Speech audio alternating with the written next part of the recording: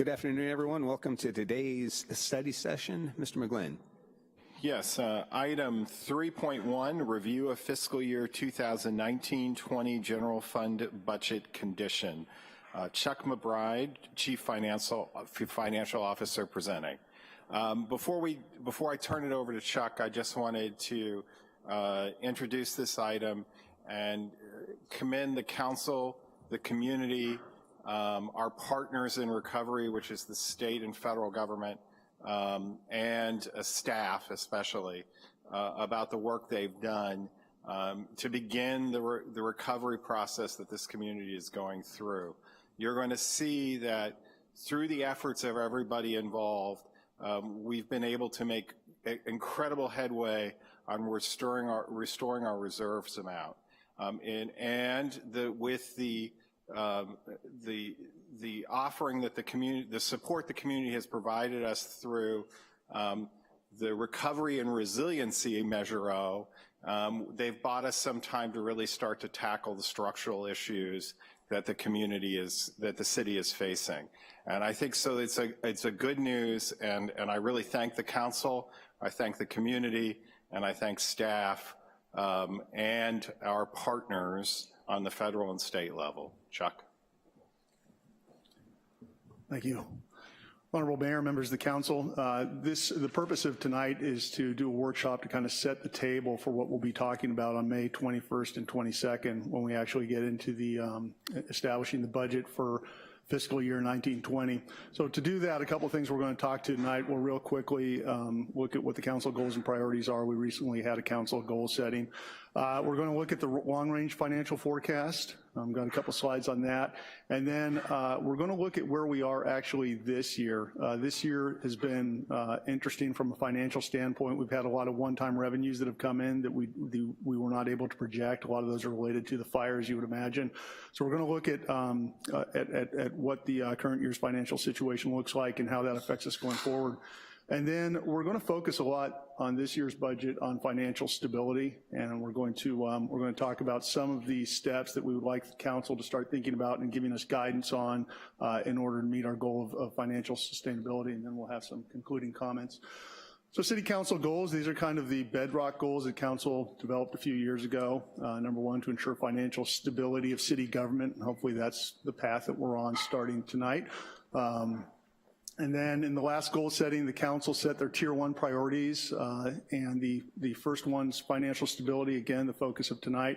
Recovery and resilience is something that we'll talk about a little bit as we work through tonight's workshop. And then these other bottom 3 tier 1 priorities that you see will probably be more addressed when we get to departmental budgets on the 21st and 22nd of May. And then tier 2 initiatives. One of the things that we'll look at tonight is how we address deferred maintenance. We hope that in this budget cycle that we'll start to set up a plan for addressing aging infrastructure in the city. So we'll start with the long-range forecast. So you're used to seeing this picture. The bottom line there in blue is our revenues. The top line is the expenditures, and as we showed you last year, we've got a deficit. One of the things that you'll note is the first year there's 1920, that's next year. We have a $1.8 million deficit, which is markedly improved from the last picture you saw, and I'll show you a comparison to our last forecast. But one of the things to keep in mind is that, as the city manager alluded to, Proposition O was passed in November, and that money is included in the revenue side of this. So we're getting about a $10 million plus bump out of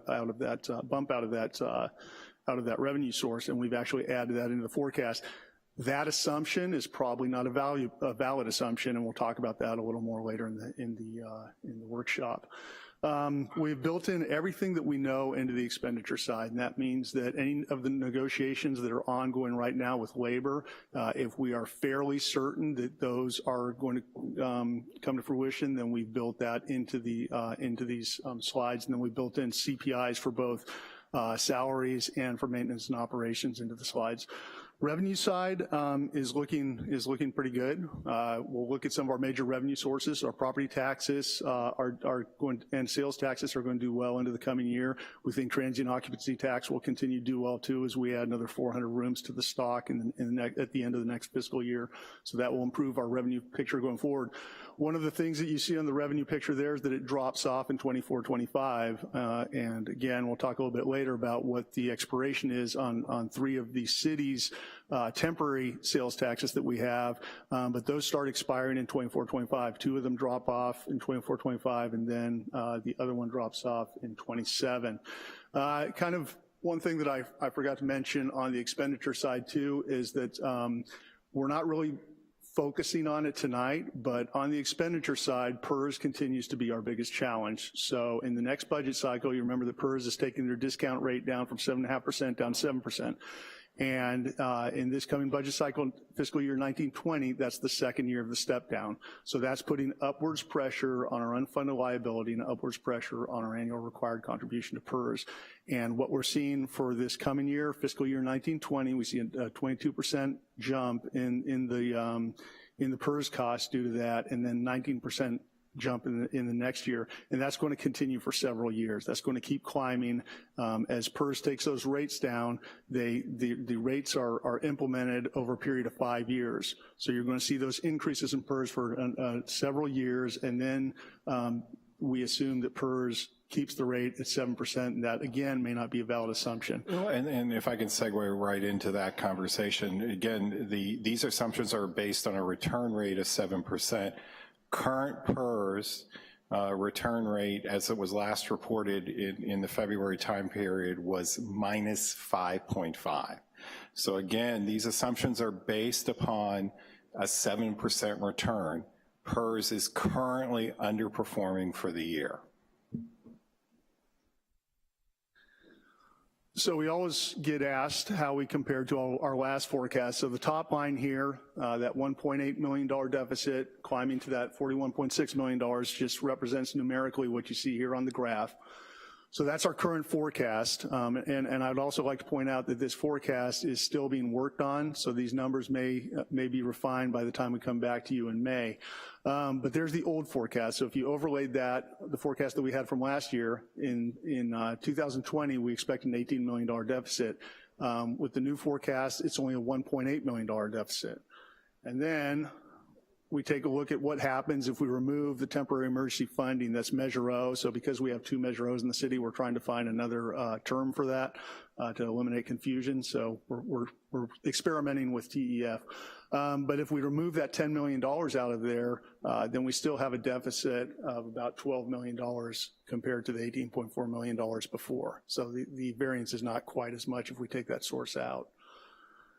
So that's how we're looking for the coming years. What I want to do now is kind of turn and kind of do an examination of what we look like for this year, because I'm going to show you much improved revenues. And keep in mind, when you first see them, they're going to be shockingly improved, and then we're going to start tearing them apart, and you're going to see that a lot of that is one-time money that's not going to come in year after year, so we're hoping that that money will be used for one-time purposes. I'm also going to show you that our general fund position, that being the unassigned general fund balance, that's improved also, so that's helping us out. So overall, the fiscal picture is better, but the challenges remain. So as I said, I'm going to shock you here first. So our revenues for this year, we're expecting them to come in $21.6 million over what we forecast for the year, okay? And we'll walk through some of this. Property taxes, we got some backfill there. We got a lot of backfill there, $2 million, so that's bumped that number up quite a bit. The other thing I will say about property tax is that when we worked out these projections, we made our assumptions based on the fact that we lost about 5% of the housing stock and a lot of commercial stock. So we expected that we would take that down by about 5%. That didn't happen. So not only did we get backfill, but our property taxes remain strong, and I'll talk about that more here in a moment. Sales taxes, we took down by a lesser amount, about 2.5%, but those sales taxes have remained strong. We just met with our consultant from Muni Services last month, and for the third quarter, that's the period that ended in September 30th of this last year, our sales tax are up 7% year over year. They're actually looking pretty strong. As you would suspect, a lot of the strength in there is coming from things like construction materials, about 28%, business to business up. So those things that were kind of a result of the fire are helping us financially in those sectors. And again, I think that that's a testament to the decisions made early on, leaning into recovery, that have enabled us to move at a rapid rate to bring about half of the entire stock back into the development process, and that is, again, those steps that the council took early on and supported staff to make those decisions early on. Yeah, and that actually goes into our thinking on property tax projections for the next several years too. So not only do we think the baseline property tax will go up, but we also factored in about 25% of the housing stock being reintroduced per year for over a term of 4 years. So that's how we did our projection on that. The $2.3 million there that you see for the temporary emergency funding, that's Measure O that we just passed. So we had not put that in projection. And then a couple things to point out here that the labeling is just unique to how we do it in finance, but we have other taxes, and you're probably wondering what that is. That includes a number of things. That other tax category is one of the ones where we did not do as well. So the big ones that are included there was the cannabis tax. We've come in about $1.7 million under projections on that. We thought we'd do about $2.5 million. We came in a little over $800,000, so that's what we're projecting by year end. We also have transfer tax in there, and transfer taxes are actually down by about $500,000, which is kind of surprising to us given how much the property tax have gone up. So there's some of the things in there. Let's see. Intergovernmental, that $3.6 million, we'll break that down here in a moment, but as you would imagine, most of that is FEMA and OES money.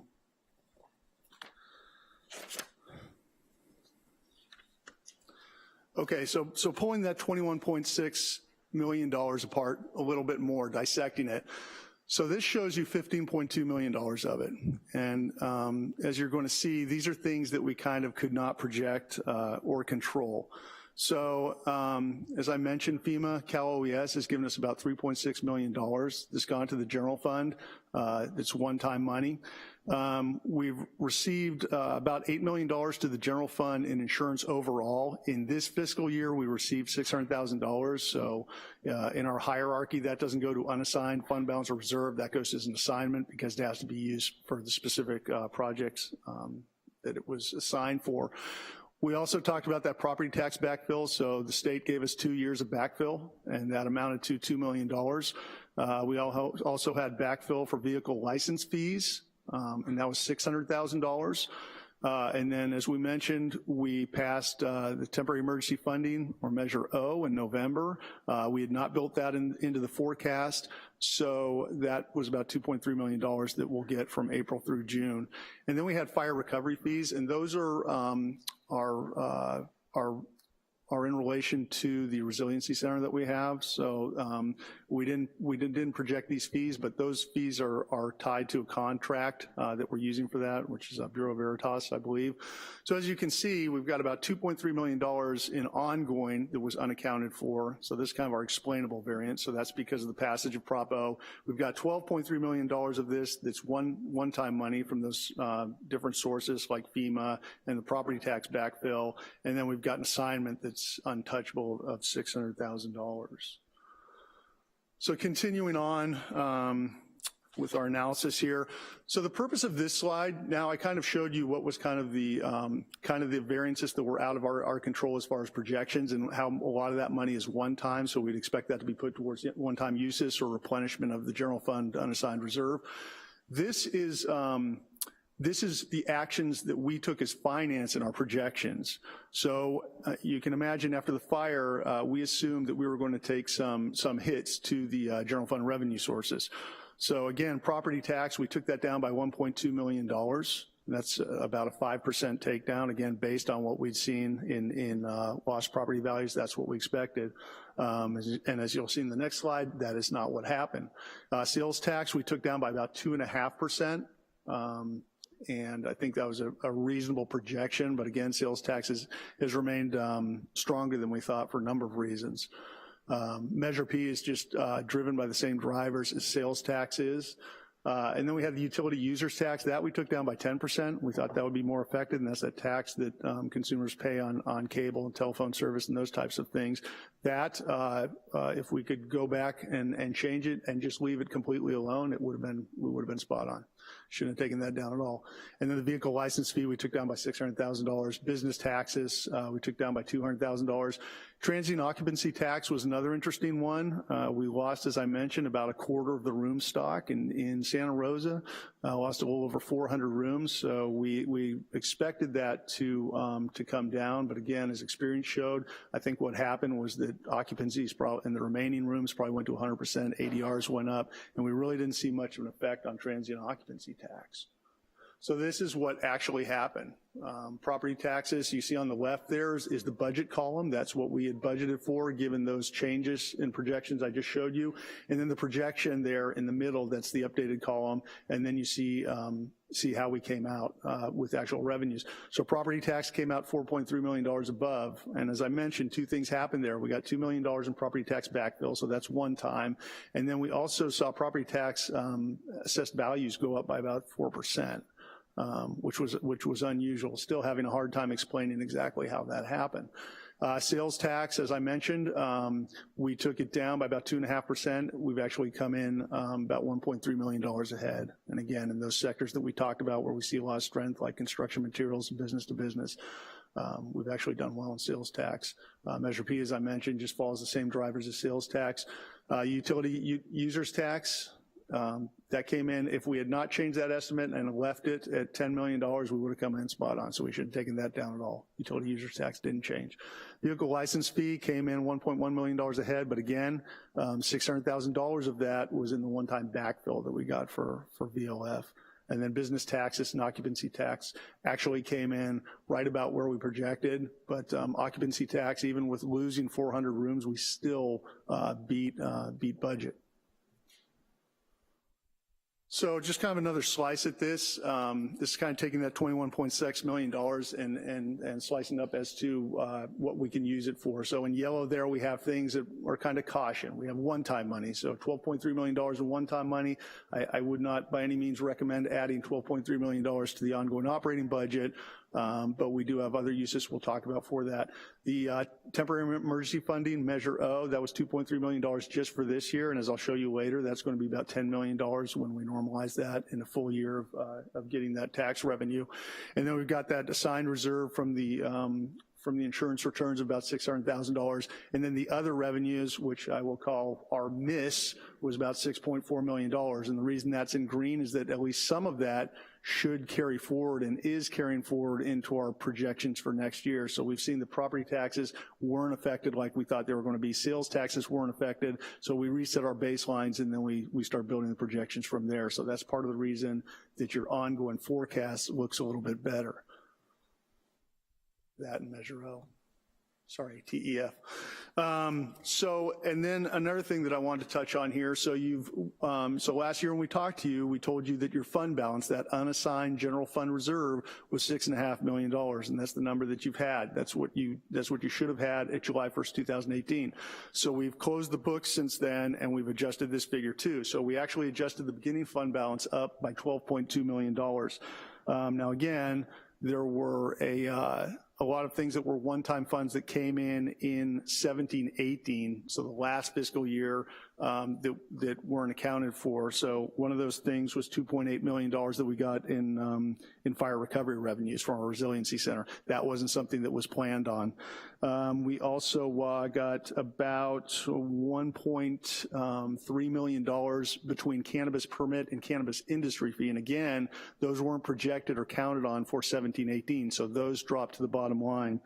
And then we also had funds from the Roseland annexation, about $2.2 million that came in, so that also dropped that to that adjusted fund balance. So when we made all of these adjustments, our fund balance is $18.7 million. Now we're still not, rough math, we should be at about $26 million to meet our 15 to 17% policy level, but that definitely helps.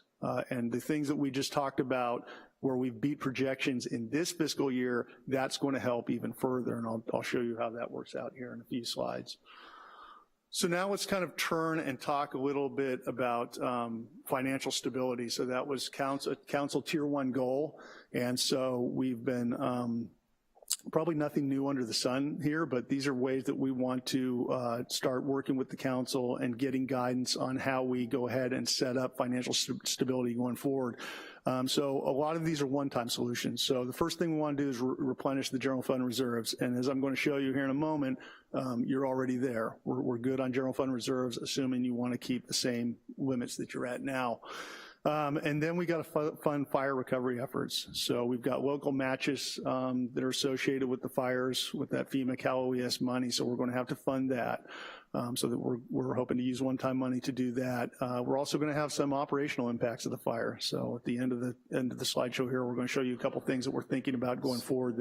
So I want to just backtrack to fund fire recovery efforts. So an example of that is a relocation of the fire station. We're still wrestling through with our partners on exactly what they'll fund in terms of exploring a more appropriate location, not just to address the areas under need in the Fountain Grove area, but also to support potentially the high-rise development the council is looking to explore in the downtown. So we're looking at that, but there is potentially a gap in that funding from what FEMA will give us and what we're able to actually afford to move that particular project forward. And as you heard just recently, there's a continuing gap around even such things as Coffee Park, significant funding gaps. So there are, I just want to point out that that's what we'll be talking about, is that you still, while we're in recovery, you still have significant infrastructure needs as separate from your regular infrastructure maintenance, but particularly to recovering the community in those fire areas that we may see some additional money from partners, but we may not as well. Those become long, laborious conversations, and sometimes communities elect to go at its own because they can't get the asset back online, working with the timetable that the other partners are going for, even if they fully fund those additional projects. Through the mayor. If I may, I'm just aware that this list doesn't include that we have an ongoing emergency situation, that we have a declared homeless emergency. So I'm not sure which of these, if that's considered one of the other opportunities that we have for these funds. Well, we're going to be asking this exact question as we go through the process, and I believe that that's at the end of the presentation, what other things you want us to consider in this conversation. I will say fund infrastructure work is part of that conversation. We have assets that need improvement, some of those assets under consideration from a different funding source, but we haven't had a final determination on how those are going to be supported. And so we need to, it is part of our infrastructure conversation, but there may be more explicit things that you want us to ask us to consider as we go through the budget process.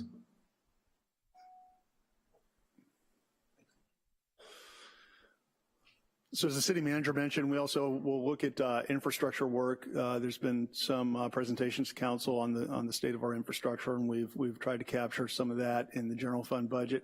And I just want to add to that conversation, we still haven't done, when we've done it, we've done a facilities assessment that doesn't take into consideration a lot of other infrastructure, including regular parks and their needs. The staff is gearing up to try to bring that forward as its own assessment. There's still assets that the city owns that we haven't formally assessed. We've assessed our facilities, so a community center's been assessed, but the playing fields may not have been assessed with that community center. We need to do that work.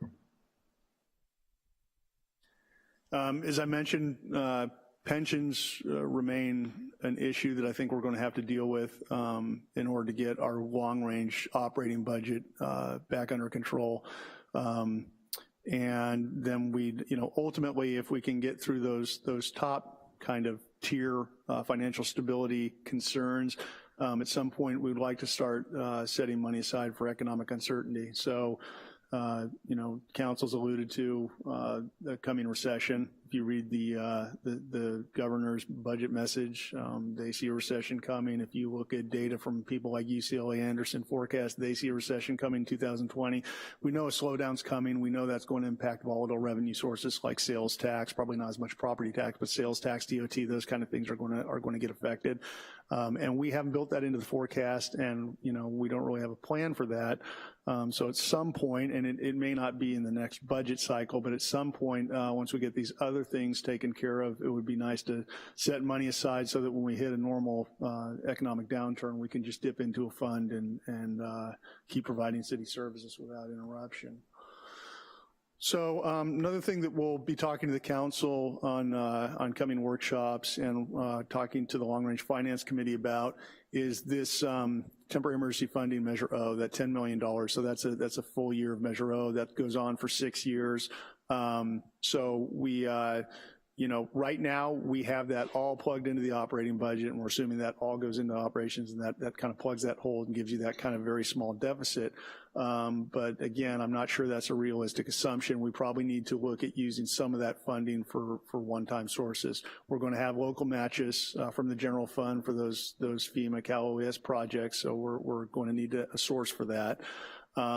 We've got, as city manager talked about earlier, we've got a fire station that we have to rebuild. We don't have a funding source for that right now. So, this is a place that we might want to look. And there's going to be some recovery management in the operating budget that we'll talk about. So we may actually have to hire someone to manage that, the actual operational financial side of that recovery and all of that stuff that has to be done with FEMA. And then there's also one of the things we may be talking about in the 21st, 22nd workshops is about what we do with the EOC and what potential improvements we make to that in the operating budget. So you're on I believe on April 30th, you're going to have the after action report, and there's specific recommendations about what we may need to do and investigate to make sure the city is prepared in the future. Additionally, we're in regional conversations to strengthen our preparedness and response, and those may require investments from all of the participants in those conversations. So those are unfolding opportunities, I'd like to say, but they will probably have cost centers associated with them as we try to become the most resilient community we can. Okay, so our goal of financial stability, the first thing that we'd like to get to is where we adopt a balanced operating budget instead of reaching into our reserves and using those to get us through year by year. So we will be looking at a combination of revenues and cost savings. As I mentioned, we're obviously going to have to use some of those new Measure O funds to fund services for the next several years, just keeping in the back of our minds that funding source only lasts for 6 years. We did in January bring forward to council some recommended funding or FTE cuts that would have been about $6 million. One of the things that we're going to do is bring that back forward, back to the council because we think we still need to make some cuts. So some portion of that deficit has got to be addressed through actually right-sizing the FTEs and getting our operating budget back into back somewhere in the neighborhood of what our revenues are. So the good news is I think we're working through right now with the city manager on what the priorities are for those cuts. We probably don't need to cut all 49 of those positions. And that's one of the things that we're going to look for input from the council on. There's some things that we had in there. We had cut 8 sworn personnel out of there. 6 of those were firefighters. Then we had 2 officers. So some of those things may be areas where we don't want to cut. So we're kind of going back through that list and seeing if we can cull that down a bit under that $6 million figure, and at least, though, get some budgetary savings out of that so that we can free up some of those Measure O funds to use for. So we're going to be looking specifically based on council input prior, public safety and planning and economic development. Those are the 2 areas that we're going to be looking first at. There may be additional recommendations, I said, about that expand beyond those, but we're taking that input that was provided earlier, and when we come back with a proposed budget, those are the items that we'll be looking at moving forward to ensure safety, but also that we're strategically preparing for future economic opportunities and some of the larger planning conversations the council has engaged in. And then we're also going to be looking for long-term solutions. So this, obviously, when you have a structural deficit like this that just isn't going away, it's going to take us a while to get all of that under control. We can kind of take steps, but it's going to take several years, I think, until we start getting long-term costs down. For example, you know, we talk ad nauseum about CalPERS, and CalPERS is the grill in the room. But I do think over time we can start developing some sort of a policy or a solution, start paying down some of that liability in a way that gives us a little bit of relief annually. So we're going to be discussing that with the council too. Step 2 in our financial stability model, there's only 2 steps, is one-time revenue solution. So we want to get we want to get that ongoing structural deficit taken care of, and then we've got a number of one-time solutions. So want to get the general fund back to reserve policy levels, set aside funding for infrastructure, disaster recovery, CalPERS, and the rainy day fund. So the first thing we want to talk about is the general fund reserve. So we have policy levels set at 15-17%, and as I said, kind of back of the envelope math there, I'm looking at $26 million is where we should be. So our reserve now at the end of this fiscal year, so June 30th, well, if everything goes the way that I just talked to you about what we're projecting for the remainder of this year, we'll come in at $32.4 million. So we exceed our $26 million. So that gives us some opportunity there to maybe reallocate some of those reserves to another one of those one-time needs.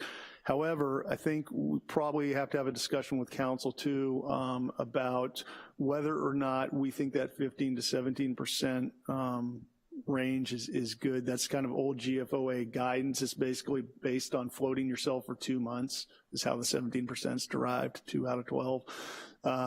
I would probably argue that that's not enough. You know, I think the city manager made a statement and council goal setting that we're one disaster away from insolvency. I thought that was pretty good. So I think the lesson learned out of this is that we had about 25% in reserve when the disaster hit, and that freed up council and staff to make decisions that have resulted in us being able to respond the way we are. I think council needs to have a discussion about this. About the appropriate level, what we're trying to accomplish, and based on experience. I mean, the experience is obviously the biggest teacher in all of these conversations.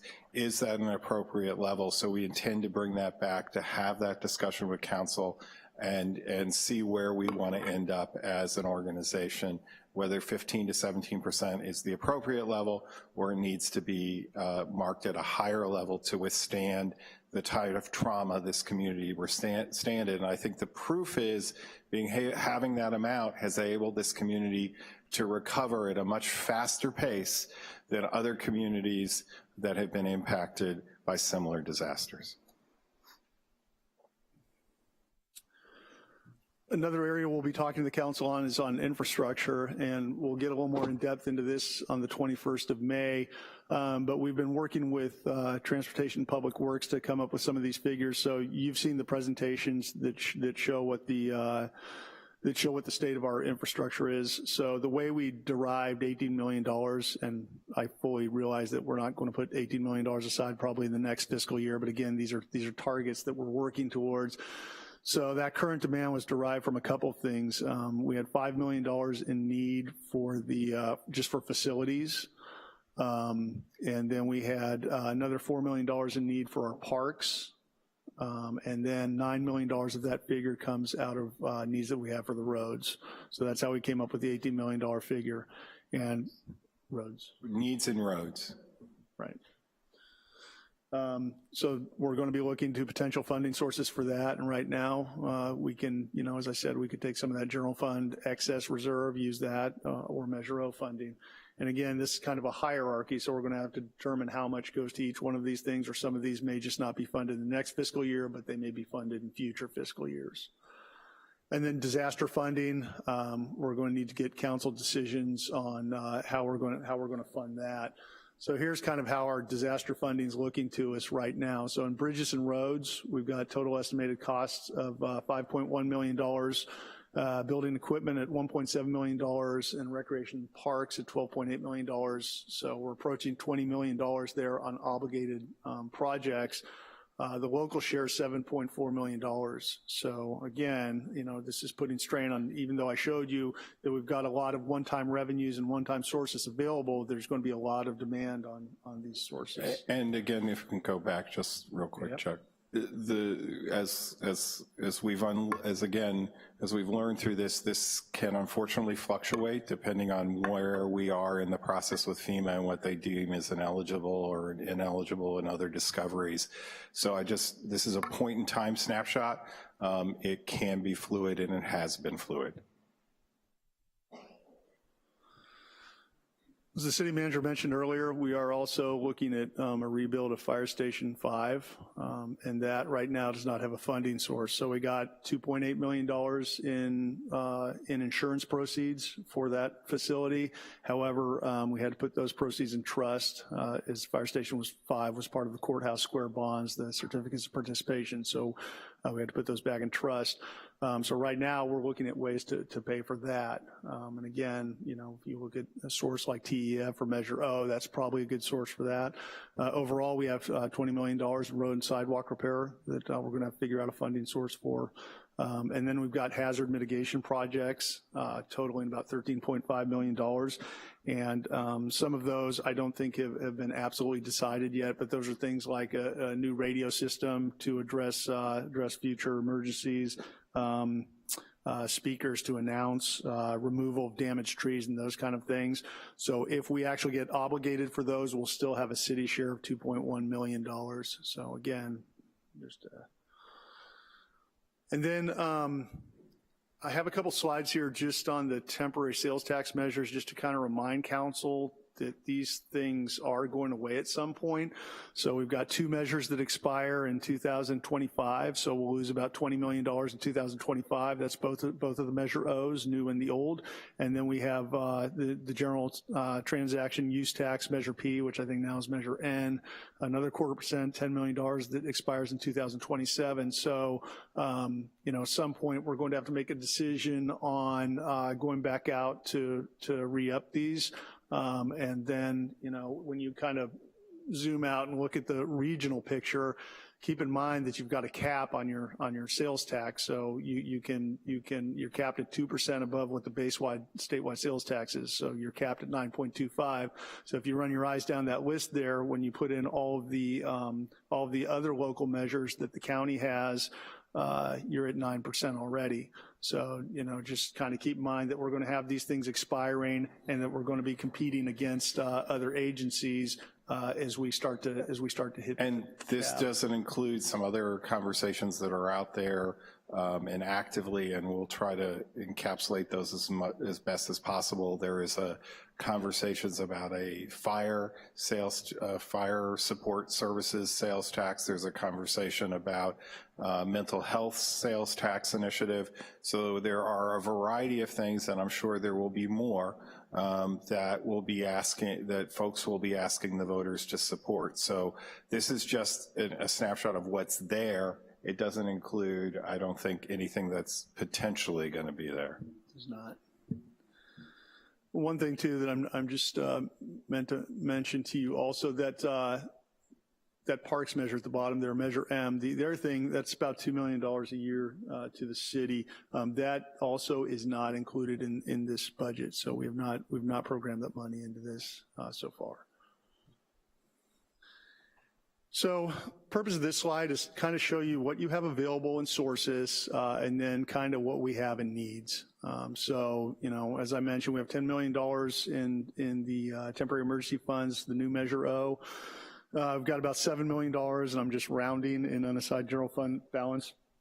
So remember, I showed you that we were over that $26 million number, so we could take that and use that for one-time sources. Staffing solutions, we've still got that $6 million in the 49 frozen FTEs that's sitting out there, so we can discuss that. And while I don't think we'll take the council will probably want to take the full $6 million, we could talk about some place where we want to land in there. One of the things that I did not put in here, and it's going to come back in our discussion about PERS, but we also have some funds left over, some proceeds left from a pension obligation bond we did a number of years ago. I think that's about $3.5 million. So that could be something that we use for that specific purpose. And again, that's to, you know, start bringing down that unfunded liability and go after one of those line items, maybe give us a little bit of annual operating budget relief. And then the gaps are on your right there. So general fund policy reserves, if we maintain a 15 to 17% policy level, we're good. We don't have to add anything to that right now. We've got the deficit of $12 million that we have to deal with. So again, that's after I pull that TEF Measure O money out of there and assume that's not all going to operating budget. If you do that, we got a $12 million hole that we have to fill. Infrastructure, the needs $18 million, as we discussed. Disaster recovery, $7 million. And then we've got some other things. We've got resiliency. We've got a couple of ideas that may be necessary in the operating budget, and I think I have a slide on this following. And then we've got the pension question that remains out there. So, you know, right there you've got $37 million, and you got $23 million to solve that $37 million problem. So we always enjoy a challenge. And then some future dates. On Thursday, this coming Thursday at 4 o'clock, we'll be meeting with the Long Range Finance Committee, and our order of business are these fiscal policies that we're showing you. So we're looking to get some guidance on where we want to go with these things and how we want to do these things, what the form is. Do we want written policies on things like CalPERS funding and all these other fiscal stability policy issues? 21st, 22nd, we're coming back for workshop. On the 21st, we plan on spending the whole day talking about fiscal policy. So we're not getting into departmental budgets on that day. We're trying to solve kind of these overarching problems, get our fiscal house in order. And then we're coming back on the 22nd for another workshop. We're going to spend part of that day kind of wrapping up on fiscal policies, and then we're going to spend some time on departmental budgets. So you can see that the budget cycle this year is a little bit different. We're not spending 2 days just going through all the departmental budgets. Are those workshops here at the council chambers? Yes, council member. Do they start about 9 o'clock or 8 o'clock? That's the norm, is 9 o'clock. Okay. And just to kind of foreshadow that too, that we've met with the departments on their budgets, and for the most part, departments really aren't asking for much new in this year's budget. So should be an easier conversation. We also have a date of May 28th, the following Tuesday, set up for department budgets if we don't finish up or whatever else we have to talk about. And then if all goes well, on June 18th, we'll meet back here for the public hearing and do the budget adoption. And as I said, there's a couple of things that we're going to be looking to council for guidance on in the operating budgets. As I mentioned, departments didn't add a lot this year in their general fund budgets. However, we do need to talk about those FTEs, the 49 FTEs that we brought in January, and see where we want to land with those as far as attrition solutions. And then we could have some additional appropriations in the operating budget. As I mentioned, the E&Y is wrapping up their contract, I think in May, and there's probably going to be an additional staffing need for somebody to manage that process for the next couple of years. So our idea right now is to bring forth a limited term, probably 2 or 3 year FTE that would manage that.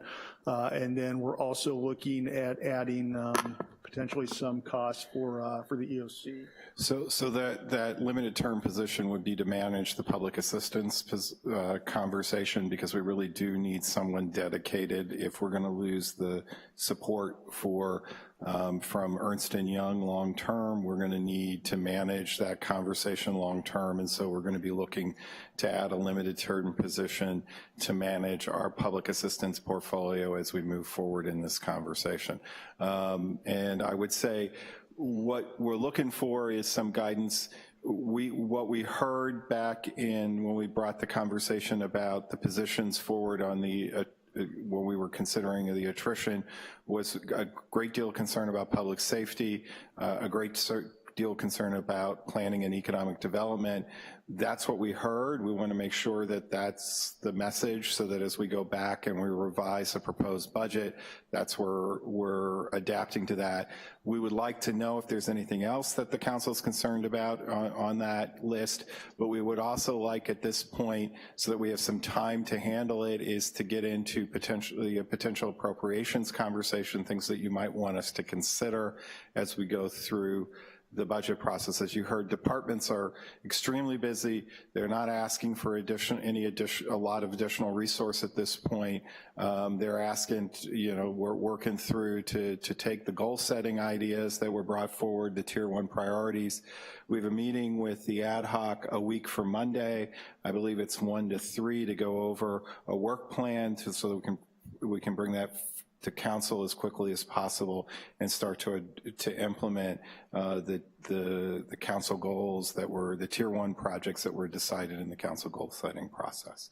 So again, to me, the biggest question is, this is an opportunity for council. That doesn't have to be the only vehicle. We're happy to receive some additional questions, like we'd like you to look at this type of program or this type of expenditure. That can be communicated to us. Obviously, the more advanced warning we get, the more complete our report out can be when we get into that conversation. The structure is a little bit different because we are trying to tackle this fiscal sustainability issue so that we can get over deficit budgeting and get into a better, more sustainable way to operate this organization.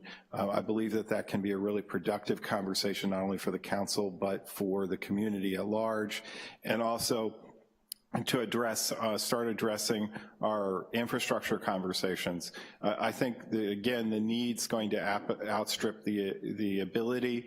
We still need to do additional work and analysis on parts of our assets, but as you heard, we've got an immediate need on our assets that's in the vicinity of $5 million, but we have ongoing issues and ongoing maintenance. Right now, we, as an organization, we expend only $375,000 a year around this. That is obviously not enough to maintain our assets. We need to do a better job, and we believe that through this process, this strategic process, we'll start to be working with council to develop that opportunity.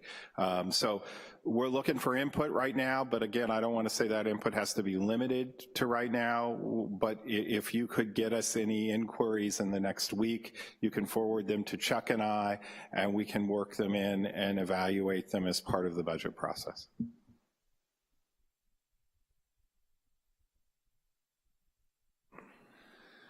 That concludes the presentation. This time we can take questions, comments.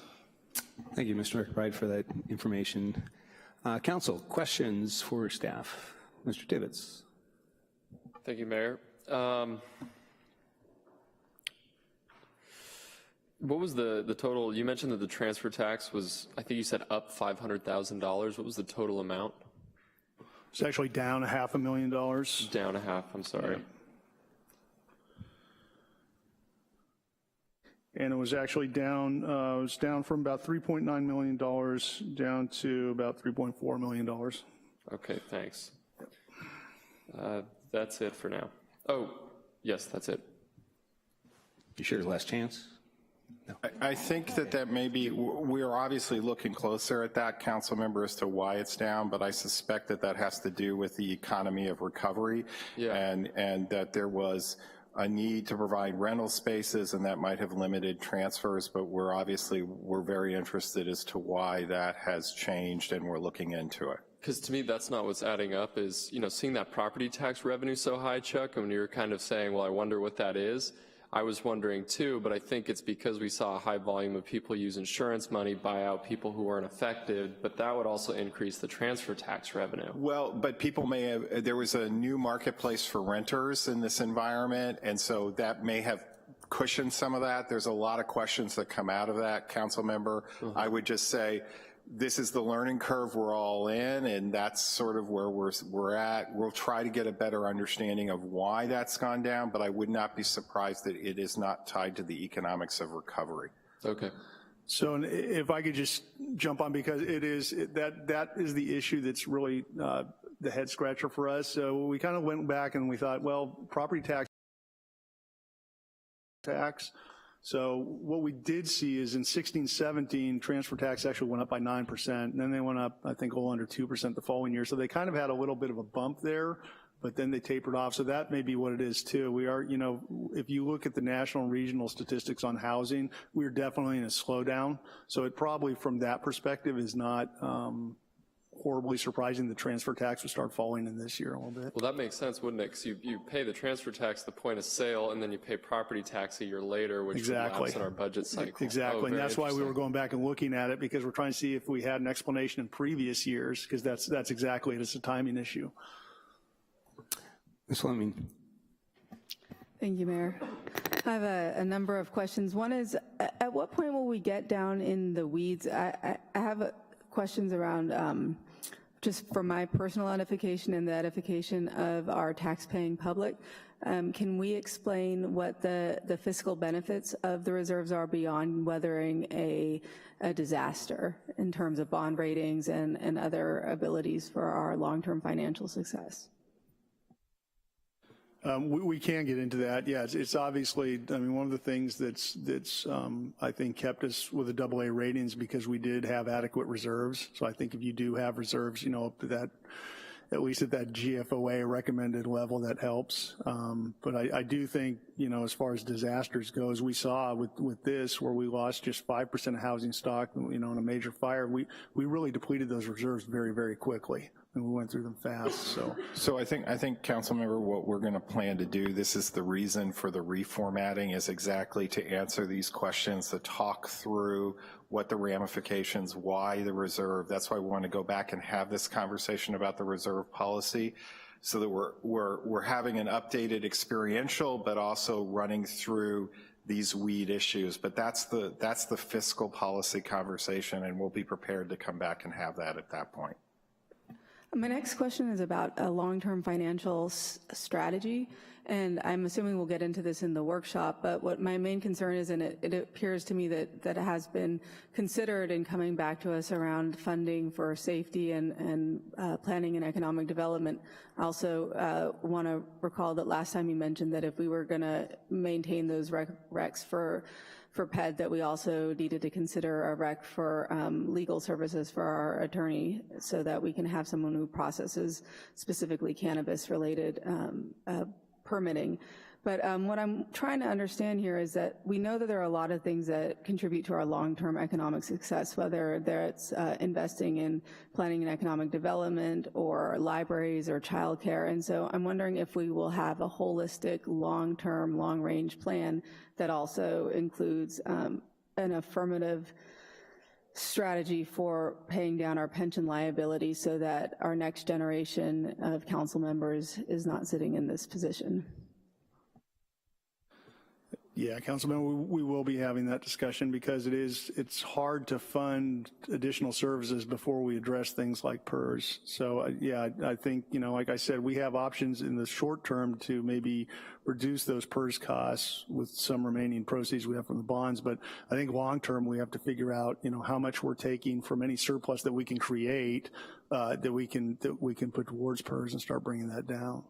Thank you. My primary issue is this, is that we don't just address this through a plan of attrition. Attrition is not an acceptable strategy to me. It's a strategy that's very kind and nice, and unfortunately, I don't think that that's going to matter in 30 years to the next generation of people. We need to have made, leadership is about making some difficult decisions, and I want to make some difficult decisions so that people have easier decisions to make. later on. And we appreciate that, Councilmember. That's exactly the plan that we're going to come back with. I think that's the reason we showed that there is a limited window for us to operate in, because one of these measures was specifically to provide emergency relief.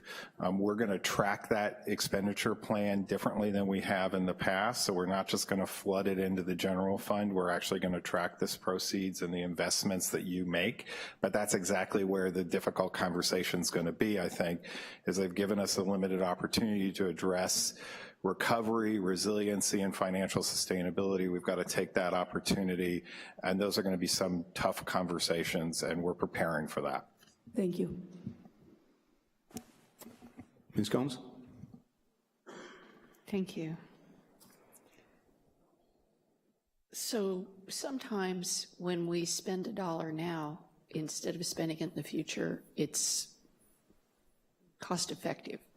So for example, with roads, letting a road deteriorate into worse condition can mean that in the future it costs 2 to 7 times more to fix that road. So one of the pieces of information I would like to have come back is how do we understand what the future cost is in relation to what we need to pay now? So $1 in roads today saves us considerable money in a deteriorated road that requires more rehab in the future. Roads is an example, but I'm certain that we have other issues where spending or not spending $1 now actually is costing us in the future. So I'd like to have that be made more clear. It is of interest to me to know which departments and possibly even which FTEs within departments have cost recovery and at what %, so that it doesn't make sense to me that if we have somebody that has an 80% cost recovery position, that we would reduce that position as a cost savings, because you're not getting very much cost savings from that. I think planning and economic development has a number of positions that are like that. I also have a concern, again, about the prevention of future costs. I think we're making an investment when we put money into our parks and when we put money into transportation and public works. So I want to be clear that I'm choosing or not choosing and how much with regard to the investments. I personally have a philosophy that we should first serve the people who are here now and who are invested in our community now and who have acted now to support and strengthen our community, and to give them priority over people who are looking to come here. That's my own opinion. I would love to hear more about that from the public, but sometimes we look at how we fund things and it looks like what we're talking about is what can we do to be more attractive to attracting people here, when I would like us to look at how to be attractive for the people here now. I want to agree with my colleagues on the concern about making sure we're looking at the right people in the right places as opposed to using attrition. I am aware that many of our city services are dependent upon speedy action through the city attorney's office. So where another office is necessary for the actions of an office, we need to look at how not funding there in the long run hurts the other department that we're trying to support. I'm also interested in, we have in our goals and in our primary and secondary goals some new initiatives coming forward. One of them close to my heart involves the rental inspection program. At times we are told that program, while it will be self-funding, needs initial startup costs. So looking at our goals and our strategies and making sure we have the funding available for those programs we have targeted as new initiatives to make sure the special startup costs are there. I would like that information in order to make good decisions. And again, we have a declared emergency, so if we're looking at infrastructure that impacts homeless services and housing matters to me a great deal, because that emergency hasn't gone away. And we don't get FEMA funding for it, so we have to figure out how to fund it. I want to thank you for this, because there's a lot here that we need to do that we just can't afford to do it all. So let's figure out how we make those decisions. And I again will be listening carefully to the public about their input on that. Thank you. Mr. Rogers. Thank you, Mr. Mayor. I just wanted to, I think it's a little bit easier for me and probably for some in the public to use percentages on some of the numbers that are much. If we're shooting for 15 to 17%, and what I heard was our projection is we'll be at 32.4 million at the end of the year. I think that's 18.7%, but can you give us the real number in case my basic arithmetic is wrong?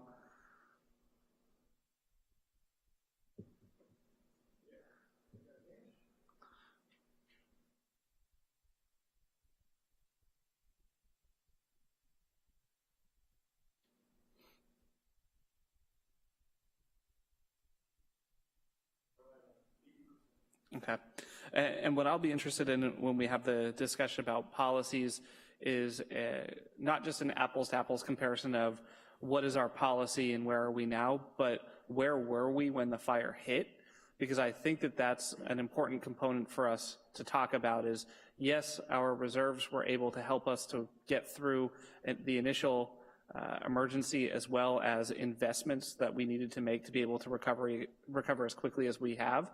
But I also seem to remember that at the time we were somewhere a little bit north. I think it was about 19.1% of our reserves. And so that would be a really instructive number for, I think, the council to understand when we talk about magnitude. And I also understand that that doesn't include some of our other demands, and I appreciate you listing them out for infrastructure, for disaster. This is more of a comment than a question, but I do also want to make sure that we're keeping an eye on keeping the promise to the public that we would make every reasonable effort to right-size the organization is the way that we put it, so that in 6 years we are no longer relying on that $10 million from the TEF. And so I would like to see, as we go forward, a step-by-step plan on how we're going to wean ourselves off of that $10 million as well. I know the city manager has already started it. I just want to make sure that while this is a very rosy picture, we kind of are being floated by that $10 million even as we begin the process. So thank you so much for your work. I know we'll have additional comments after public. He took my question for that. I was going to first pose the question and put it into context why I think that 18% is key. So the city manager mentioned we formed a council goal setting subcommittee where we're going to be very specific. So I would ask in preparation for that meeting, I'd invite the public to show up at that meeting and tell us what should we be shooting for. Because what I'd be interested, so let's say the desired, we want to get to 25%, 20% versus our current 15 to 17. And I'm looking over a 2-year time frame where the 7 of us will be in place till December of 2020. And so I'd be interested in seeing from a financial standpoint what would be realistic. So over a 2-year period, do we increase it, you know, if that's going to be the goal. So that's the type of information in the context that I would like to put it on. So at the end of this fiscal year for 18, if our goal is going to be let's get it to 20, let's start working towards that. So just giving you a little forewarning is the way I see the conversation going on that 22nd. Many of you are aware that on April 17th we had the Leadership Council meeting, and I know the city has made some some requests for funding for some of our homeless services, and the current recommendations are not to fund those. Should that end up being the case on the 17th, how would those goals or interests that this council has said we're interested, specifically Bennett Valley Senior Center and the roof on Sam Jones Hall, how do you see that playing into the discussions and the timelines that you outlined earlier? So I mean, part of this is we're going to be very carefully watching what happens on the 17th. Obviously, it would be incredibly disappointing that the community at large does not see these as community-wide assets, because they are community-wide assets. We are we own the facility that is the largest single shelter in the county. I would hope that the community would see that as the place where investment needs to happen, because that would only alleviate our ability to do some other things. But if that is not the case, we will be closely watching that, and we will bring back recommendations based upon that outcome. Good, thank you. And I just want, anyone listening or here in the audience, that is part of our conversation also, that there'll be choices to make after the 17th, and whether it gets added or if it gets funded, it's a moot point. But that is a moving target that was not on here. And just to echo what Vice Mayor Rogers said about the Measure O, the most recent Measure O, I'd also like to have Measure P factored in there. I know that was on one of your slides, but those of us that are on council, when we went before the voters then, that same thing was supposed to be a temporary measure to get us over the hump. So that's probably closer to 15 to 20 million versus just the 10 million. So again, strategy for right-sizing the organization, I think that needs to be part of the conversation. On the same vein, on slide 12, if you could pull that up, I would be interested to seeing what caused, let's say, the additional generation of property tax and or sales tax in the geographical area of the city of Santa Rosa, almost like what some of us on council got with the Urban 3 presentation, because previous councils had invested a lot in our downtown, reuniting the square. Chamber was filled, got a lot of feedback, and I think the majority of us were saying this is an investment in our downtown. If the sales tax increase is partially due to some of our investments in the downtown, I would like to know that, to see that, wow, our strategy is working, maybe continued investment, just using that as a simple example, and or our incentives to build, whether it be downtown or in some of the other areas. It would be helpful for me to see geographically have our efforts paid off, because that tells me overall that's great, but that's 45 square miles of performance versus what part geographically work, because we've been very strategic, I think, in some of our investments. And additionally, with the revenues forecasted, Mr. McBride, how do you factor into our resilient city ordinance and some of our incentives for the downtown? We have a certain amount where we've reduced our fees to incentivize the building. If those reductions work out, we will, I would see, multiply whatever that impact fee investment would be in the increase in property taxes. How do you factor those measures into the forecast moving forward? Well, we work with Pat on those to try and figure out what our permitting activity looks like. So if we know how much stuff is moving through the entitlement process, then we can grab that and put a multiplier onto it to develop what our revenues are. So same thing with developing the sales taxes. If we know, or TOT, if we know that we've got 400 and some odd rooms coming on the next year, we have a way to apply an ADR and a vacancy rate to that and come up with a revenue factor. So that's how we look at those. Okay, and I would just for one, it'd be very helpful for me to, if you could tie it into when council made this decision about fill in the blank, whether, incentivizing the downtown. This is what it looks like, your policy decisions have resulted in this type of movement on some of these figures. It'd be very helpful to do, and if we can do the cause and effect, because I know it's usually just not one policy decision, it might be a variety of them, but that's kind of the theme we've been doing with our Housing for All strategies, just tie it back into some actions that we've been doing. So we're actively trying to bring some alignment around these conversations. I will say I can't promise that by the time we get to May, June, that we'll be able to answer all these conversations, but that is the ultimate goal, is being able to correlate back policy decisions to impacts and where they're going to be need and conversations we can have with the community. That absolutely is the goal, and I know the team is working on that right now. Great, thank you. Council, any other questions? Mr. Vice Mayor. So just a quick question on the property tax. For folks who have rebuilt and reoccupied their home, I know every property that was burned was reassessed temporarily by the assessor's office down to the value of just the land and not the home being on it. As homes have been rebuilt, I believe they go back to their original Prop 13 number plus a certain percentage. Would that account for some of that increase? could account for a little bit of it, but we haven't seen, I don't think we've seen that many homes that have come back on that would bump that up like that. I mean, not to the tune of 4%. So I think remember when we budgeted, we weren't sure that we were going to get the backfill at that time. So it's a combination of factors of not, frankly, making a clear case statement that we had lost 5% of our housing stock, not sure where that revenue is going to come, but we have additional questions. So we're looking at that right now to try to explain exactly what the variance is, but it's probably going to take a little more analysis to get it, but we're working on it. And I appreciate that, and I do, I'd be remiss if I didn't mention that I've had a number of conversations with folks from Coffee Strong and who are in the rebuild process who continually remind me that folks who owned their home typically after a disaster end up gaining wealth while renters end up losing out. And so I was just wondering if that's something we can keep an eye on and see if there's a way to draw a correlation between not just how are we doing as a community rebuilding, but if there's a distinguishment between how homeowners and renters are doing at the end of the rebuild. Great, we have several public comments here. First up will be Mike Mullins, followed by Reese Foxen. Full 3 minutes this time, Mike. Is this one on? Yes, it is. Good, thank you. Thank you for your time. I came today really to thank you for the partnership that we've been engaged in for the last year and a half. We've handled over 300 housing cases through the attorney that you have provided with our contract with us. And I wanted to piggyback a minute on Councilwoman Coombs' comment that you spend $1 today, you save $1 tomorrow.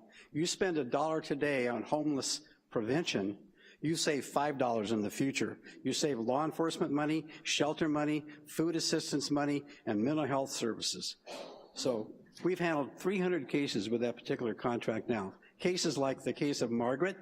Margaret is a single mother of 2. She was homeless for a while. She found a place to rent. She got in that place and later found out that the furnace didn't work. There was no heat for herself and her 2 children. The mold was growing in the place, and the water heater worked sometimes. She withheld rent. The landlord predictably tried to evict her. She came to us because we had habitability issues. We managed to save that apartment for her. We got her reduced rent, and we stopped the eviction. So that stops homelessness right there in its tracks, and it will save money in the future. Thank you for your time. Thank you for your support. Thank you, Mike. Reese Foxen, followed by Dwayne DeWitt. Good afternoon, council members. At the end of this month, I turned 78. I've spent slightly more than 3/4 of a century in libraries. At 4 years old, my grandmother took me to work with her. She ran a lending library and a market basket in East LA. I had a really important job, and that was stamping the books as people checked them out. I stamped them with the overdue date. From that point on, I was always going to the library every week or 2. Problem was, as I grew older, I couldn't read. In the 6th grade, I was in the library with my classmates, and I had picked out a couple of books, and I was sitting there not thinking I would ever be able to read, and I opened a book, and for the first time in my life, I read a whole sentence, one from beginning to the other, and then I read a second one. I was so excited. I couldn't tell you how joyful I felt. I was reading. I wasn't reading fast, but I was finally reading. High school, I became a page in our local library. I started by putting books on shelves. I mended books. Then I began checking new books in when they arrived, checking them against the invoices. I got to answer reference questions, and I even helped open 2 new branch libraries. I worked in the libraries at Willamette University and San Jose State during the school year and clerked at my local library, supplementing the college funds during the summer. You might wonder why I didn't become a librarian. Well, at the time, there was a language requirement. It was also the time when they were shifting from the focus on reading and writing, which I had managed to finally master, to conversation. And I'm also auditory dyslexic. I can't even say it. So I couldn't hear, and language was out way beyond me. When my husband returned from Vietnam, we had to deal with PTSD, so I went back to work in the library again. But things changed after the divorce, and I became homeless. with my kids. But the libraries didn't leave my life, because at that point in time, they became something different. They became a safe place for me, a safe place for me to take my children, a place to keep learning, and that's what stabilized me through that period. My kids are all readers today. They're avid readers. I returned to school, got my degrees in psychology, and ended up working with people, which is what librarians really do. They work with all kinds of people, with all kinds of issues, with all kinds of questions. And today, 3/4 of a century later, I stand before you as chair of the Sonoma County Library Commission to thank you for keeping the library in Tier 2, and to ask you to support your community by honoring our request of $150,000 towards the Roseland Library. I'll remind you at my last appearance, $3.50 to $5.50 return on an investment, and that's not just the investment, the $150,000 you put in, but it's the $600,000 that the library puts in. Remember, you're investing in your community and people who are like me. Thank you. Thank you. Dwayne DeWitt, followed by Pat Kuda. 2020 vision is what's required now, and I'm hoping that you'll have a hard-headed fiscal oversight with a bit of a soft heart. More reserves would be something that's helpful. Less layoffs of fire and police. This is really important. We want to make sure that we don't lose any of our support for those departments. If there should be any types of layoffs, I would always advocate chop at the top and keep our parks maintenance workers at the bottom. Those are the folks who are keeping things as nice as they can, as well as the road workers, the people that make our city livable. So please, even if you have to begin these cutting of staff, keep in mind those that make the city the livable place you want it to be. Next, please rebuild Coffey Park first and foremost. They're the ones who've suffered the most, and others can wait for things to come their way. Now, maintaining the parks citywide. I just mentioned that, and it's very helpful. I'm hoping that you'll help the homeless so they won't be using the parks as their home. Parks are for everyone to visit for recreation and a break. The homeless should be helped by helping Sam Jones Hall and what I knew as South Park School, now folks call it Bennett Valley Senior Center. However it turns out, that could be a spot to help. Many people did not support Measure N because they felt that the high costs of sales tax were already burdensome to us. Personally, people that I know, including myself, didn't support it because they felt it would all go towards Burbank housing, which is essentially a bit of an inefficient and overpaid government organized, non-government organization, not doing as well as they could. Look at how you could help the homeless without it always being them. Now, as I was looking at these numbers and hearing what was said today, not a lot has gone into the unfunded liabilities of the pension. That's going to be the big bugaboo. So I'm hoping that you start right now this year trying to deal with that, especially because many of these fire folks here may be retiring soon, and we got to deal with all that. Roseland Library, yeah, I want one, a nice one. I don't know if you can help. Whatever you can give might be nice for us. Thank you for your time. Thank you, Dwayne. Pat Kuda, followed by Stephen Zolman. Hi, I'm here representing the Roseland Library Coalition, and we have over 795 individual and organizational supporters, and our numbers are growing. I'd like to wish you a happy National Library Week. Each year during the second week of April, our country celebrates the crucial role libraries play in our communities. The Sonoma County Library, with its 4 branches located in our city, does so much to help our residents discover, learn, and share. But we can't do this without community partners like the City of Santa Rosa supplying the necessary infrastructure. We appreciate your decision to keep the Roseland Library in a prominent place on your Tier 2 list, and we urge you to commit $150,000 a year to support the uninterrupted library services while we work with the city, private donors, and community partners towards a permanent solution for the Roseland Library. Please include the Roseland Library in your infrastructure projects list. During National Library Week, what better time to reaffirm your public commitment to a free public library in Roseland? Thank you. Thank you, Pat. Seven Zolman, followed by Adriana Arizon. Good afternoon. My name is Stephen Zolman, and I have the honor of serving as the Library Commission's Roseland Coalition's liaison.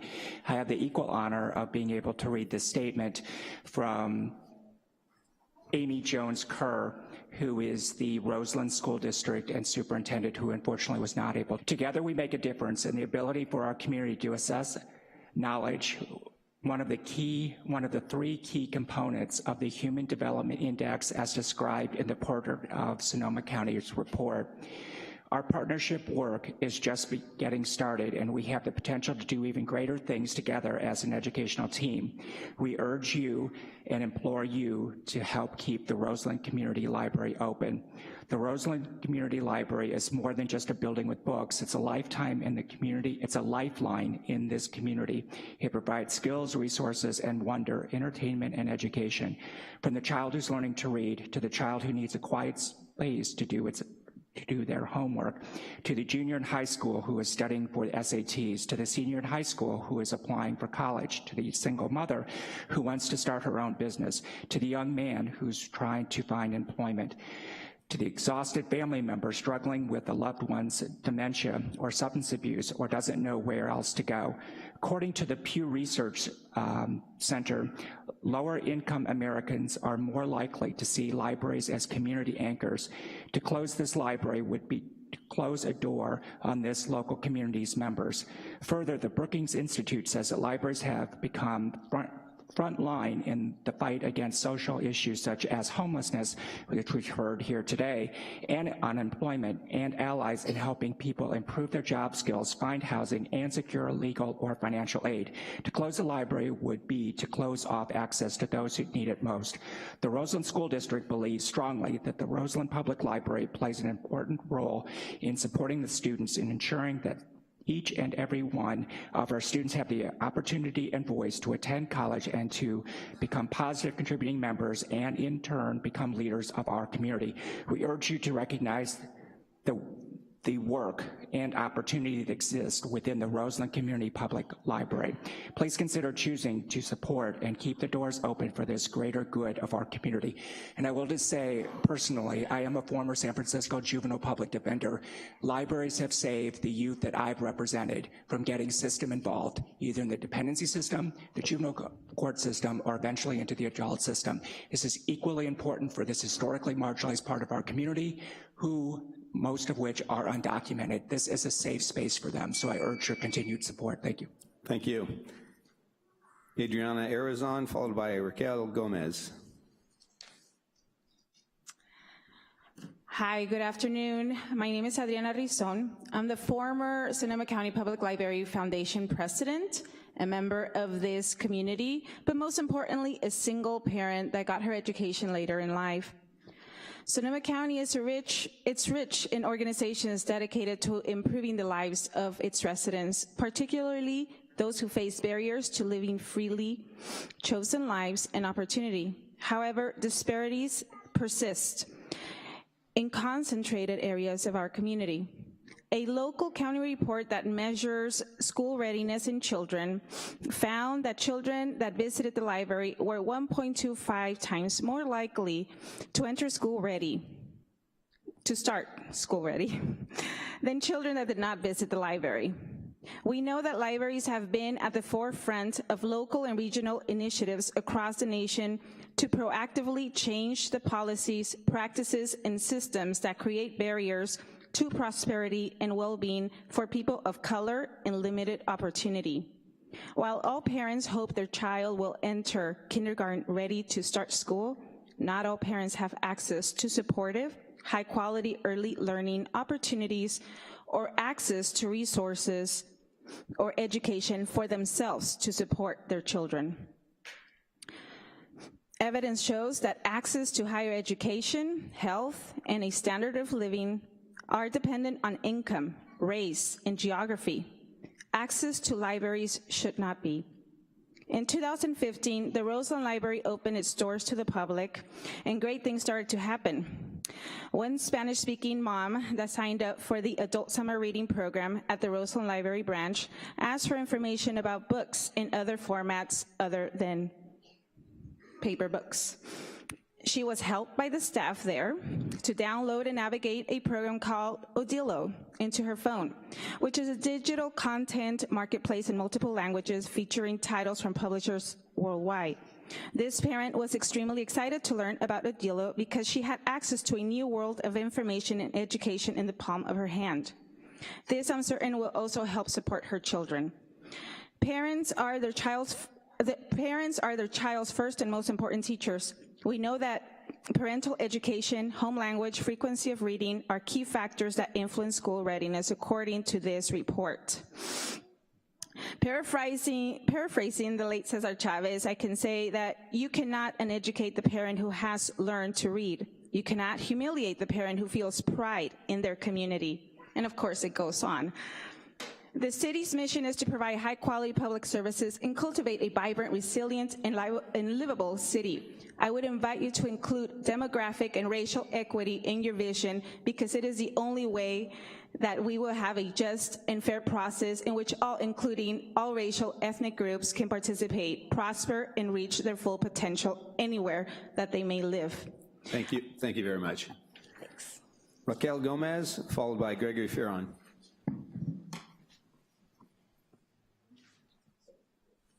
I'm in my library, please. That is my 4-year-old daughter. Her brain has grown already 50%. That's what it's going to grow. So to make this place more attractive, one of the ways you can make it more attractive to all the people that live here is to keep our libraries, okay? And then if we don't have no more library, and I mean, I go to the Roseland Library all the time, take my daughter, take my nieces, take friends who can't get to the library. I bring their children there too. And if we don't have library, we have no more reading to our children, no more librarians reading to them, no more our children reading to the dogs. It is easy to judge us and tell us to go down to the downtown library.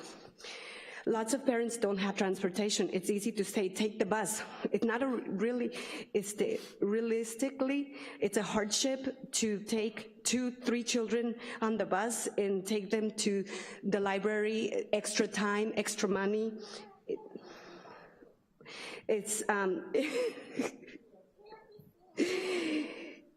We need to have all that time in our own library, okay?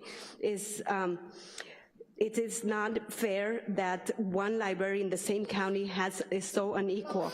And our library has a 3D printer, it has high-tech technology, and Roseland is struggling for basic needs and just struggling to keep our doors open. I met a lady who said that she has been coming to these meetings, and she had come to the meetings when her child was young, and now her child is in college, and we still haven't seen that promise. We're seeing the promise fulfilled, but we don't want that promise to be broken.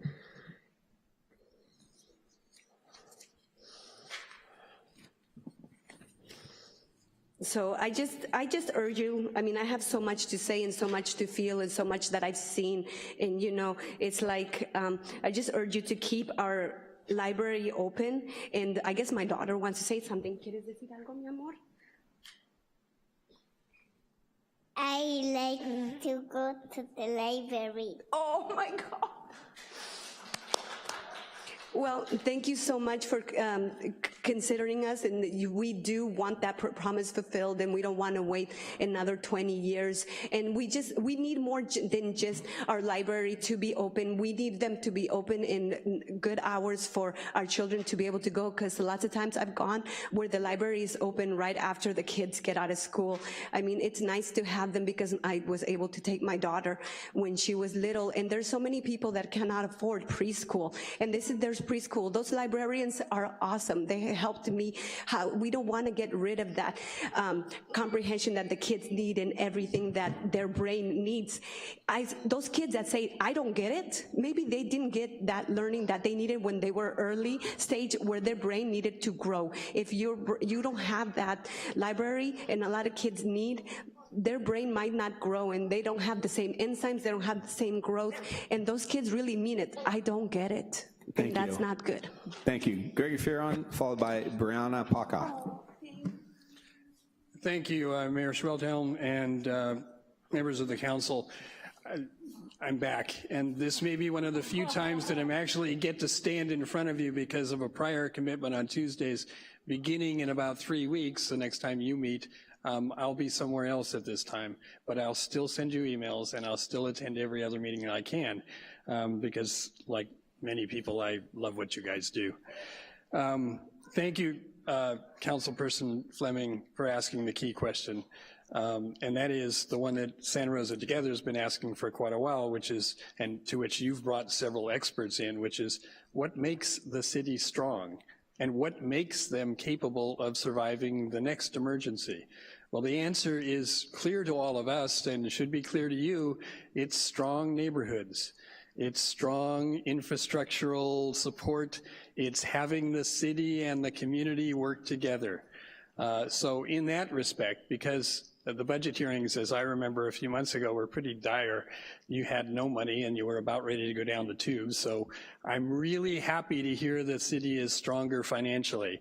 And in that light, I want to renew all the commitments, all the requests that were made who probably didn't think they have a chance to you now to say, think again about the kinds of things that make this city strong. We asked Santa Rosa Together for a strengthened partnership between the city and us and others to be able to build participation in the general plan update.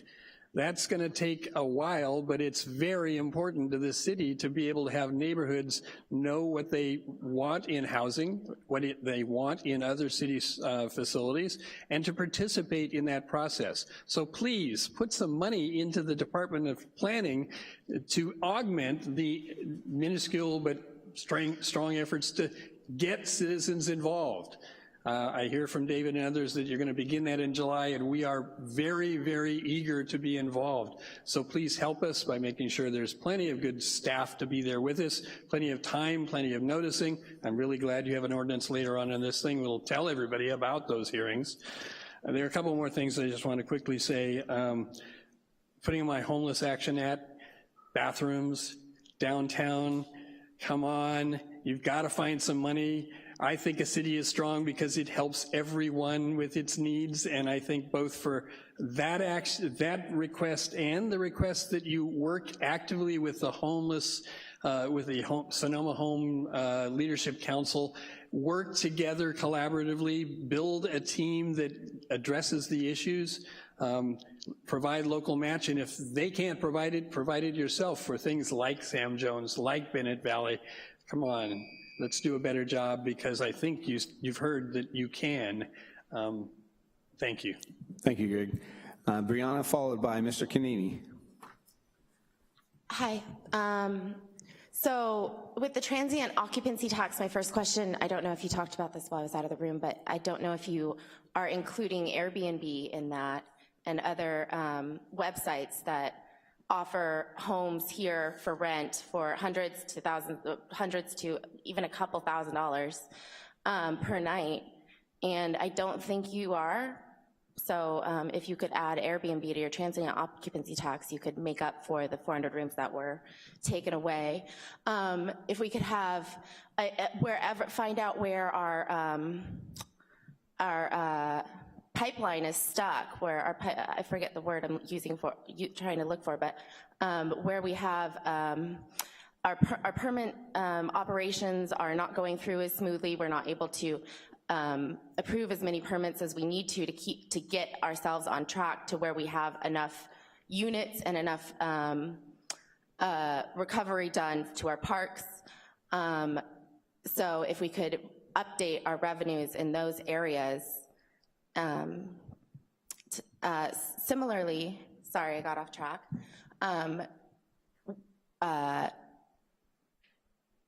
The homeless people could help a lot. We want to. There's builders in the community. A lot of people were displaced by the fires, were renters who got screwed out of whatever, and or were looking for housing at that time and are just destitute at this point, basically just trying to hang on to their lives, basically trying to, you know, get to the hospital is even a difficult thing. Wound care is a difficult thing. Nobody can wash their hands. So by simply utilizing the resources that we already have that are very cheap, the land we already own that we're not doing anything with right now, or buildings, we can help people just stabilize themselves. Hopefully within that number could dwindle and the amount of spaces that we're taking up could dwindle. People could stabilize themselves, wrap up whatever they need to do here and move on, or in other words, contribute back to the community, have some stability so that they can get jobs and contribute back to the community in a full, complete way. Don't know what to do with all this time. But yeah, there's ways that people can contribute back and we can create more revenue. So if you could look to other places like San Diego, Santa Cruz that are using more creative ways to increase their revenues and help their homeless people, that'd be great. Thank you. Thank you. Mr. Canini, followed by George Uberti. Mr. Mayor, ladies and gentlemen. Okay, in regards FEMA, the Federal Emergency Management Agency, you heard the term today, public assistance. So be very clear, public assistance is to public entities, not the general public. Public entities, government agencies, and quasi-government agencies, including homeowners association. They are eligible for public assistance if they know how to go about getting it. Individual assistance is another program. That's where the FEMA deals with you directly as a private citizen. FEMA has many, many programs, and I don't think you've been using them all. I could be mistaken, but it seems to me during this last federally declared emergency, you did not hire any temporary people. FEMA pays you 100% for your temporary employees, 100%. As you know, your city workers, FEMA will cover the overtime cost and only the overtime cost. They'll also cover benefits and such as that. FEMA has several mitigation programs, maybe 5 of them. It's my understanding you're conversant with 406. That's following a disaster. There's also 404. I've talked to some public officials and they were not aware of 404. 404 doesn't need a disaster. It's available all the time. You could apply for it any time to mitigate any suspected hazard. And here's something you may find useful. When you do a benefit cost analysis, which FEMA may require, and you get a big benefit for a small cost, say your ratio is 0.3, add a bunch to the mitigation. You can push that up as long as you stay below 1. Now, is that clear? You're going to mitigate something, you're going to spend a certain amount to improve it, but you got a huge benefit cost ratio. Add a bunch to the mitigation, but keep it below 1. Maybe you can use some insider information. Homeless. Huge problem, nothing there. But one thing is people realize the homeless problem is because they were thrown out of the institutions, the homes that Reagan closed. People understand that, but the politicians have not acted on it, and there may be enough support for reinstituting those programs. The mental health hospitals. We're paying for it. Remember that young lady officer, police officer, killed by someone with psychological problems? We're going to pay for that, keeping those people out of those homes that need to be reinstituted, and you could help push Washington in that direction. Thank you. Thank you, Mr. Knie. And George Uberti.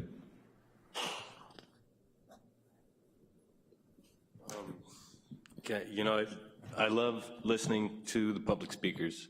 From what I can hear, the number one interest that they have is really investment by this city council and by this city to reflect the priorities that we have, which is investment in ourselves, right?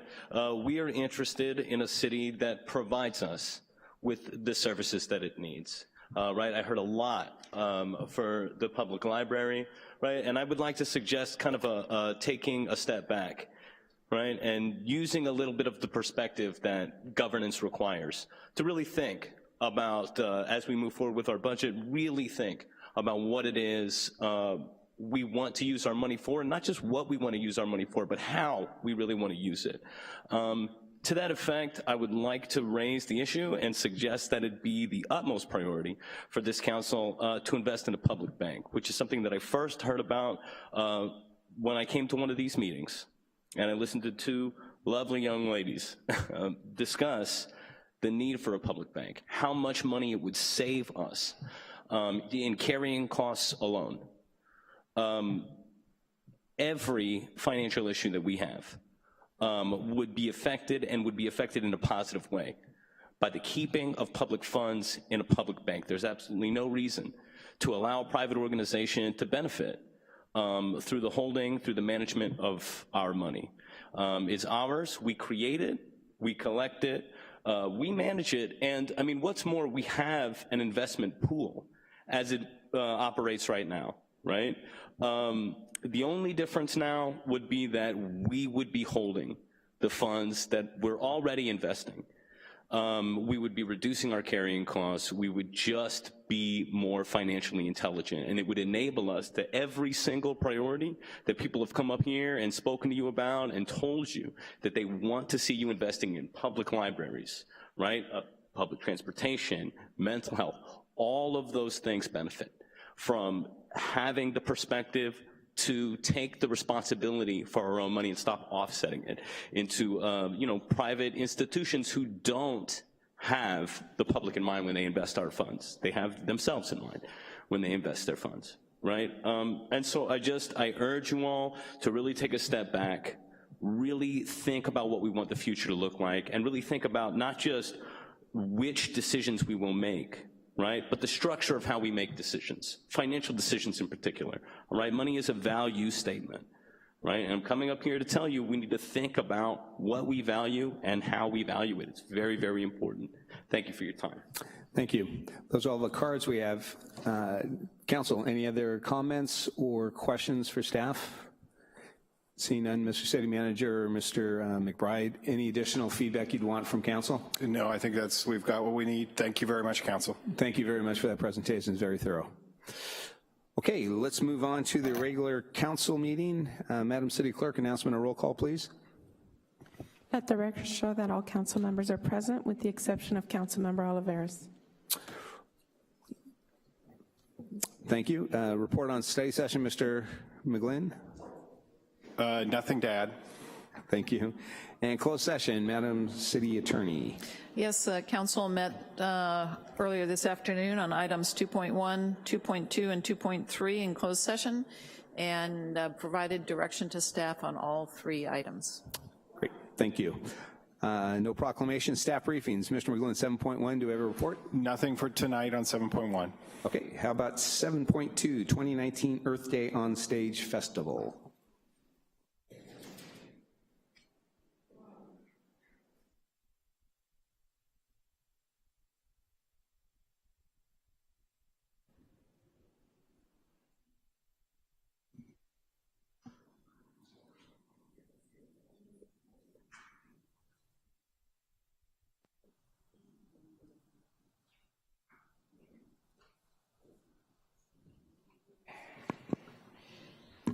Good afternoon, Mayor Schweltham and members of the council.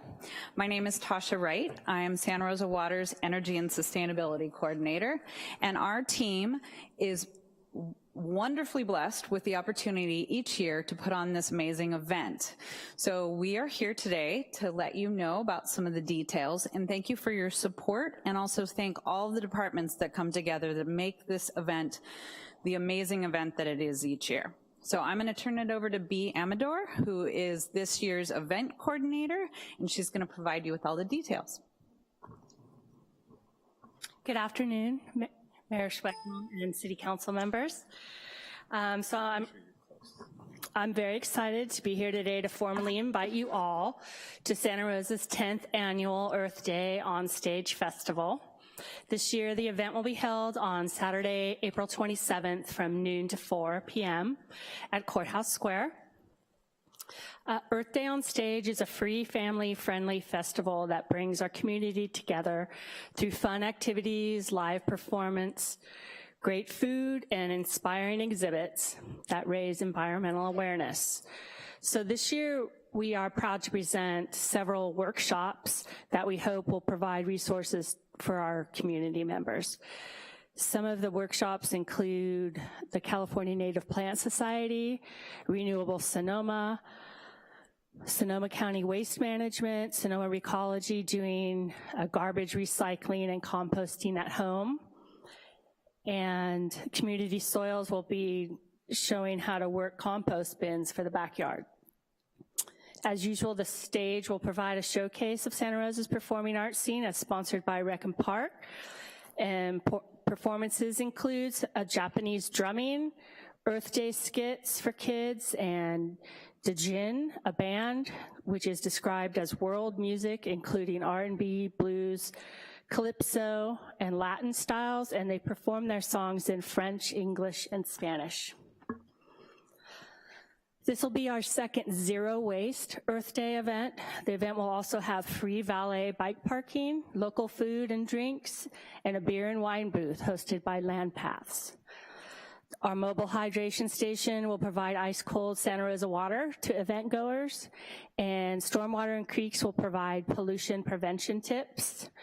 And the water use efficiency team will be on hand with water smart tips, rebates, and sharing their programs. Classroom Safari will return again this year to provide education about wild animals and conservation, and they're bringing several of their rescue animals, including a sloth and a hedgehog. In addition, these great offerings, there will be eco-friendly activities for all, including the always popular kids section that will feature seed planting, nature discovery tables, smoothie making with a bicycle-powered blender. So we hope you'll join us for a fun-filled day, and for more information, please visit our website. And I've brought some postcards with information if any of you would like them. Thank you. Thank you so much for the presentation. It's always been a great event. I've always been thrilled to see the amount of community members that come out here now that we have this reunited square, because we used to have it right on the street over here a couple of years, right? We did on First when they were reuniting the square, right? Yeah, so it's a wonderful event. Like, and you guys have put in reservations for a nice sunny day on the 27th? Of course. Sweet, okay. Council, questions? Seeing none, thank you so much. Thank you for the presentation. Thank you. Mr. McGlynn, do you have a report for us today? I do not. And Madam City Attorney? Nor do I. Statements of abstention by council members. Everyone's in for the duration. Council members, Mayor, council members reports. Who has something to report? Mr. Vice Mayor. Thank you, Mr. Mayor. A couple of quick things. We did have a cannabis subcommittee meeting last Thursday. I don't need to give much of a report on that. You can read the Press Democrat if you want to know how that conversation went. We also had a SMART meeting. We have them every 2 weeks, and two of the positive discussions that we had in this workshop were particularly around the bike path construction, receiving an update from SMART, as well as a pretty handy graphic that shows where the bike path has been completed and where it hasn't. That's both available, that picture is both available on social media, and check out SMART's page, as well as the documents for that particular meeting that are public. I think it's actually really instructive to take a look at. The other thing that we talked about was the potential down the road to join a low-income rider program that is set to be launched by MTC. So that'll be coming back before the board. And then the general manager did float something that he's been working on that we'll be bringing back to the board, where potentially families will be able to ride on the weekend, where kids will ride free. So taking a look at where we are at full capacity, typically during the commute hours, and looking at where we're lower in capacity and finding ways to get people onto the bus, or excuse me, get people onto the train and in the bus in certain areas. But one of the things that we noticed was having a family trip down through the Smart Line was cost prohibitive, so finding solutions there. Final thing, we had the Sonoma County Transportation Authority meeting yesterday. One of the things that SCTA will be launching is a one-year pilot program where individuals will be able to log on, link their PG&E account if they'd like to, otherwise answer a whole bunch of questions about their energy usage. It will pop up with low-hanging fruit ideas for how to lower your climate impact, as well as some more substantial ones.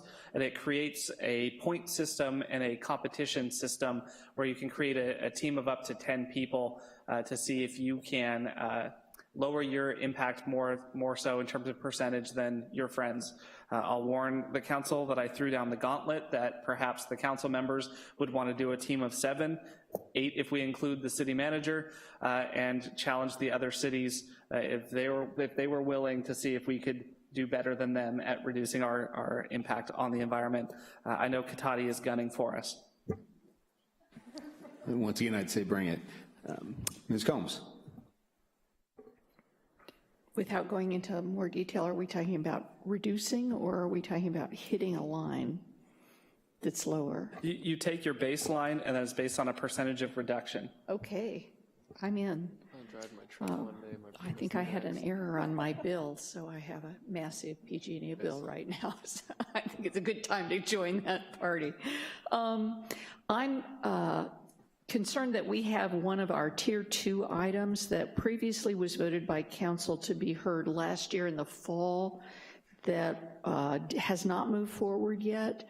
So I'm making a motion for a date certain for an item, study session on a $15 minimum wage ordinance to take place before the end of May.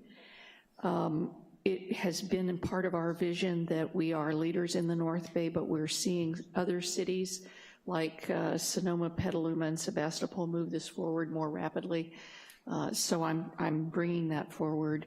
I think it's not clear to me if we need the one vote, the two council members at this point, because I'm just trying to set a date certain since we missed it in the previous round. So, I'm happy to second that. Thank you. Because I think a date certain is going to help. I think the whole motivation around that minimum wage study was to actually implement it in a time that, beats the state law and brings some alleviation to families. But I don't want to do it necessarily ahead of what Tom and Chris, you guys are working on. So if your subcommittee's working on it and you come back with this thing scheduled to be, relatively in a similar time frame, I'm happy to support that route too, but just for the sake of continuing the conversation, Julie, you have my second. Yeah, and I do understand. And for clarity, I'm not on the subcommittee. Oh, you're not? My mistake. Victoria then. I understand that there's a subcommittee meeting that will take place around the 21st, 22nd.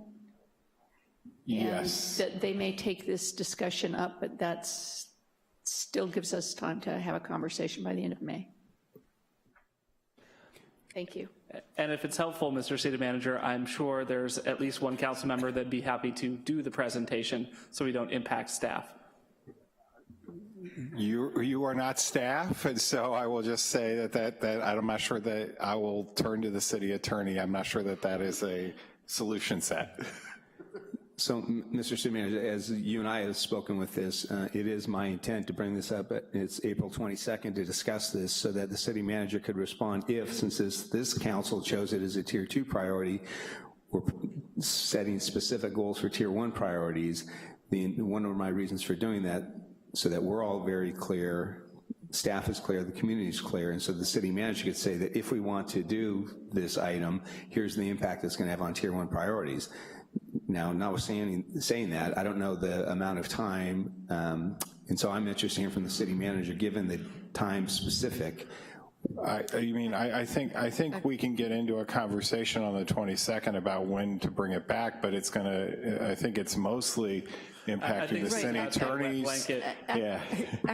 Yes. Actually, what we have before you right now is a motion and a second, which is all that takes to move it forward. It'll come back to you at a later council meeting.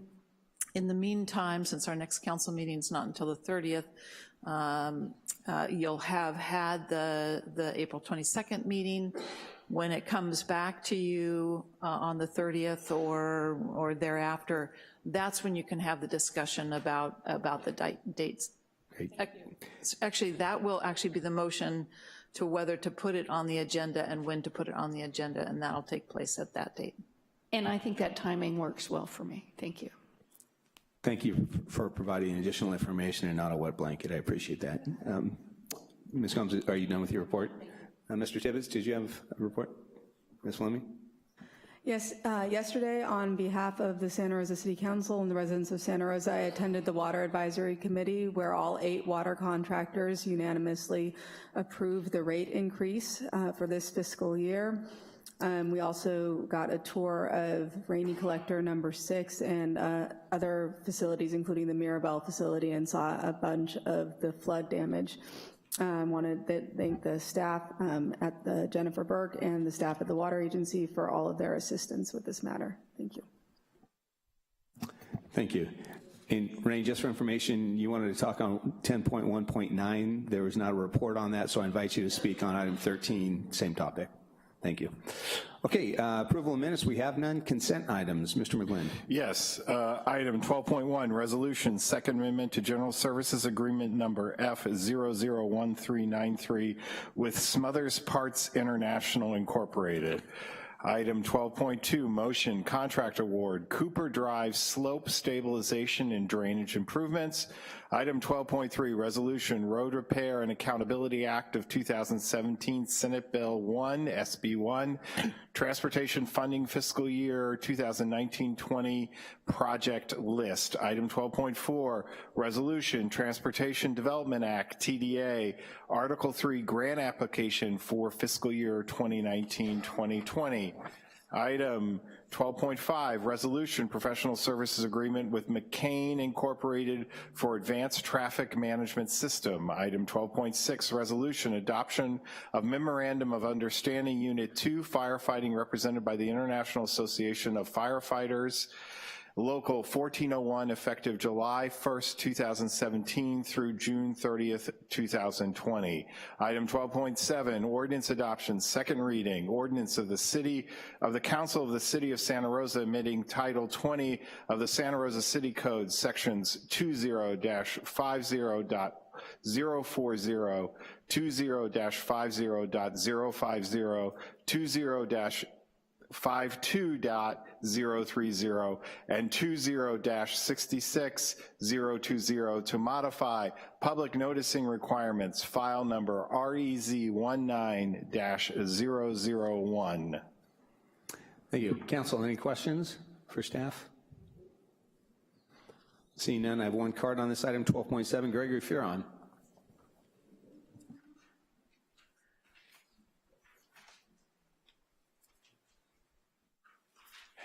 Thanks again, and basically I just want to say thank you to the members of the Open Government Task Force Subcommittee, present and past, and to Chris in particular, but to everyone who's been trying to get citizen engagement in the city. I think the noticing ordinance change will encourage more people. It will certainly inform more people about what's happening in the city, reaching out beyond the 300-foot level at this point to 6. And the rest of the ordinance, it actually will engage people better, and I thank you very much for it. Thank you, Greg. Mr. Rogers, you have this item. Thank you, Mr. Mayor. I will move items 12.1 through 12.7, especially 12.6, and waive further reading of the text. Second. We have a motion and a second. Your votes? And that passes unanimously. All righty, we're going to take a 20-minute recess because we can't start until 5 o'clock for public comment.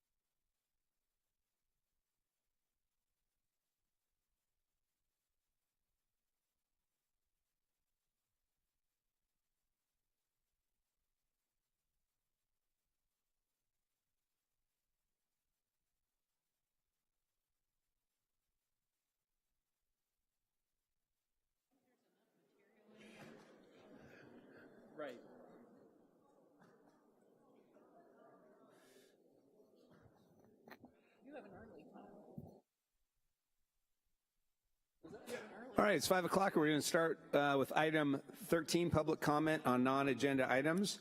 First up, Victoria Yanez, followed by Rain.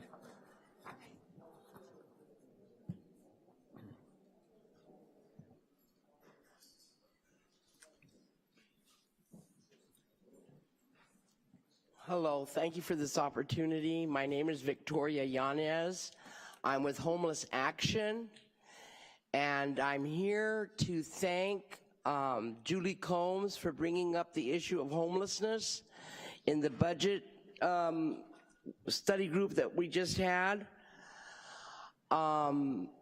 Here we are going again. Another winter has passed and there is no place for people to stay. Thank you also, Julie, for mentioning that it's an emergency. Emergency declaration has been passed, and yet I don't see anybody acting like it's an emergency. And rather than the money go to infrastructure, we would rather have individual people housed, even if just temporarily.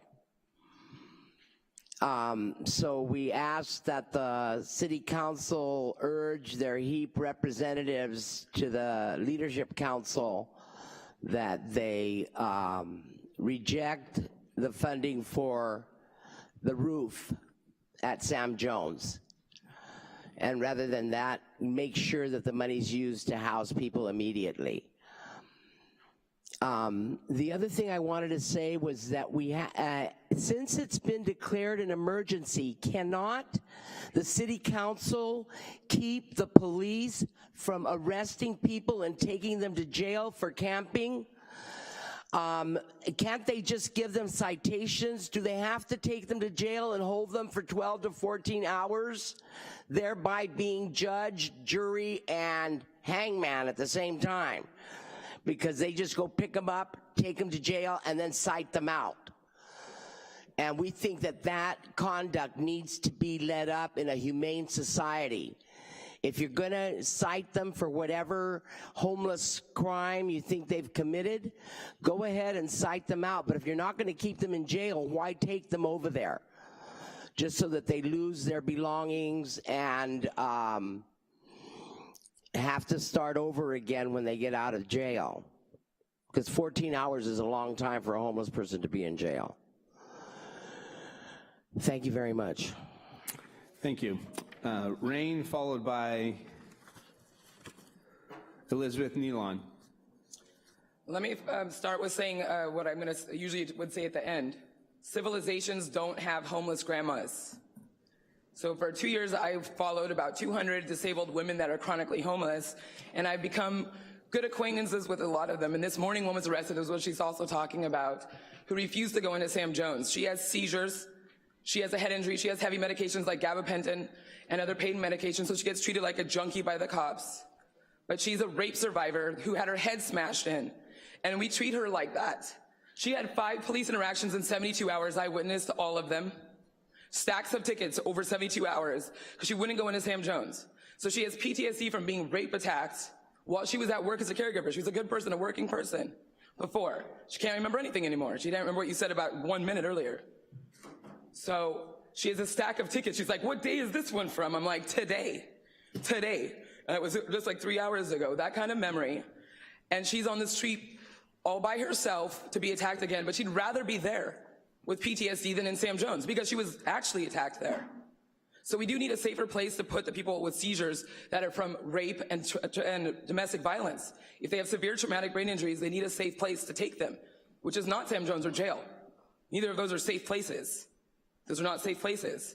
So I recommend that you guys use, if you have some resiliency funds, if you have some homeless funds, if you have some HEAP funds or other state funds, make 1 or 2 houses, just little houses, that are for the traumatic brain injury survivors that you know are not gonna remember those housing lists. There's no way she's gonna remember a 5-year housing list. She doesn't know where she got her mail this week, and she doesn't remember if she got a ticket today or yesterday, because that's how hard her head was broken. She was in a coma when that injury happened.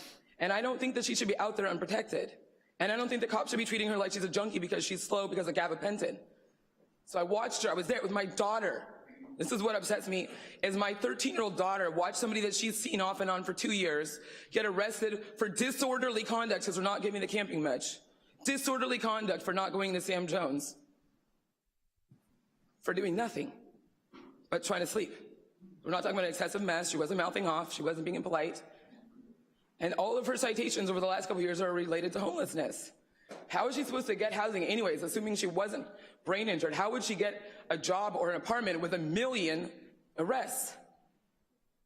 How would that help them? They're not going to ever get an apartment. If they have 5 million arrests every other day, their criminal record is going to be like a huge stack, and someone's going to go, I'm not going to rent them an apartment anyway, not even Burbank. So where is she supposed to go? You guys need to make a place for the domestic violence survivors, because I think they're just as important as head injured vets, because no one cares about these people is why I was tracking them. These are people that nobody cares about. But since the baby boomers are retiring, you're going to be swimming in grandmas. I haven't said this for 3 years. You're going to swim in grandmas. Thank you. Elizabeth Nealon, followed by Judy Kennedy. Hi, everybody. I'm Elizabeth Nealon. Some people think I'm obnoxious. I don't think I am. I've been a socialist since I was 10 years old. I like to sing, I like to dance, and I'm a little bit dramatic. I like Gavin Newsom. I like the way he took off and went down to El Salvador. Thank God for decent people among the rest of us. Bathrooms, public telephones, and the old clock back at the Transit Mall. I have a friend over at the Transit Mall. He said, are you going to speak again at City Council? Yes. Would you tell them about the clock? It's a beautiful clock they took down when they remodeled the Transit Mall, and it really apparently is sitting in a box somewhere, should be put back up.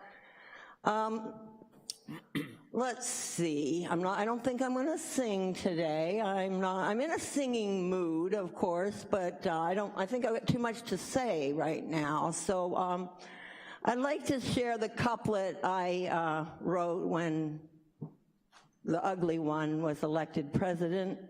It goes like this: Obama was a pretty man, articulate and funny. Donald Trump is a patriarch from the beast's underbelly, and when I say the beast, I mean the war machine, the ugly war machine. And so corporate empires are poisoning our air, our water, our food, and our minds, since they own most of the media. I don't watch that corporate stuff. But, you know, the corporate media is lying to us and telling us that 40% of Americans like and support Donald Trump. I'll tell you what the real statistic is: less than 20%. And those people are probably just as psychotic as he is. So anyway, billionaires are not nice people, and they really don't belong in government. Let them take off and live in Paraguay or somewhere else where they can enjoy their money and not affect the rest of us in such a toxic way. Let's see, is there anything else here? I like the children. Thank you for coming. Yeah, we're going to be at Earth Day. We, the Raging Grannies of Sonoma County, will be at Earth Day, and we'll be singing in a very, very sweet, melodious way. And then we'll also be at International Workers' Day, the May Day Parade. God willing. I like the goddess, of course. Christ supremacy, white supremacy, and male supremacy are blasphemous ideas. Although Christ might have been an ascended master, there certainly were many others. So I'm glad to be here. Thank you. Thank you. Judy Kennedy, followed by Brianna Paca.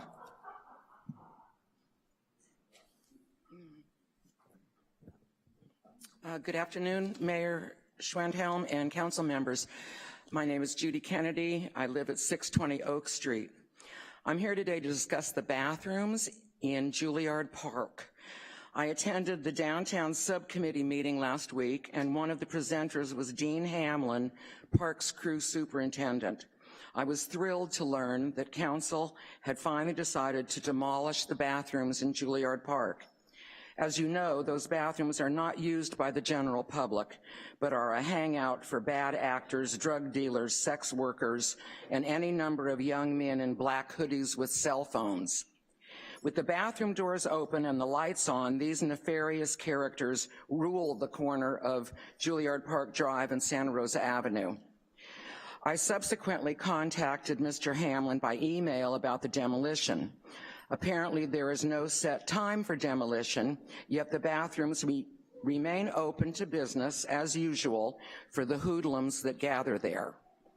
When I asked Mr. Hamlin if he could lock the doors until demolition, he wrote, quote, "Since council is interested in keeping restroom assets operational system-wide, I'm not sure who would okay locking them up at this point," unquote. Council, I am here this afternoon to ask you or the city manager to have the bathroom doors in Juilliard Park locked permanently as soon as possible and the building boarded up until demolition. Thank you. Thank you. Brianna Pockhoff, followed by Fred Krueger. Somebody forgot their pen. Well, if we lock bathrooms up, where are people gonna go?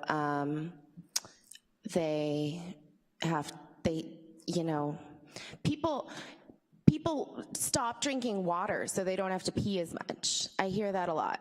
I tell people to drink more water because they're constantly sick, right? And and it's good for your mental health as well to drink a lot of water, not too much. But, and they say, oh, I can't drink enough water because then I'll have to go to the bathroom. And it's just those basic functions that we're stealing from people by literally saying you have no place here. When, like, plenty of people, even on, I'm sure you're all familiar with Airbnb, or do we need to go over email? No, we're familiar with Airbnb? Okay, so people can reserve tents to live in for days. It's a destination. Not only could we be facilitating the needs of people that we need to be facilitating by law requirement, need to be facilitating their needs, Section 1700 of the Welfare and Institutions Code, as our lovely Victoria brings up. And if we just simply help them, we can reduce our policing costs, we can reduce our, and if we reduce our policing of our need for the policing of homeless people by giving them an address and giving them a place to be. And so our social workers, I asked a social worker once who, how much time does she spend looking for people? And she said 60% of her time. And we have hundreds of social workers in our community. And they make more than teachers, but obviously not too much. I don't know. But 60% of their time spent finding people just to get them help that we really need to get them, and so much money wasted on policing them when we could be catching people that are speeding. Speeding tears up the roads and kills people and causes, and then we have so many people just out and about with their cars. Again, I keep bringing this up because I've read it right over in that room over there. You can go look at our environmental impact. And again, 50% of our environmental impact contributing to our climate change, contributing to our vulnerability to these fires, vulnerability to flooding, vulnerability to all of the other natural disasters that are gonna come and get worse, and our seasonal issues with so much rain and so much heat and less temperate weather. We're not gonna be able to grow wine. Already in Napa, they can't grow some warm weather wine or some cold weather grapes anymore. So our vitality as a community is at stake. Thank you. Fred Krueger. Thank you very much. Good afternoon. I'd like to address the unintended consequences of city policy on housing. And I think the thing that stands out probably more than anything over the past 10 years is that while we've had substantial housing growth, we have not had a proportional increase in the infrastructure to support the population. A recent issue of Psychology Today suggests that when we do this, we increase the pace of life for individuals, impatience grows, blood pressure increases in individuals, there's a higher risk factor for heart and kidney disease, and a series of anxiety disorders which can lead to a heightened state of delinquency, particularly among young people. But in no area of society where does this show up more than in traffic congestion. And when we look at the growth of traffic congestion in Santa Rosa, that brings about additional stress on the population. There's an inability to estimate travel times because of delays of various kinds. There's greater fuel consumption and pollution. It addresses climate change. Road rage begins to grow. We see that in the Sebastopol Road and Stony Point area, we've had 3 fatalities in the last 3 months. And this is an indicator of our inability to adequately address the traffic problems, because people begin to speed up, they cut through the yellow light into the red because of the feeling of greater pressure. So we need you to help us by developing infrastructure that is proportional to the growth in population. If you don't have both in partnership, you have an iatrogenic condition. Now, in medicine, iatrogenic medicine is when the physician causes harm. But that same term applies to city planning and city decision-making. Too much emphasis on one without a proportional increase in all the infrastructure to support the population causes harm more than help. So please reflect on the wholeness of the needs of the city. For instance, no area is as underparked as the Roseland area. And yet there's not much emphasis on trying to address this problem. So we have serious problems that go unaddressed. They're sort of like the collateral consequences of a failure for adequate planning. So please help us to provide a whole city for a growing population. Thank you. Thank you. Those are all the cards we have. We have no report items. We'll move on to our public hearing. And I'll first give an outline for everyone in the audience about how we'll run this public hearing before I hand it over to staff. So staff will introduce it. I'll ask council for any ex parte communications they've had with any of the parties involved in this action. Then we'll have a staff presentation. Chair of the Planning Commission will make some comments. The appellant presentation, appellant will have 10 minutes for that presentation. And again, these are all maximum times. You don't have to necessarily take up all the time. The applicant will then have an equal 10 minutes. I will then open the public hearing. Public comments will be limited to 3 minutes. And again, you don't need to take all the 3 minutes. We'll close the public hearing. Applicant will have an opportunity for a rebuttal. Council then will have an opportunity to ask staff any questions. Councilmember Sawyer has this item. He'll be making a motion. If it gets a second, we'll have a discussion and then bring it to vote. So with that, Mr. City Manager, would you like to introduce this item? Yes, item 15.1, public hearing, appeal of Planning Commission decision to approve a conditional use permit for Fox Den Incorporated, a cannabis retail and delivery business in an existing building located at 4036 Montgomery Avenue, Unit B, Santa Rosa, California, assesses parcel number 013-284-012, file number CUP18-076. Claire Hartman leading the presentation. So Claire, would it be your preference that we do ex parte communications prior to your presentation or after? Prior.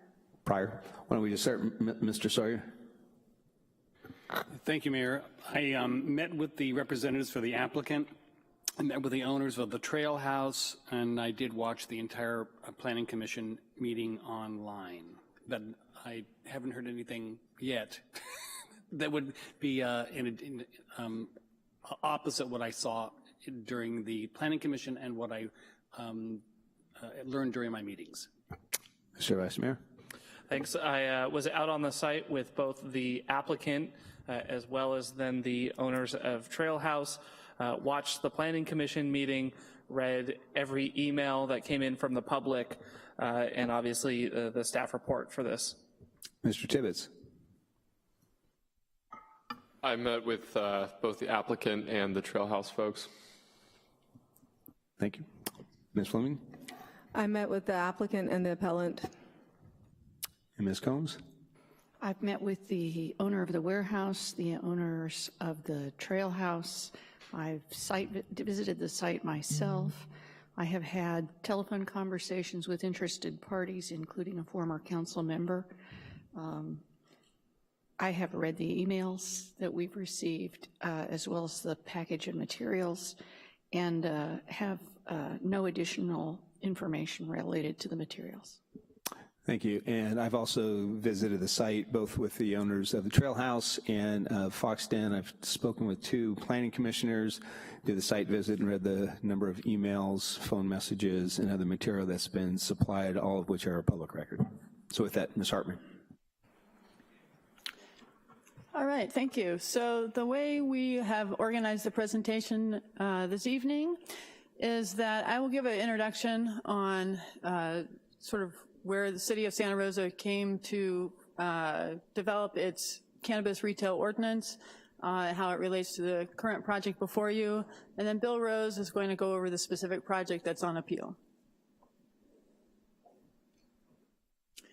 So, as many of you know, the city does have a comprehensive cannabis ordinance that we developed over the course of a couple of years, one of which introduces both regulations for personal use, but also for commercial use in all aspects of the cannabis industry, including retail, which is highlighted here, which is the subject of tonight's meeting, which allows dispensaries and delivery. Cannabis retail is essentially a dispensary. It's a retail facility that sells cannabis or cannabis products and may also have delivery services. As the ordinance was developed over its time, it was determined that there are 7 available zoning districts throughout the city of Santa Rosa, not in any particular quadrant, throughout the entirety of the city, where these commercial industrial districts are, and the subject site is one of these commercial districts. In addition, there were some limiting factors for where cannabis retail could locate.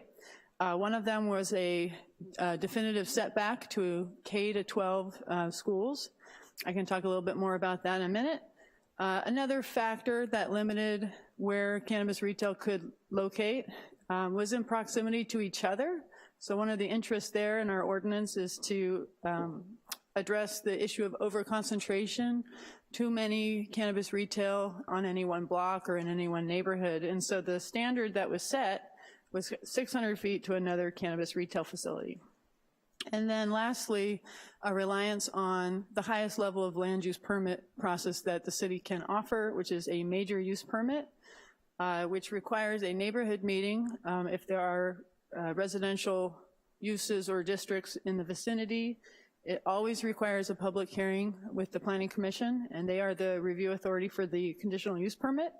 But it also has the highest check system, which is an appeal process to the City Council, which is being exercised tonight.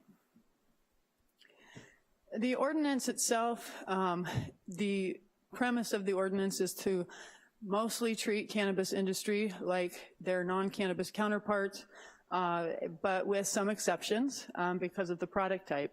And so there are specific requirements that don't relate to general retail, but to relate to cannabis retail. So one of which we have an express allowance for deliveries. And if they have deliveries, they have to make that an explicit component of their use permit. We don't allow for drive-throughs, but there's none proposed with this application. And we do set hours of operation. We also have proactive standards to address some of the things that we all learned through the public engagement process, security, odor mitigation, lighting, noise. Those are things that there's direct standards in the code that they must adhere to if they're cannabis retail. And then also they must address in their permit request if they have on-site consumption. This application does not.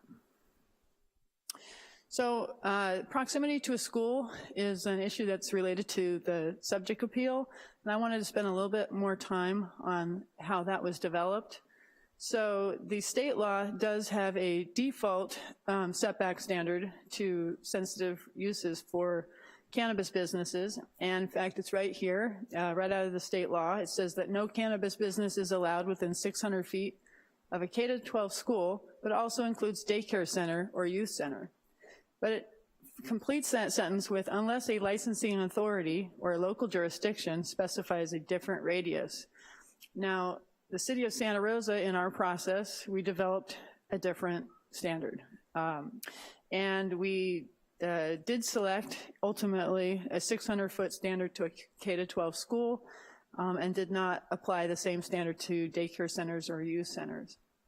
And because we chose something different, we wanted to be very clear and upfront about that, so it's specifically in our ordinance that says City of Santa Rosa is asserting its right to have something different, and we want to protect the academic setting, and that's why we had selected the K-12 and not daycare centers.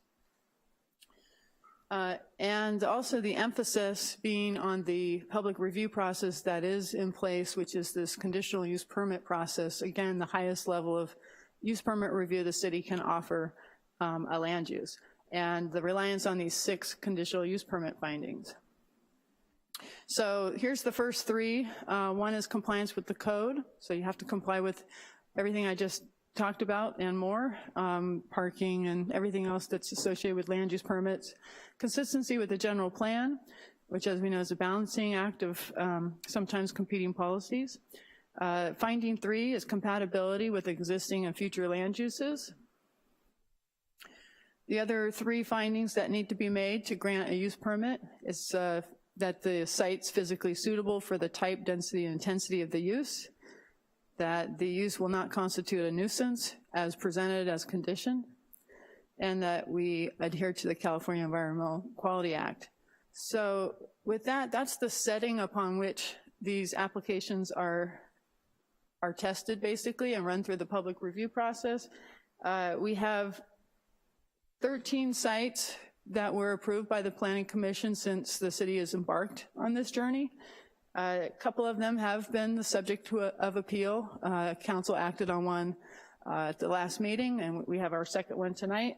And we have 11 more sites that are under review that are pending being scheduled with the Planning Commission. So that's just an update and a setting, and now I'm going to turn it over to Bill. Thank you, Claire. So as Claire mentioned, the retail dispensary is a conditionally permitted use within this zoning district. Specifically, the state license is a type 10. With this proposal, the total square footage of the commercial space is just under 1,800 square feet, and that's split across about 900 square feet of retail and just under 300 square feet of lobby, and then 560 square feet of ancillary support functions, office, storage, et cetera. With regard to project history, the application was submitted in April of 2018. The project went through its normal review process. The neighborhood meeting was held in June. Some additional application material was submitted later that month. Ultimately, the project was deemed complete in July.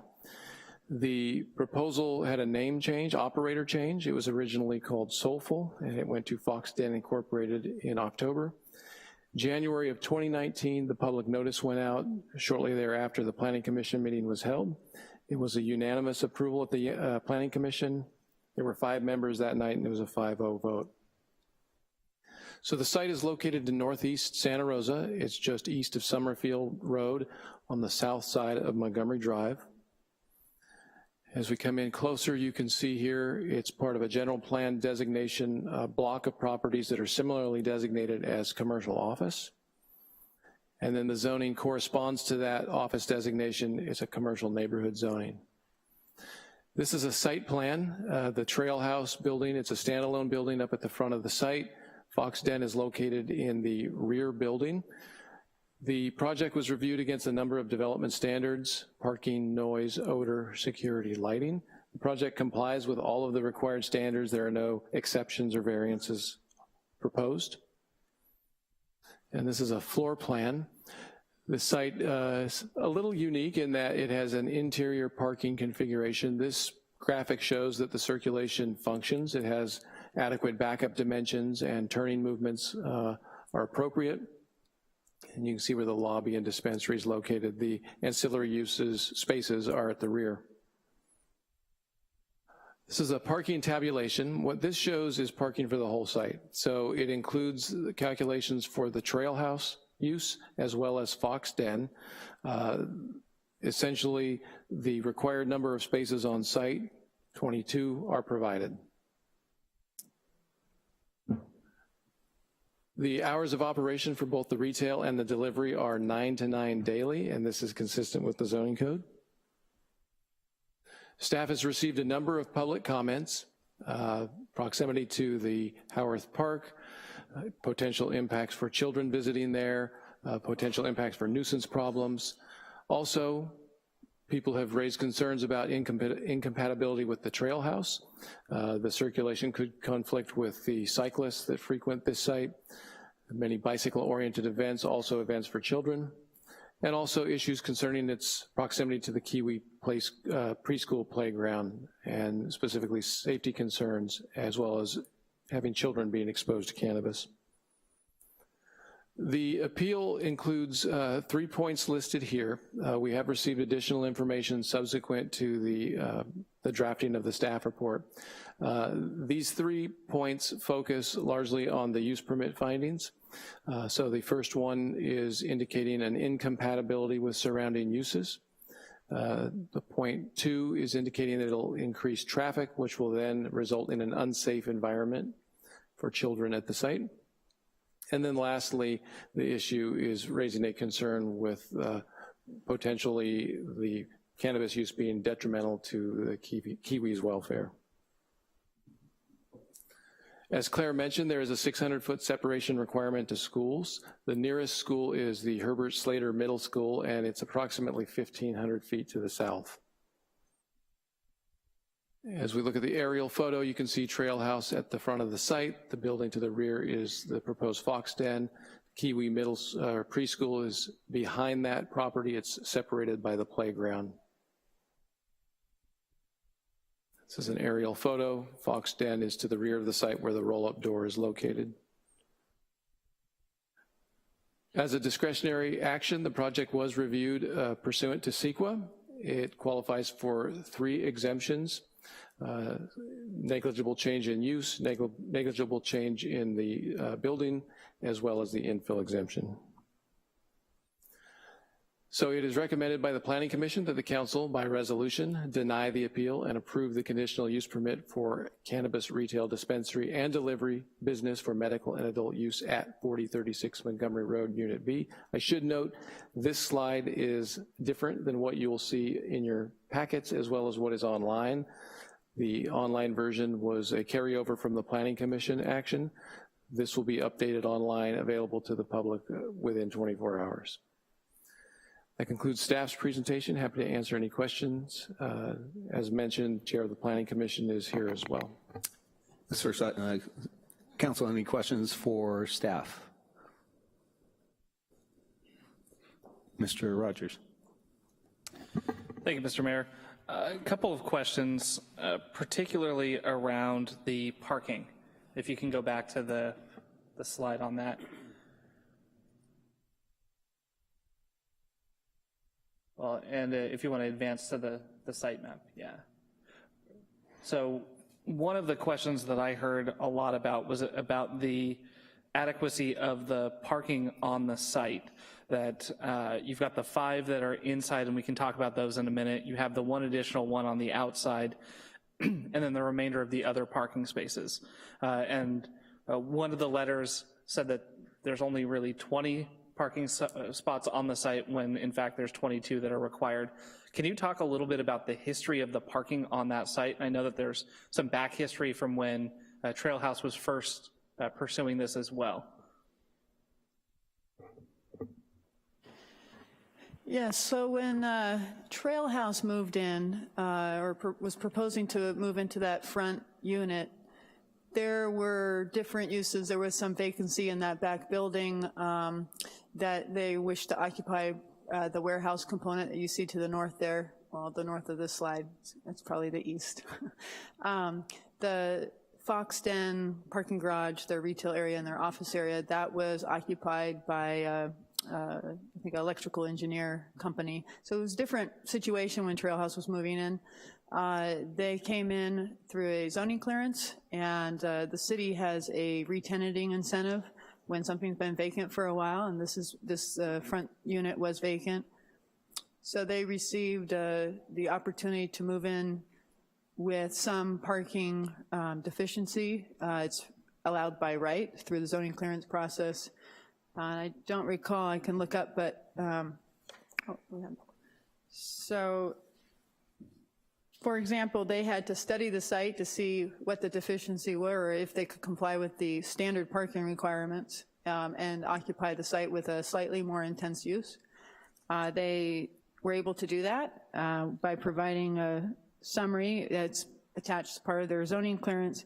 And in essence, they received a by right parking reduction to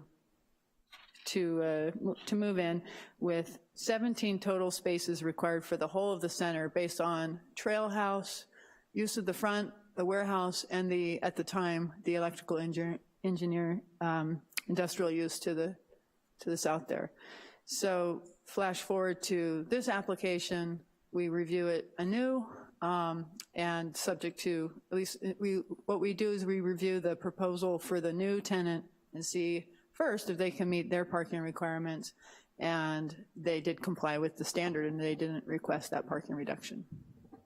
And I think that's the crux of some of my questions on this front, on the parking, which is there precedent in the city where you have had a business that has a variance and then a second business that tries to come in as well? And in particular, part of the concern is if the parking is deemed adequate for Foxden, there is still an additional cumulative impact between Foxden and Trailhouse. And typically when we have these sorts of discussions, do you only look at the Foxden portion, or do you look at the cumulative impact?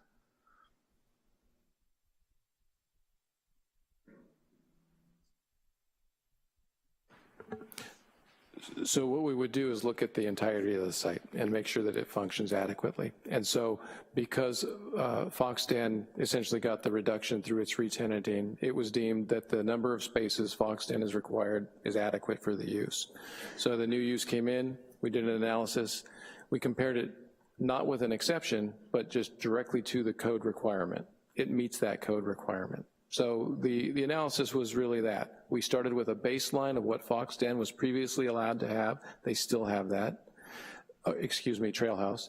And then Foxden was simply evaluated against the code requirement. So we didn't look at it for any further exceptions or reductions. And so I just want to make sure I'm clarifying so that I understand.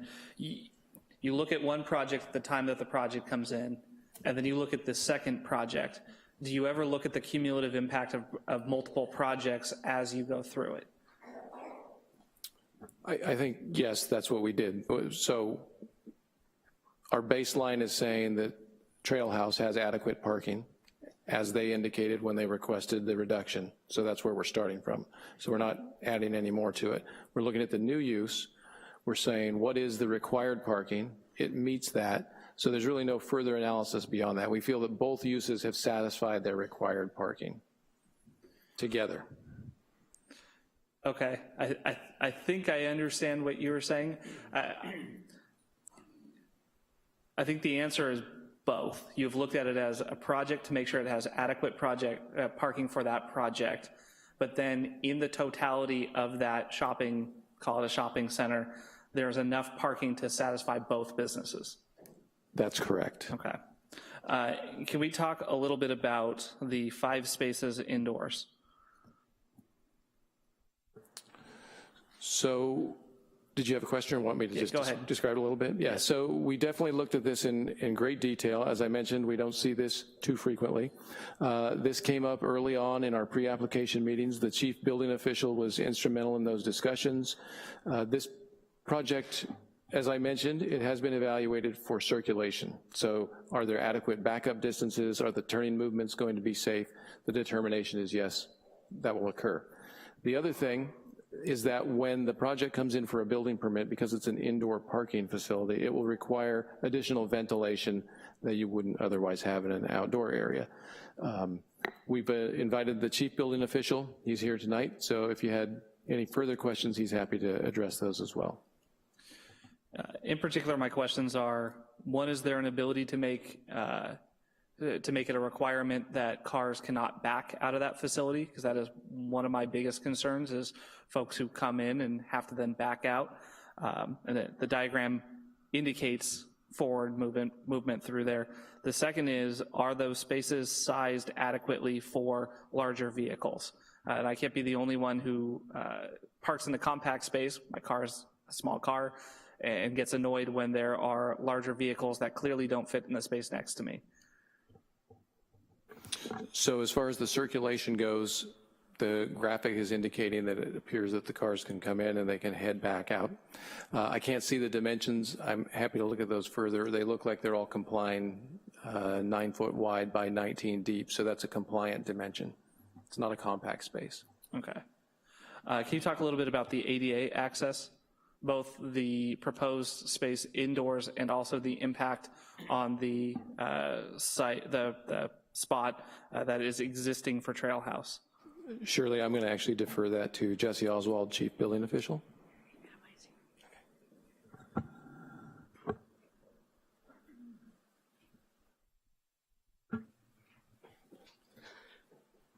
Hello, thank you, Jesse Oswald, Chief Building Official. There is a slight change in the design, I believe, from what you're seeing here. We've worked with the design professionals to refine it to ensure that the accessible parking space meets all necessary requirements.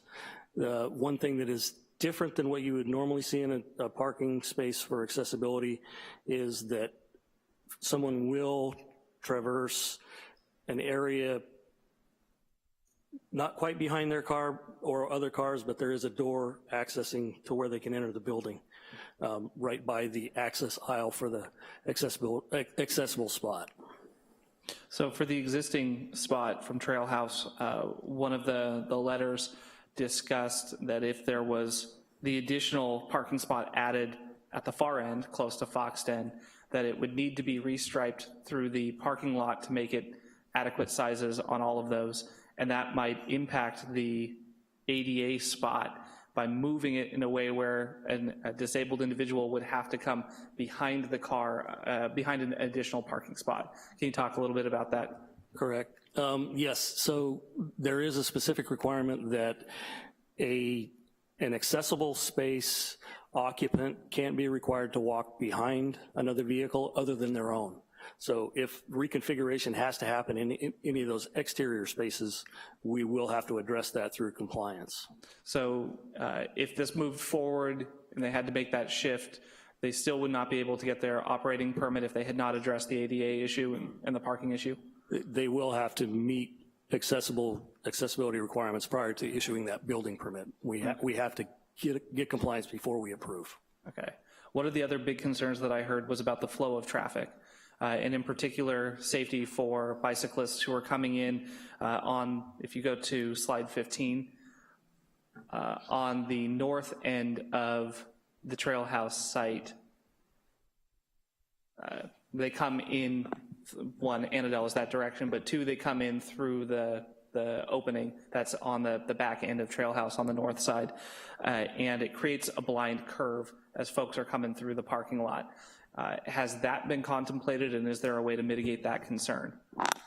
So the proposal, along with the accompanying traffic study, was evaluated by city staff, our city traffic engineering staff in particular, and Rob Sprinkle is here as well, so I'm going to defer this question to him.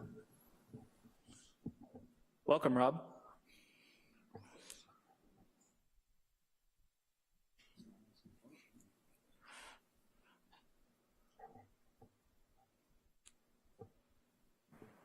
So thank you. I'm Rob Sprinkle, City Traffic Engineer, City Santa Rosa. I want to make sure I understand your question correctly. So as you're entering through the westerly or southerly entrance, cyclists rounding the curve, going around the building, is that the issue? Yeah, so whether from folks first coming into the parking lot or folks exiting from Foxton, they come up through that corridor that is a little bit tight. and they take a left in order to be able to leave.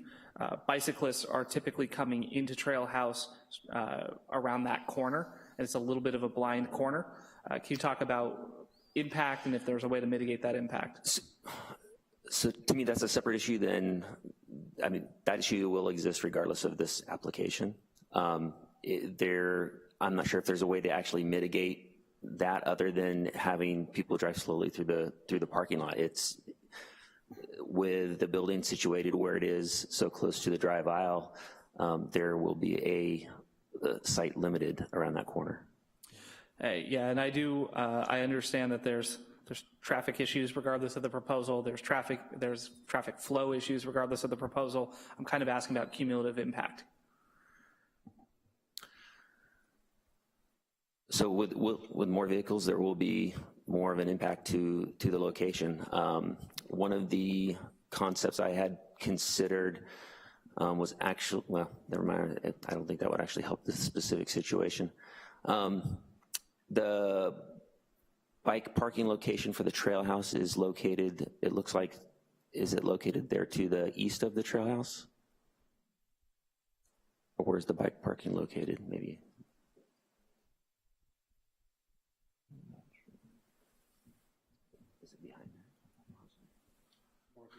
So having the bike parking location basically closer to the front, as close to the front of the building as possible will help mitigate that issue. I'm not sure if that's where it is currently. I don't know the site layout specifically for the trail house. So if that's where it's located, I can see that that would help mitigate the issue of vehicles not seeing cyclists. With the one-way circulation, it's very predictable on which way vehicles will be going through a site, so that is a plus the way the layout is currently. And I apologize, I should have asked this earlier for you before we got to council, but do we have any data on any either existing problems where we've seen collisions there, or whether at that corner as cars are going through the parking lot or exiting from the trail house as it exists? I have been not made aware of any, and I haven't received any complaints from Trail House relating to that, and I haven't heard anything from the police regarding that. Okay. And then obviously a substantial amount of the meeting, the Planning Commission meeting, was in regards to concerns over impacts to the preschool. Can you, Bill, can you talk a little bit about what in particular the concerns were about what impact would happen to the preschool, and understanding that the preschool is not accessible from this proposed site?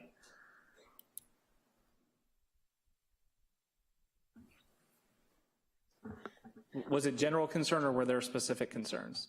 The concern from the preschool? Yeah. Well, they're the appellant tonight. They haven't had a chance to make their own statement. I think we should let them make their own statement. All right, I would hope that they would address that. Any other questions? Mr. Tibbetts. Thank you, Mayor. So just two quick questions. Vice Mayor Rogers touched on one of them for me, and that had to do with the ADA. When I did the site tour, one of my concerns that did come up was the fact that I guess under our code, it's a 12-to-1 ratio for ADA as far as sloping is concerned. And it looks like there is a pretty steep slope going up to the ramp of Foxden. And my concern here, and I don't know if we can speak to this because we're not the ones hiring the construction team or the ones doing the upgrades, but my concern is that there is going to have to be an uprooting of the parking lot, if you will, to try to level this thing out. And when looking back at the requirements, you know, it says that we're not to make anything that's materially injurious to surrounding businesses. And to me, that would be a clear one. That would have a pretty big impact on existing parking, on people's desire to go there on a Friday night, park their cars, and have a good time. So from your perspective, Mr. Oswald, do you think that that slope is going to require major reconfiguration of that parking lot? So I want to clarify from Vice Mayor's question as well. The existing parking spot, the accessible parking spot, may not have to be addressed. This new occupancy will be providing their own single brand new parking spot. So this parking lot as it exists, without seeing the full submittal, I don't know that we're going to have to even do any work in the parking lot from this project's perspective. Okay, thank you. As for one of the other concerns that I hear coming up is that this is a family atmosphere, and the trail house has kind of become a bit of a family atmosphere from what I can tell.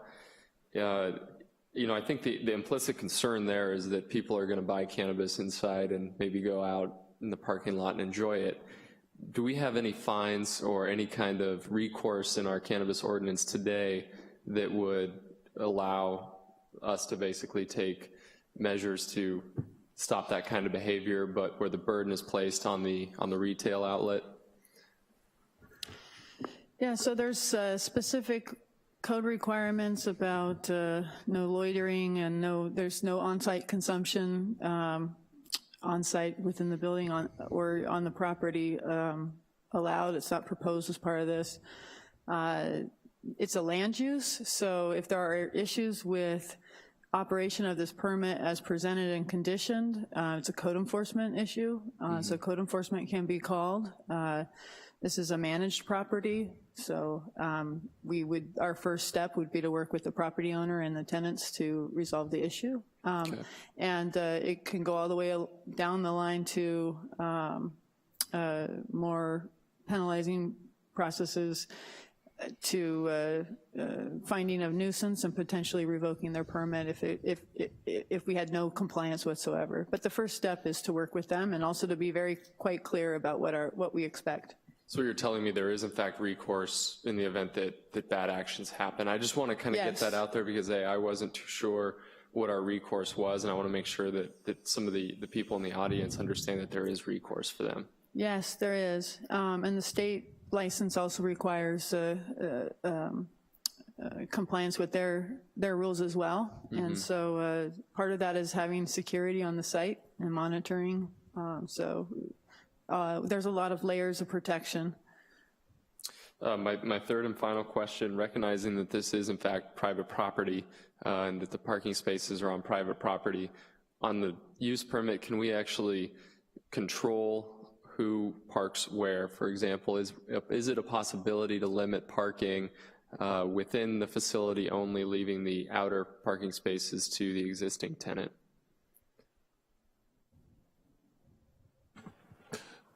So yes, the decision maker, in this case the city council, does have the ability through the use permit to effectively reduce parking, reconfigure the parking. Okay, thanks. Ms. Combs. Thank you, Mayor. I have a couple of questions. I think, can we see slide? I think it's 15. There we go. My understanding is that, well, first let me just ask, is space labeled 1 considered a parking space? And is the space outside the door of the warehouse, which says warehouse on it, considered a parking space? And if they are, they're unusually shaped spaces, and the warehouse door opens into that one parking space, so it would make the warehouse not functional to park there. Are they included in our count of spaces? Are you referring to the surface parking spaces both labeled as 1? One of them is labeled as 1, a surface parking space at the entrance to the indoor parking, but not indoors. And the other one is immediately across from that one where it says warehouse. There's a space. Yeah, I think it says number 8. You go over from that one at the top. It's the most upper right space by the word warehouse. So it looks like you're referring to the parking spaces that are in closest proximity to the building, both the warehouse at the top of this slide and those are parking spaces. They are counted as parking spaces, although it would be difficult to use the warehouse if a car is parked there because of the configuration of the doors. Yeah, so the car, when it's parked there, it will be close to where the roll-up door is, but there's still adequate room to get into the warehouse. Okay, and space number 1 is, shall we say, highly sloped and narrow. that also meets our parking space requirements. So the evaluation that we've done through the use permit process is to look at the number of spaces, the dimensions of the spaces, and to make sure they will circulate safely. The specifics as it relates to ADA requirements will be evaluated at the building permit phase. Yeah, I'm actually not anticipating that one would be designated as an ADA-related space, but it is a difficult space, let's put it that way. It concerns me, and I would like the traffic engineer to talk to me about, it looks to me as if the door that you would enter with your car into the facility is a single door. In other words, that there's not room for two cars to pass each other entering the parking space in the enclosed area. So I'm trying to figure out how the traffic flow works if there's somebody in there trying to come out while there's somebody outside trying to come in. How does that work? And did we look at that when we analyzed the parking and traffic flow situation? Because it doesn't really look like there's room for, in fact, in the picture, there's a car waiting kind of outside while the cars are backing up inside.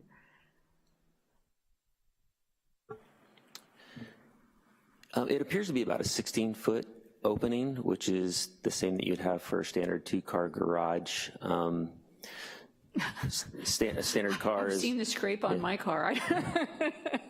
So I'm not saying it wouldn't be tight. And okay, so we consider that. Common courtesy would be to take turns, especially with the turning movements that the vehicles will be taking to get in and out of the location.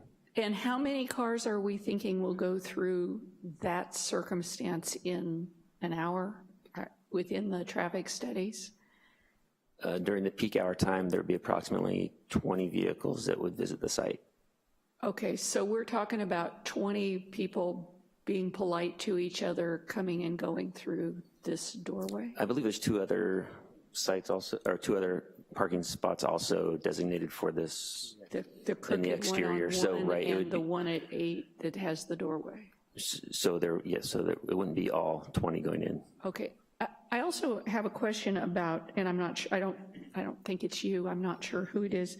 How do we define what the entrance is that has to have the view from the street for safety reasons? If you've pulled inside and have parked, is the entrance the door you've pulled through or where you go in after you've parked? The code requirement that the dispensary entrance be visible from the street is the retail lobby entrance. So okay, not so from a parking garage. The retail lobby is, can we see the earlier slide? Is it other direction? Okay, can we see the retail lobby entrance? I see the doorway for the cars, but do we see the retail lobby entrance? I don't see so just to the left of the roll-up door, about right there, yes, is where the front door of the lobby will be.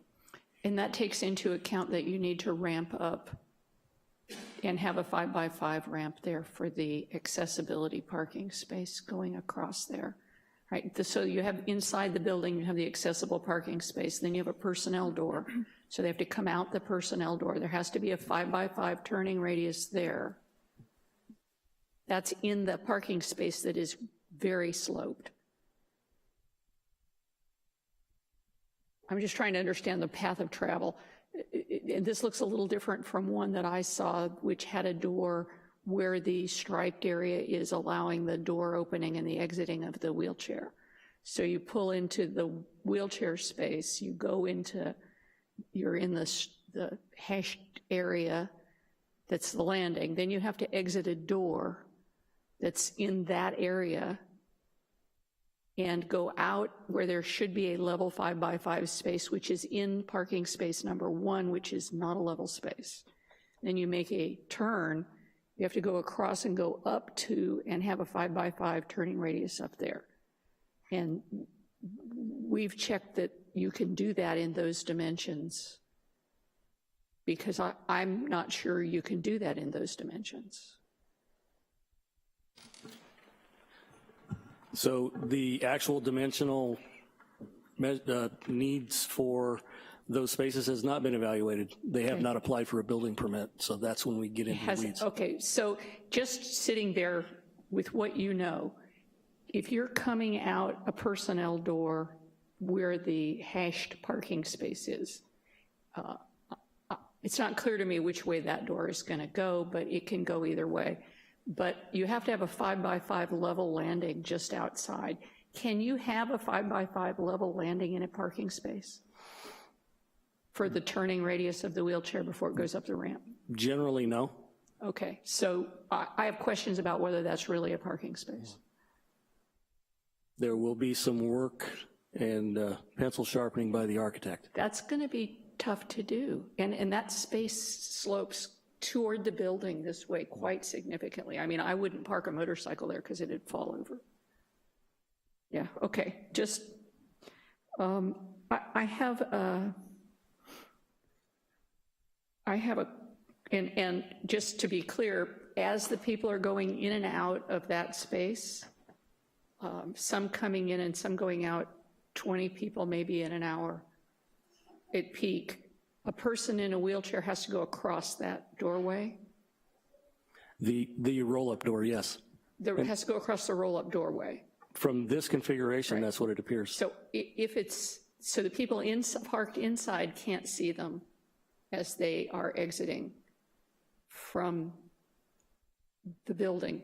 They can't see a person coming across. I mean, that's pretty tight line of sight for that person. I would agree. Okay, I just making sure I understood that. I have a question for the city attorney. When I look at the CUP findings, C, D, and E, which I'm not positive what the page number is on those. It might be 7, 8, or 9, maybe 8 or 9. The page 10 is marked, but on our version, yeah. So there it is. C, D, and E. I have some concerns about C, D, and E, and it's not clear to me that the basis of the appeal speaks to those items. If I have a concern about the findings and they don't match the basis of the appeal, what's the consequence? Do I have to make my determination on the basis of what the appeal specifically says on page 20? No, you can look at those 6 findings. Okay, so I can look at C, D, and E. Yes. And make a judgment for myself. Yes. Okay, so I will be interested as public comments come in with regard to C, D, and E, as well as with regard to the basis of appeal on 20. Thank you. Ms. Fleming? Thank you, Mr. Mayor.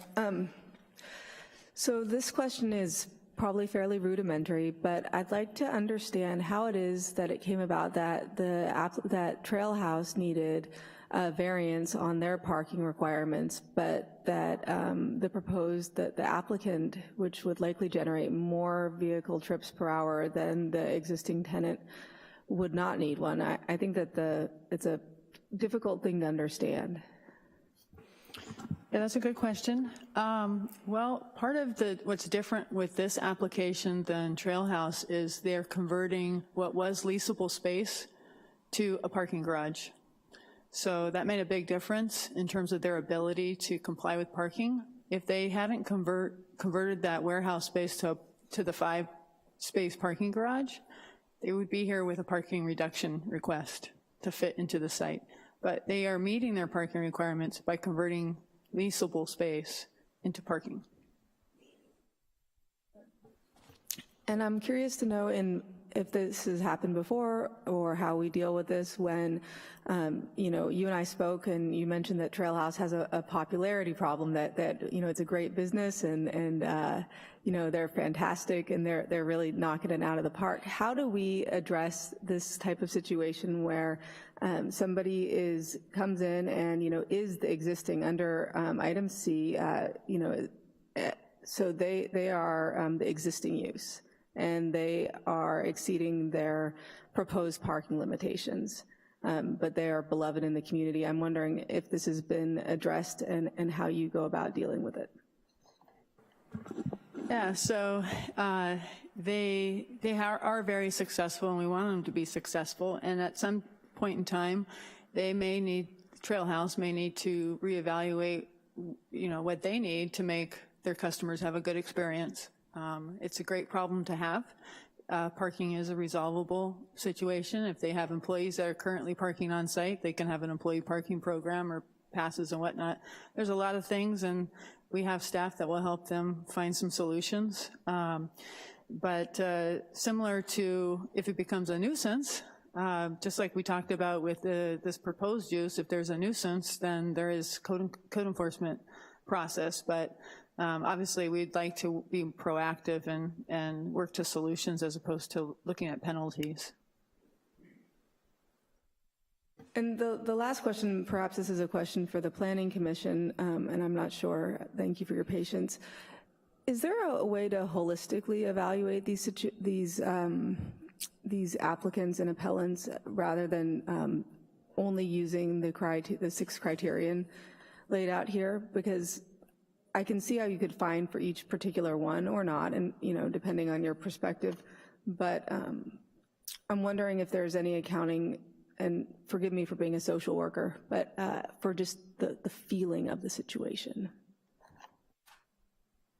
Well, the use permit process is to balance fit and compatibility, and these use permits are operationally specific. So you get to know what is proposed, how it's proposed.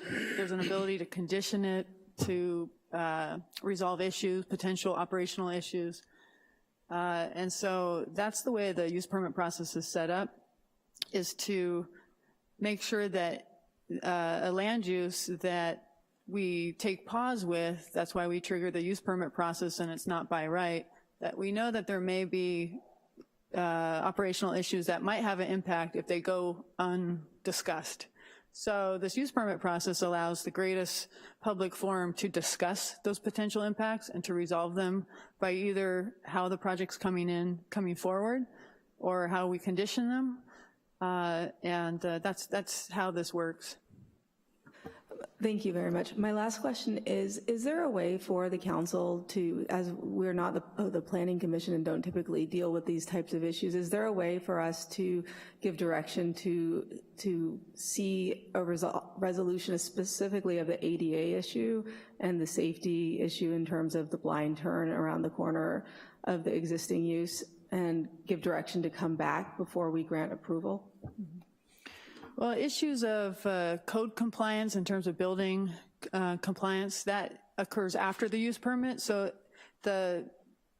what's being considered tonight is the land use. Is this an appropriate land use for the site? Assuming it will move forward through the process and through construction, drawing review, and plan check review, it will meet all of the city and state codes for safety and ADA and the like. But this is the bigger question, is whether it gets to land here. And if it gets to land here by approval of the use permit, then they move on to the next step and do the detailed work that Jesse's shop will run through with them. And if they can't make it work, then they may have to make adjustments and they may be back in a use permit amendment process. But we will do everything we can to help them make it work so that they can continue. Thank you. Thank you for this. I have a couple parking questions also. So I heard you, the responses to the Vice Mayor's question about by right, to incentivize occupancy of that building by right, they could have a parking reduction. Is that a City of Santa Rosa decision or some other entity's decision, the by right portion? Are you talking about the parking reduction that the Trail House received? Correct. So it's a staff determination. It's a parking reduction that the code allows the director or his designee to enact. And so that evaluation was done. There is a zoning clearance, and the particular zoning clearance actually goes through and it explains the evaluation process, the calculations, and how that result was achieved. So if we did not need to incentivize the occupancy of that building, what would have been the parking requirements just for that same type of business if we didn't need the incentive? If they didn't get the reduction? It was a 10-space reduction. So it was reduced by 10 spaces? Correct. Okay. You've read a lot more of these parking studies than I have, but it's the first time I've read where they are encouraging the first Fox Den employee to park in one particular space, which to me is kind of a red flag. If we're all being equal, why would they want an employee to park in one of the specific 7 allocated spaces? It sounds like that may be a problem spot. Can you share with me your thoughts on that? Well, it may be a problem spot, it may be a solution opportunity as well. And so one of the things that we look at when we're looking at parking reductions, we often will look at other factors that support that parking reduction: proximity to transit, operational characteristics, increased bike parking. Trail House is a bicycle-oriented use, so by its very nature, it is likely to have more bicycle patrons arriving via bicycle. Other infrastructure that would encourage walking, things like that. You also have a scenario here where you have one property owner with 2 buildings and 2 businesses, and so perhaps there are operational characteristics that between these 2 businesses and this landowner, they may result in something that would achieve a workable parking solution. Off-site parking, transit vouchers, there's a number of other ways they might be able to get there. And if you pull up slide 15, I think is the best view of it. They talked about the line of sight on the exit side, so the east exit ramp, and they talked if cars are parked there, and it sounded like there was a suggestion, well, if you just red curb it, that will give you a much better line of sight, and that kind of concerns me for safety concerns. It sounded like the traffic consultant was saying as you're exiting, you don't have that clear line of sight onto Montgomery. And again, I recognize that statistically we may say, well, that hasn't been the case with Trail House, but we're increasing the number of trips by almost 1,000%. And I'm just wondering how you interpret that. And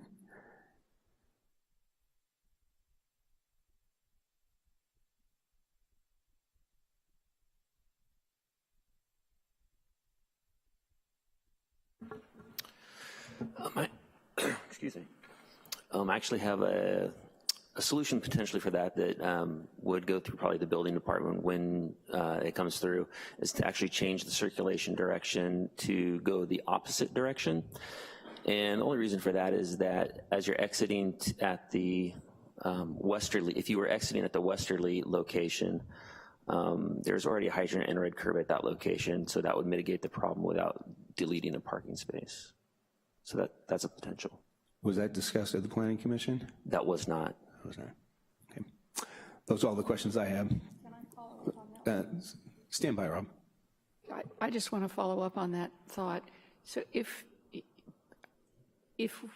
the traffic circulation is made the opposite way, then the car going into the lot, into the internal parking structure, has to make a left turn in to get in?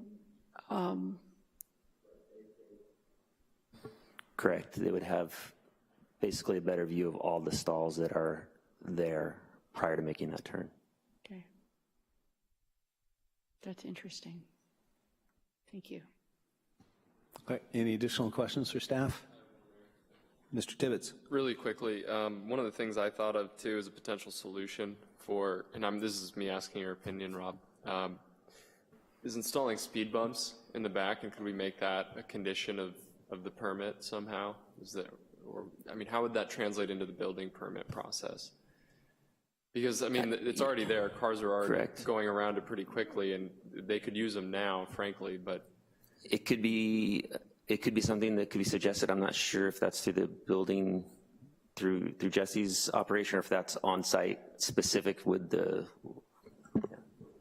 I think the council could include that as a condition of approval, or it could be a suggested condition where staff is to examine the feasibility of installing speed bumps. Okay. Okay, with that, thank you, staff, for the presentation. Thank you, Madam Chair of the Planning Commission, for hanging with us here. Would you like to invite you to make a presentation?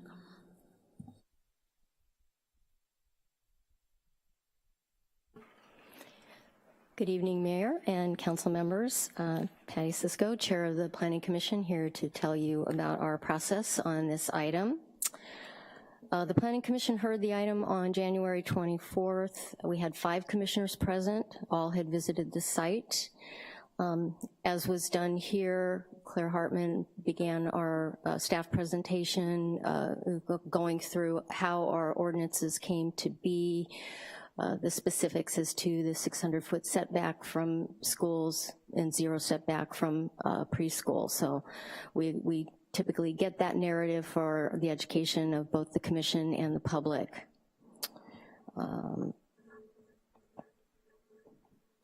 In presenting the project, the applicant's representative made the following kind of key points: that this will be the furthest east dispensary, that it's a small scale project fit for the neighborhood commercial zoning. There's no on-site consumption. It's a women's business. The representative cited our economic vitality policies. So making the point that not only does it comply with our land use policies, we're furthering general plan policies for economic vitality, for land use and livability by placing the business in an area that's walkable, pedestrian friendly, transit oriented, and obviously bicycle friendly. The representative described his work with the neighborhood concerns, described what you've heard here in order to accommodate the parking, sacrificing internal square footage to accommodate the parking. Talked about the neighbors' concerns, particularly the preschool's concern about existing security issues with homeless and negative activity along the alleyway in the back part, and that the applicant representative is making sure that the security plan for this project also takes care of that, and they make the whole area secure for all businesses around there. The public hearing was about 1.5 hours. Members of the public citing concerns of the proximity to the Kiwi preschool, traffic and parking issues, and the concerns pertinent to you tonight on appeal, issues of crime, concerns of impact to the Trail House as a community-focused business, conflicts with their very community-oriented, family-oriented events.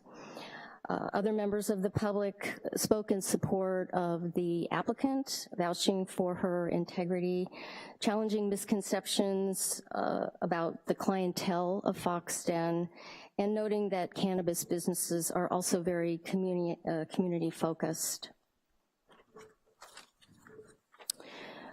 Post-hearing, the applicant representative responded to public concerns by noting that a lease agreement negotiated with Trail House allowed the right of first refusal to that warehouse space, which they did waive, and they were made aware that it was going to be leased to a cannabis use, and that there are items in that lease agreement, and I think you have a copy of it, that lend responsibility to the landowner to appropriately mark what Trail House parking spaces are, sort of to help modulate who's who and what's what. The representative noted that this project does have code parking, and the trip generation to and from the project is less than significant and likely to be even less than reported because of the delivery service. He cited that on an anecdotal basis. I think they're trying to get, cannabis businesses at large are trying to get more statistics to show that it's the delivery services actually reduce vehicle miles traveled, because you have your customer come in once, decide on their product, and then the delivery services can be, one car coming and going to make those deliveries. And the applicant representative also cited that the applicant herself is very community-minded and socially responsible. Indicated that the property and the school would benefit from the increased security. And when staff, before and after the public hearing, recited how our ordinances came to be, that our ordinances are in compliance with state law regarding the setback choices that we made. During our commissioners' discussion, commissioners acknowledged the emotion in the room, the dislike or disagreement with the setbacks as established, but also, and noted that, you know, it's tight parking, but were making their findings that the project met the policies for the city, for the land use policies. We had similar questions about the ADA, the slant, et cetera, and like you, we were told that those are coming at the building permit level, and that, you know, we were looking at our land use responsibilities. So again, the Planning Commission noted the considerable outreach and review in adopting the policies that we have, that it's our job as commissioners to be applying the policies that we have. And we noted that putting these businesses in place has been a city council priority, and to have the businesses equally distributed throughout the city. Again, this was the furthest east that we have, only the second east application that we've had at that point, and that it was a particularly walkable, transit-friendly area. We found that there was really no exposure of the business to the Kiwi preschool, as there are no doors or windows on the rear of the building that would give the children any exposure to that business, even without the setback being a concern. And agreed that there will be increased safety to the school and the area in general. So the Planning Commission could make all of the findings, and we voted unanimously, can't talk, unanimously in favor of approving the conditional use permit. So if you have any questions, be happy to answer them. Thank you, Chair. So let's go for the presentation. Council, any questions for the Planning Commissioner? No? Thank you, Patty. You have a question for staff? One of the interesting features of this application that I think did come up at planning was the interest in being delivery or delivery only. It's my understanding that we cannot say it can be delivery only at this time because of some earlier policy decisions. Is that correct? Yes, that's correct. That's not a land use type that the city decided to permit, is delivery only retail. I would hope that the subcommittee might reconsider that. Thank you. Mr. Vice Mayor. Thank you, Mr. Mayor. And on that note, I know that there was a state law that was passed that I think addresses this, and I think we have on our work plan for this year to revisit it to bring that into compliance. I'm not sure if, Claire, if you can speak to that. Well, as the ordinance was developing, the state law was it's a moving target. Exponentially changing, and we were moving forward kind of concurrently with it. But one of the acknowledgments through the process was just the various forms of cannabis retail enterprises and the different license types that we're formulating at the state level. There are 3 distinct retail, well maybe I guess there's 4. There's the cannabis retail event that we have at the fairgrounds. That's a different type of retail event, retail license that's unique. We have the type 10, which is the storefront dispensary, which may have delivery or may not. Then you have a micro business, which we do allow, which allows retail on site in conjunction with and under one operator other land uses like manufacturing and distribution. So sort of a maker space type of enterprise, and then also the delivery only model. And some cities chose to go that route, but the city of Santa Rosa evaluated those options, and at the time, we did not permit the delivery only model, and the reason, in terms of discussions that I can recall, was that we were looking to have this industry sort of out front with storefronts like other retail establishments, and so we were sort of emphasizing that as a characterization. And at the time, we did not include that license type, but it's something that the city can certainly look at when we eventually we will need to make sure that our ordinance is in total compliance and is exact fit for our city. So I can see at some point in the future, we'll revisit our ordinance and make some amendments. And I appreciate that. And I know the chair of the committee is not here tonight, but he'll obviously hear these comments as well. I do know that the state law, and it's a little bit in flux, is whether or not cities have to accept delivery from facilities. So I think that that'll be something that we look at. Claire, could you talk a little bit, there was a mention of the right of first refusal, and I've heard varying, through letters, varying issues about whether or not the Trail House folks signed off on it knowing that this was what was coming. Yeah, I can't speak to that. Okay. Hopefully public comment or in the appellant's presentation that'll be addressed. Right, there be no further council questions at this point. This will go to the appellant presentation, Kiwi Preschool and Child Care Center.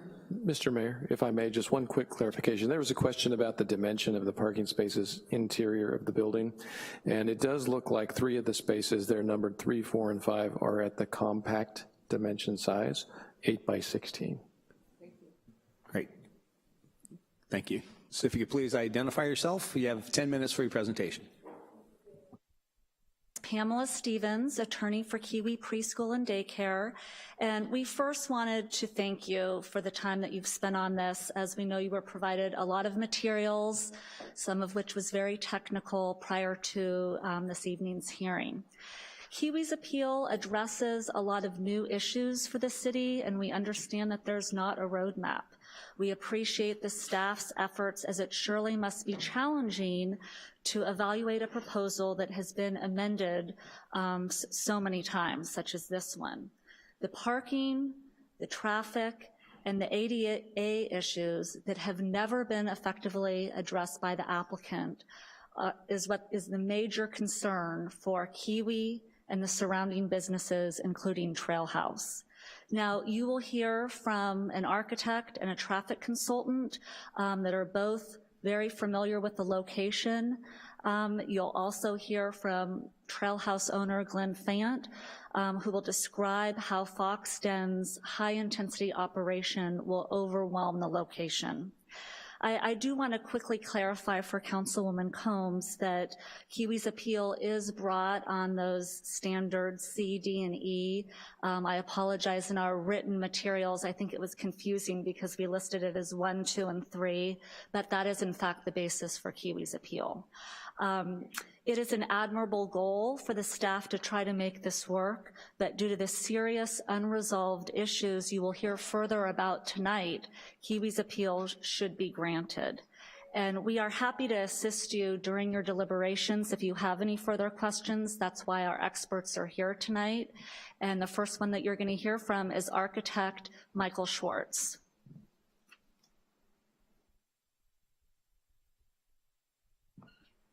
Hello, I'm Mike Schwartz. I'm the architect that worked with Trail House in 2016 to build their project. Can we queue up slide 15? We'll be talking about that in a minute. I'm familiar with this site, which is small and has intensive bicycle, pedestrian, and vehicular activity. My concern is that it's not a good fit for a second retail use. And I'd like to start off by thanking the city council members who visited the site personally and met with the Trail House staff. It's one of the best ways to appreciate the unique characteristics of the location and its use. This site has non-compliant features that predate the Trail House use. The Trail House made some site improvements to mitigate many of these deficiencies, but they were not completely eliminated, and the impact of these shortcomings will be magnified with the presence of a second retail use. Foxton currently has 4 design variations in their application. They do not address issues including accessibility concerns that I think would need to be resolved to meet code requirements. Now, normally these issues might not be addressed until later in the project development process, but on this site, it's my opinion that it's important to identify them early in the process and propose solutions that communicate the design intent. I'm just going to call attention to a few of them that I think are bigger ticket items, such as building entrance and egress, accessible path of travel, and other maneuvering concerns that have not been adequately addressed. It's noteworthy that pedestrian path of travel has not been provided from Montgomery Drive to Foxton, and that's evident on this slide. They're not showing how pedestrian gets from the street to the primary entrance to Foxton on an accessible path of travel. If we go to the next slide, this floor plan, slide 16, this floor plan does not show the floor plan that's predominantly used in the updated drawings. The updated drawings have less vehicular circulation space, less backup space in the lower parking space than what's shown here, and the walls actually encroach on that turnaround space. Another thing that's not addressed in this plan, this is the only plan that indicates a second egress, which would be required by the occupant load. And to have an egress through a parking garage, they would need a 44-inch minimum with aisle with fixed physical barriers, which is not indicated there. And this parking garage is going to functionally alternate between inflow and outflow, which has been discussed, but that's also going to have an impact on on-site congestion and shut down circulation on the one-way drive aisle, which would impede access to the entire site. So in closing, Trailhouse has become a force multiplier for the outdoor community in Santa Rosa and a neighborhood gathering place. This unique business in a neighborhood currently impacted with traffic and parking issues is on a land parcel that cannot support another retail use as currently proposed. I'd be happy to answer any questions during deliberations and would like to introduce Colin Burgett, who is a traffic engineer from TJKM. Thank you. Hi, Colin Burgett, TJKM Transportation Consultants. We're consulting firm that work extensively in this area. We had an office in Santa Rosa for about 15 years, longtime on-call consultant to the city. I'm going to focus on parking in terms of how it's going to operate. As you've discussed, the 5 parking spaces are indoors, and the most unusual aspect is that that's a dead-end parking aisle, which is very unusual for a business use. And it's especially unusual here because of the high rate of turnover that's expected. Given the traffic volume, each of those parking spaces with those 5 inside spaces, each one is expected to turn over every 15 to 20 minutes. Now that's a high rate of turnover even compared to other retail uses. The only comparable type of business that really has that rate of turnover would be a convenience store like a 7-Eleven. So if you can imagine a 7-Eleven with 5 indoor parking spaces in a dead-end aisle, you wouldn't see it, right? The dead-end parking aisle is something you'll sometimes see with an office use where people park for 4 to 8 hours. You might see it with apartments where people park for 8 hours, but you wouldn't see it with turnover of 15 to 20 minutes. The second point I'll make with regard to the number of parking spaces, the provision of 7 spaces is based on the city code, and it's important to note the city code requirement is not specific to this use. Originally, when the city adopted the cannabis ordinance in 2017, the rate of 4 spaces per 1,000 was simply the default retail rate. It was not based on any data for how many spaces would be needed for this type of use, because at that time there simply wasn't any data. Today in 2019 there actually is data, and it's cited in the appellant's letter. The actual number of vehicles expected would be about double, about 12 spaces minimum for a peak demand, and potentially up to as many as 30 vehicles.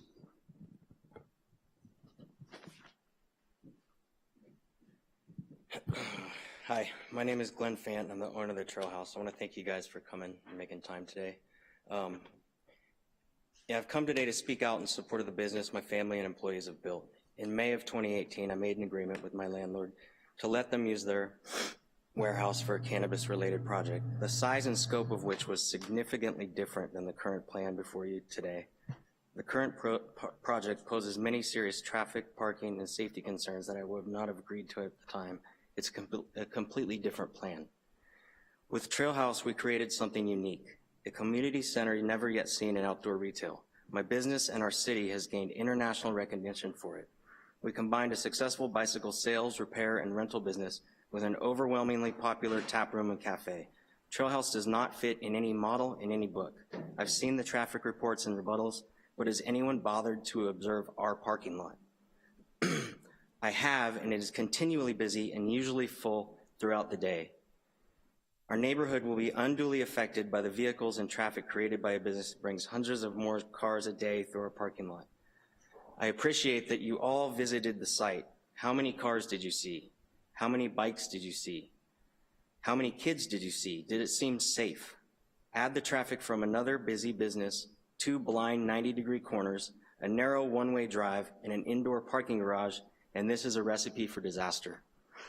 I want to be clear, I'm not anti-cannabis, but this new enterprise's financial heft and sensational media shouldn't override serious practical impacts to the safety of our community.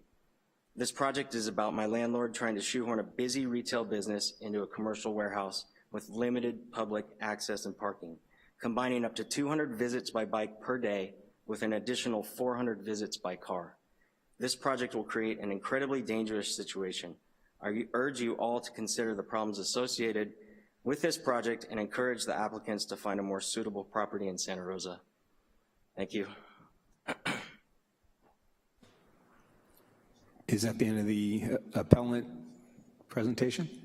Yes, it is. Thank you. Council, questions for any of the appellant presentation? I had one question for Glenn. You said the Second Amendment to the commercial lease agreement was vastly different than this project. Can you share with us how it was different? We talked loosely about a delivery-based service and never about a parking garage. And that's what we talked about. You know, that was what Scott pitched to me, and that was what was discussed. I was okay with, you know, I don't think either of us knew the rules or laws in Santa Rosa yet at that time, and that's what I was agreeing to. I was okay with it. I mean, it makes sense if it was delivery only. To try and put this behind us is insane. I mean, the parking lot's full almost all day long. I don't understand where the cars are gonna park. Thank you. Did you have a question also? Councilmember Combs. I believe the traffic engineer I have a question for. In addition to private vehicles and small delivery vehicles, supplies and materials and product has to be delivered. Can you tell me, was that addressed in did you do any looking and address the impact of delivery in terms of a larger delivery vehicle? Well, so the data on the number of vehicles that be coming and going would include delivery vehicles, and so in the peak hour of operation for this site, there'd be expected 25 vehicles entering, 25 exiting, so that includes delivery vehicles. It wasn't taken into account in terms of needing a specific parking space. I think the expectation would probably be that if a large truck needed to make a delivery, they would have to either park on street or perhaps block an aisle. Okay, thank you. Okay, any additional questions? Great, thank you. So we'll move to the applicant presentation. Fox Den representatives, you have 10 minutes. Thank you, Mr. Mayor. I'm going to attempt to address some of the concerns that we've heard and then leave most of my time to questions and then hopefully public comment. Again, thank you all for your service. I know it's been now almost 3 years since we've started working on cannabis in Santa Rosa, and many of those hours have been spent here in this chamber. Fundamentally, this is a small dispensary with a 900 180 square foot retail sales floor that is focused on a delivery service model where customers are able to come in, see and work with a bud tender on choosing the products that they like and that they want to be able to order and have that direct personal interaction, but then be able to sign up for reoccurring delivery services. So whether they're disabled and it's inconvenient, they have kids and would prefer to order, or the myriad of professional reasons that we can't always make it to the store, this is intended to be a service model that is delivery focused. It's under 1,700 square feet in total square footage. At the time that the lease addendum was signed in May of 2018, there was a clear understanding on the city's rules. They existed. We knew exactly what they were. It was very clear in the lease addendum that Trailhouse signed that the term of agreed usage, and I'm quoting here, means the use of the waived space as a recreational cannabis dispensary. A recreational cannabis dispensary in the city has always been a storefront. We didn't have our first delivery operation until alternatives started using delivery in 2018 with the creation of that license type by the state. We have been able to gather additional data on the traffic of our existing dispensaries in Santa Rosa. That data shows that the IT rates that the original trip generation memo was based on were higher than what dispensaries in Santa Rosa see. And also, that delivery service did see a reduction in trips as we were presuming at Planning Commission we would see. All that data is included in there, and when I'm done with my comments, I'll have Daylene Whitlock, our traffic engineer, available to answer your questions. As a part of the neighborhood focus, the Foxton applicants did significant outreach and asked me to do significant outreach. We attempted to contact the Kiwi preschool. Upon receiving no responses to our outreach, we sought to find their approved plans, make sure that there was good integration with what they had said to the city that they were doing in their operation. And then after the Planning Commission hearing through Representative 4Cs, we had a meeting scheduled to sit down and talk about their concerns, which was also canceled. After tonight, if we're able to move forward, that commitment to outreach and working with our neighbors doesn't end. As a company, we believe in good working relationships. As an industry, we believe in good working relationships with our neighbors, and I believe that you have seen that proved time and again by the operators currently in the city, of which the ownership operates one of the largest manufacturing facilities in the city and has proven an ability to work with the city and their neighbors.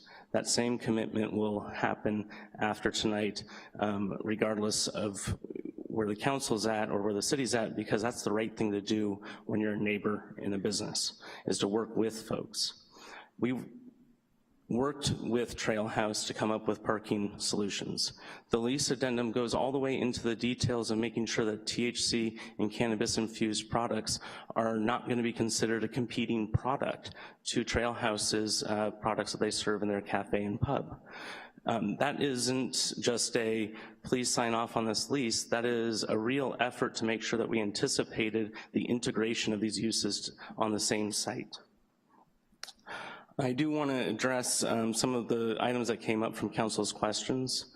One, to confirm the door, the roll-up door for sight lines is not 16 feet, it's proposed at 20 feet, so larger than that double card space, 4 feet larger than was responded to by the traffic department. We're very interested in the reverse flow idea. This is exactly the type of conversation that we like to see in the building permit process, where we can have the engineers and the building officials work with our team in order to come up with these types of solutions, and we look forward to getting to that point. But that is a significant expense to an applicant to do prior to knowing that the land use and the entitlement is appropriate here. We have submitted additional variations on our plans because of public comment as conceptual site plans and conceptual plans to show that there are options and that there will be solutions that we can work with. There's space to make the surface lot wider so that the slope that Councilmember Combs was referencing doesn't impact that parking spot. And one of our attachments that was sent over the weekend shows that we can adjust the planter for that.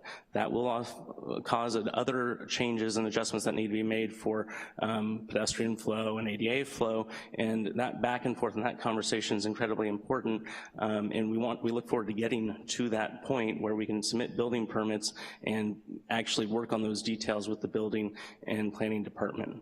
Here today, though, we're talking about neighborhood commercial property. We're talking about a 1,600-foot dispensary with a 980 square foot retail floor that intends to provide delivery services, hopefully serving the communities of Oakmont, Bennett Valley, and the other eastern neighborhoods. When people come in, they're gonna be professionally greeted. They're gonna have a nice, clean, safe environment. They're gonna be shown products they're not gonna be allowed to consume, and then they're not gonna have to return because they'll have the delivery service to rely on. I do want to reference that there was reference to a 1,000% increase in the trips on the site. We did address that in our response memo. That was solely based on the warehouse occupancy, not on the site as a whole. The increases to the site is well below 50% in overall traffic when you consider all uses on the site. So I do want to call that to attention. That is covered in our response. And I believe that was all of my notes that I gathered from council at this point. I'm available for additional questions. Daly and Whitlock with W-Trans is available to answer any specific questions about our traffic memo. And I just want to end by saying that there are lots of alcohol serving uses in this area. There are at least 2 that serve alcohol on the same parcel as the Kiwi Preschool, including Trail House as a pub. Cannabis is not an unsafe mix of use, but we're not even talking about a consumption operation here. We're talking about just a simple retail operation where you come in and you buy and you leave. And we are hearing about parking, we're hearing about traffic. I think one of the key things that we're also hearing about is fear. And the best way that we're gonna be able to educate folks and give them the experience that this industry is not dangerous to them is by them having the opportunity to experience a compliant retail facility that's able to operate, provide a safer environment, and show and prove through actions that cannabis is not something that should be feared, but should be welcomed as a new use in Santa Rosa. Does that conclude your presentation? Yes, it does. Council, questions? Ms. Combs? Can you have the traffic engineer address the same question with regard to circulation, entering and exiting the facility, and the larger delivery truck that services the dispensary? So the deliveries for this particular use are all going to be smaller vans. If you stop and think about what the product is, you would have, in a large truck, you would have such a tremendous financial investment in one truck. That's why they probably don't use them, but it is just gonna be like a Sprinter van, so there are no large trucks anticipated for the use. So the circulation is basically the same as it would be for somebody driving a Suburban, which is a passenger vehicle. So the loading and unloading time consideration in that? Yeah, as a matter of our operation, the receipt of cannabis product deliveries will be done not when the store is open. We don't like to get too into detail on security plans for public purpose, but we do have a unique opportunity with the parking situation to be able to handle deliveries differently than other retail outlets, and so they wouldn't be done at the same time as customers and open hours. Mr. Tibbetts. Thank you, Mayor. Nick, thanks very much for your presentation and all your work. You know, it sounds like you are trying to be, for the most part, a delivery business, but give people the opportunity to come in and have an experience in the dispensary and look at things. I mean, realistically, how many hours of operation does it take to kind of fulfill that goal? And the reason why I'm asking, as you can probably infer from my question, is it's pretty clear to me that we are dealing with some pretty significant traffic and site impacts as a result of this. And, you know, and I do want to get to a place where, you know, both parties are satisfied and moving forward, but I think it means we may be doing some chopping up here. So for hours of operation, we need to be open as much as available under the code for the convenience of customers when they want to come. What the delivery operation does is it reduces the overall demand across all of those hours for folks that need to that come to the facility to actually see and work with a bud tender. So we still want to be open during the convenient hours for people when they're getting off work, you know, during the day, basically follow the code for hours of operation. How it works out, though, is that then they come, they experience it, and then they're able to sign up for delivery, and they don't have to come back again. So similar to a flower delivery operation or a pizza parlor, you don't always go back when you're ordering your next order of flowers or pizzas. You're going to make the phone call and do the convenient choice. And I'd say a lot of folks have gotten used to that. We chose to sacrifice interior space in order to meet the city's parking requirements because of the parking reduction already received by Trailhouse seemed to be a step too far to ask for from the city, and because operationally at 7 spaces, you know, we had good faith that we'd be able to handle our employees and have plenty of parking available for customers that were coming to experience that sales model. We looked at traffic and, you know, very early on made sure that we were meeting the standards by the city, and in part by sacrificing that interior space for parking. It also makes a smaller retail facility, which generates less traffic demand, which got us down to the, you know, far under 50 trips that the city considers to be a significant impact.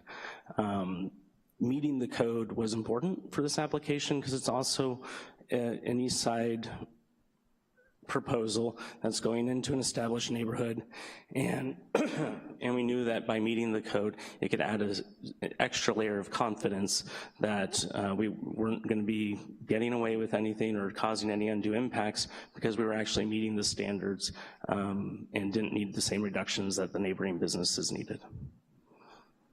Ms. Fleming?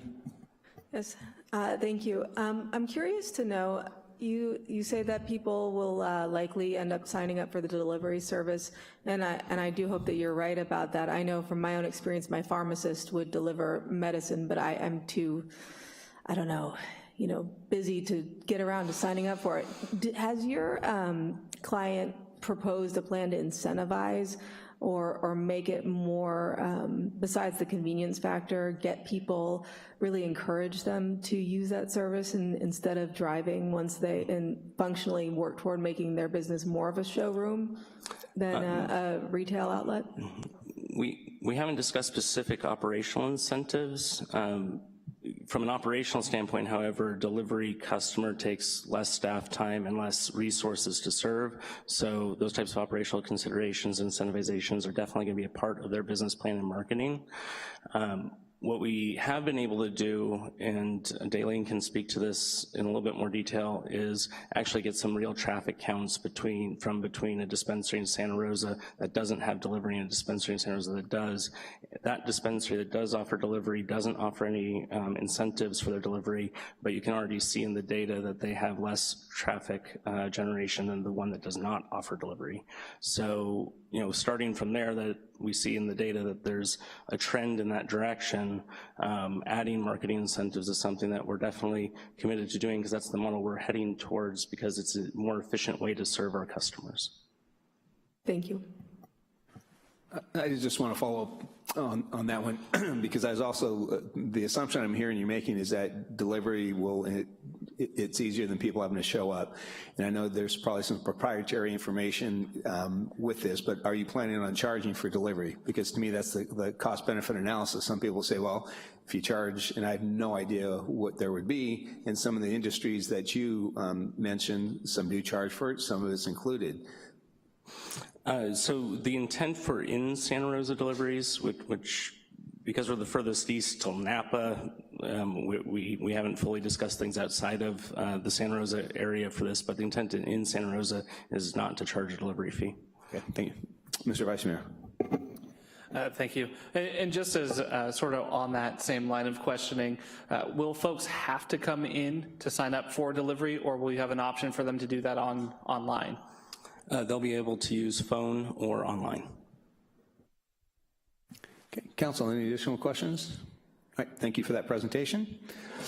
Okay, we've got several cards here, and I'm probably going to butcher some names, so I'd like to ask that we all consider that all pronunciation is original and correct.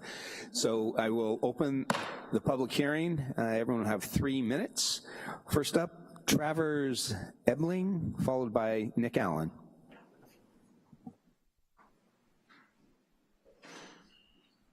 And if you are starting to move up, both podiums are allowable. Travers. Hi.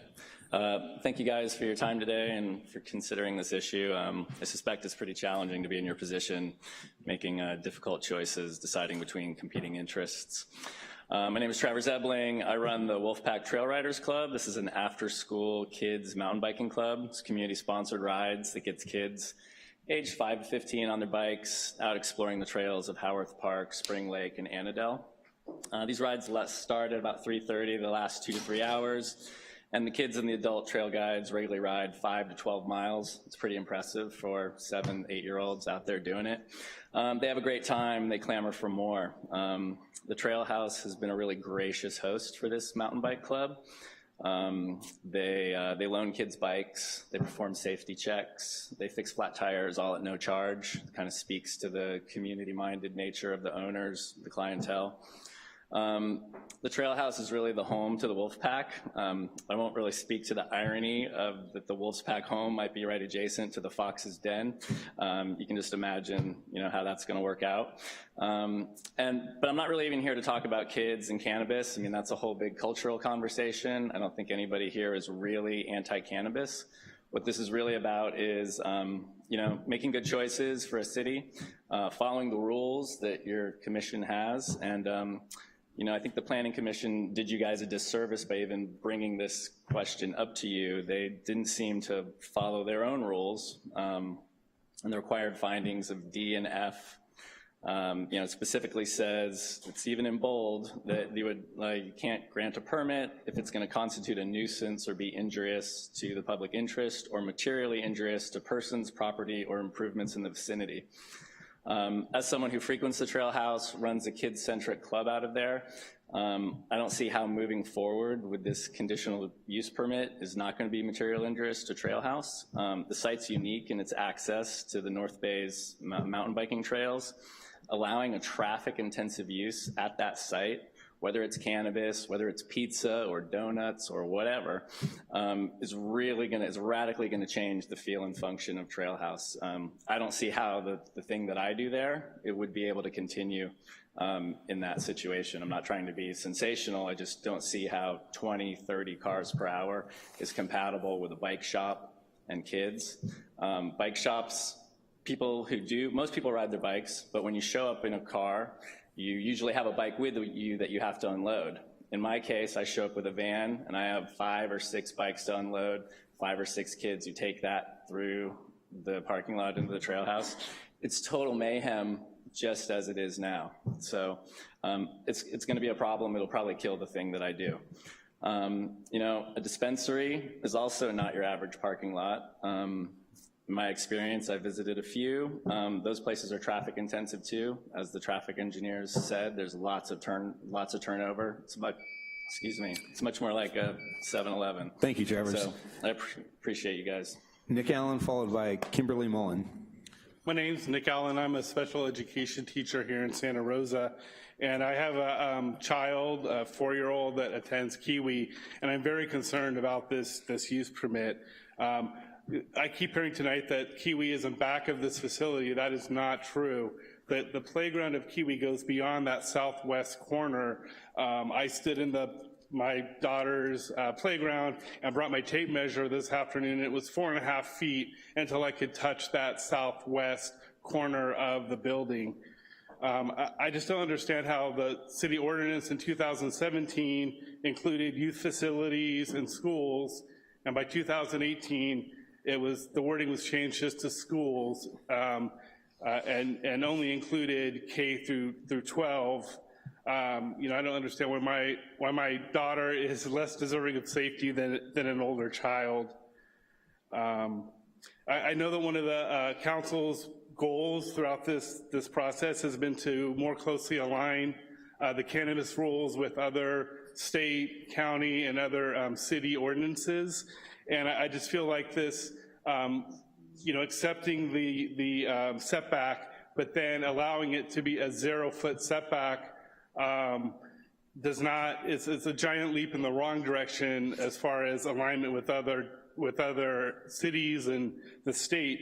The standard seems to be a 1,000-foot setback to youth facilities, schools, and daycare. And I also would urge the city attorney to look at the tender recipients portion of the state law, which requires a 1/4 mile distance from any daycare, school, or older person's home care site. I'm not concerned about the people going to buy stuff at the dispensary. I'm concerned about the crime it brings in. We all know that this is a cash-only business, and a 5-minute search of the Press-Democrat and local articles brings up many stories about daytime armed robberies, abductions, homicides, especially with delivery services. So I think the confined indoor area of this site, this proposed plan, as well as the delivery service, creates a great risk as far as violent crime and robbery, not necessarily patrons of the service. I just think, we've heard a lot about the other meeting, how the proposal is neighborhood focused and caring of the neighborhood. If that was true, the first time they visited this site, they would have realized that this is an inappropriate site for this business. Thank you. Thank you. Kimberly Mullen, followed by Huia Clifton Pope. Thank you for your time and service. My name is Kimberly Mullen, and I'm a 20-year resident of Santa Rosa. I'm a mom, and I'm also a volunteer for a high school mountain bike team of about 30+ riders. I am here to tell you tonight that I'm not afraid of cannabis, but I am afraid of traffic, and I am opposed to this business going in behind the trail house. I'm concerned about the traffic flow, parking lot safety, and how the trail house business will be impacted by this dispensary. The parking lot is barely functional for this thriving business, and it's difficult to navigate. The traffic flow is not actually predictable there, and even less predictable are children who are on bikes. I'm worried about safety of young children and high school students who often meet at the trail house to start and end their rides in the parking lot. Before the trail house came along, my family and I would actively go to neighboring cities to spend our leisure time and our money. Sorry, I'm very emotional about this. We don't feel comfortable at many Santa Rosa locations, but we do at the trail house. Since trail house has come along, I've found a place in Santa Rosa where I feel safe and I enjoy spending my time. My children start and end their rides from the trail house, where they have access to a bike mechanic and the opportunity to gather and talk with accomplished cyclists. I don't know if you've spent much time there, but the trail house is a very special place. It's an important part of our community. I've observed coworkers, knitting groups, college students, elderly citizens hosting grief counseling meetings, business meetings, everyday athletes, and world-famous cyclists at this location. I've also met women who come from all over Northern California to join the well-attended Belle Joyride. I've seen these out-of-town women return to Santa Rosa to host their own meetings and bring even more folks to our town, which generates revenue for our city. From athletes to groups helping each other in a time of need, the Trail House is a valuable resource for our community of people working hard to be their best self. Please put safety first and don't move forward with this dispensary at this location. Thank you. Thank you. Huiad Clifton Pope, followed by Nancy Richardson. Yes, Mayor and City Council members, my name is Huiad Pope. I'm the owner of Kiwi Preschool. Under the current plan, Fox Den would share a boundary line with Kiwi's playground. I understand that K-12 schools in Santa Rosa are provided with a 600-foot setback from cannabis retail operations. Kiwi simply requests the same 600-foot setback as any other school. A setback of 600 feet is necessary due to traffic and safety concerns. Kiwi's been in operation for 28 years, has educated more than 2,000 of our community's children.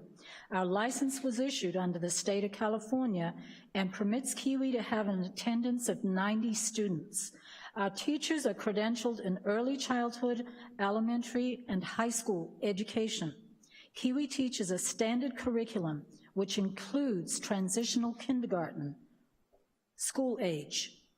I'm extremely concerned about the safety of Kiwi's children based on Fox Den's traffic study that I saw, which estimates that Fox Den's business is going to generate an additional 400+ car trips a day. I do not see how this will be possible under the layout of the existing parking lot, and there is already not enough parking. For example, after close observation, it has become clear that many patrons of the Trail House Bike Shop use our private parking spaces in front of Kiwi. I know this because they have bikes on their cars.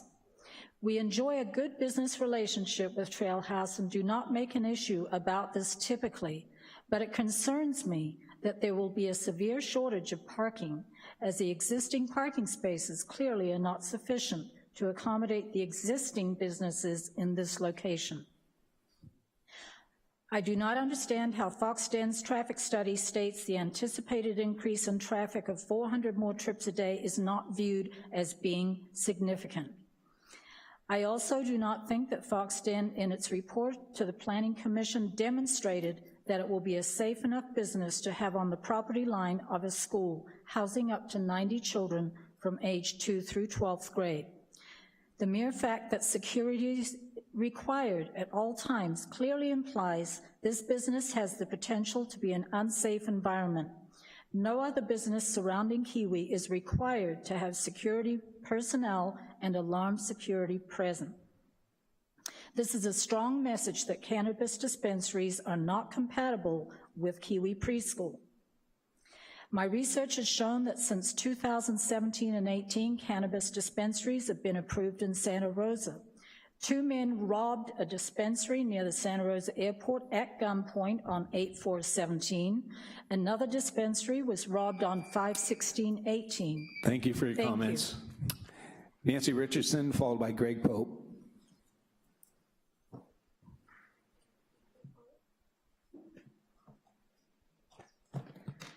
My name is Nancy Richardson.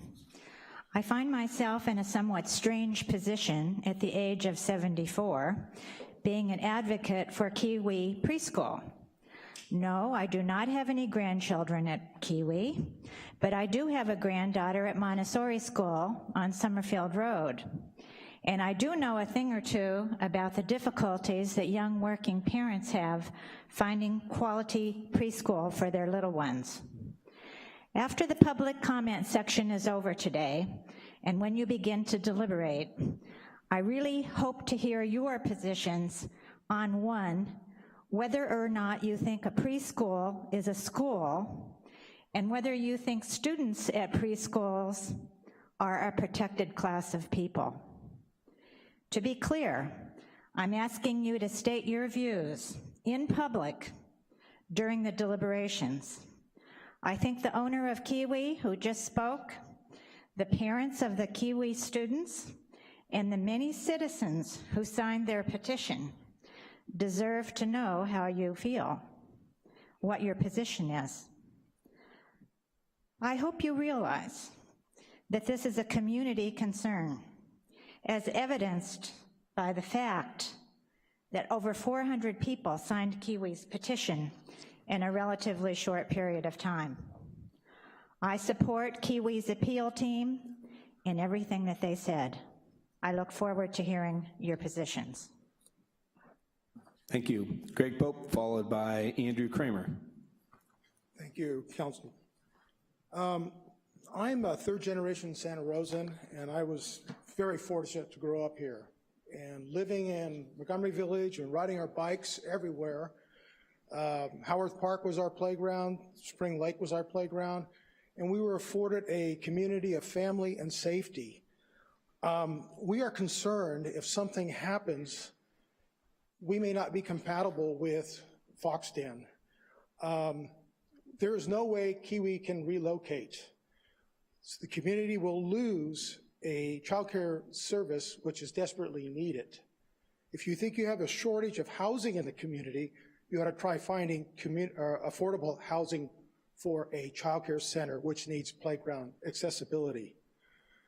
I hope that you guys will consider that so that future generations will still have the safety that I was afforded as a child. I still remember the slogan, Santa Rosa was the city designed for living. I hope you will consider that when you make your decision. Thank you.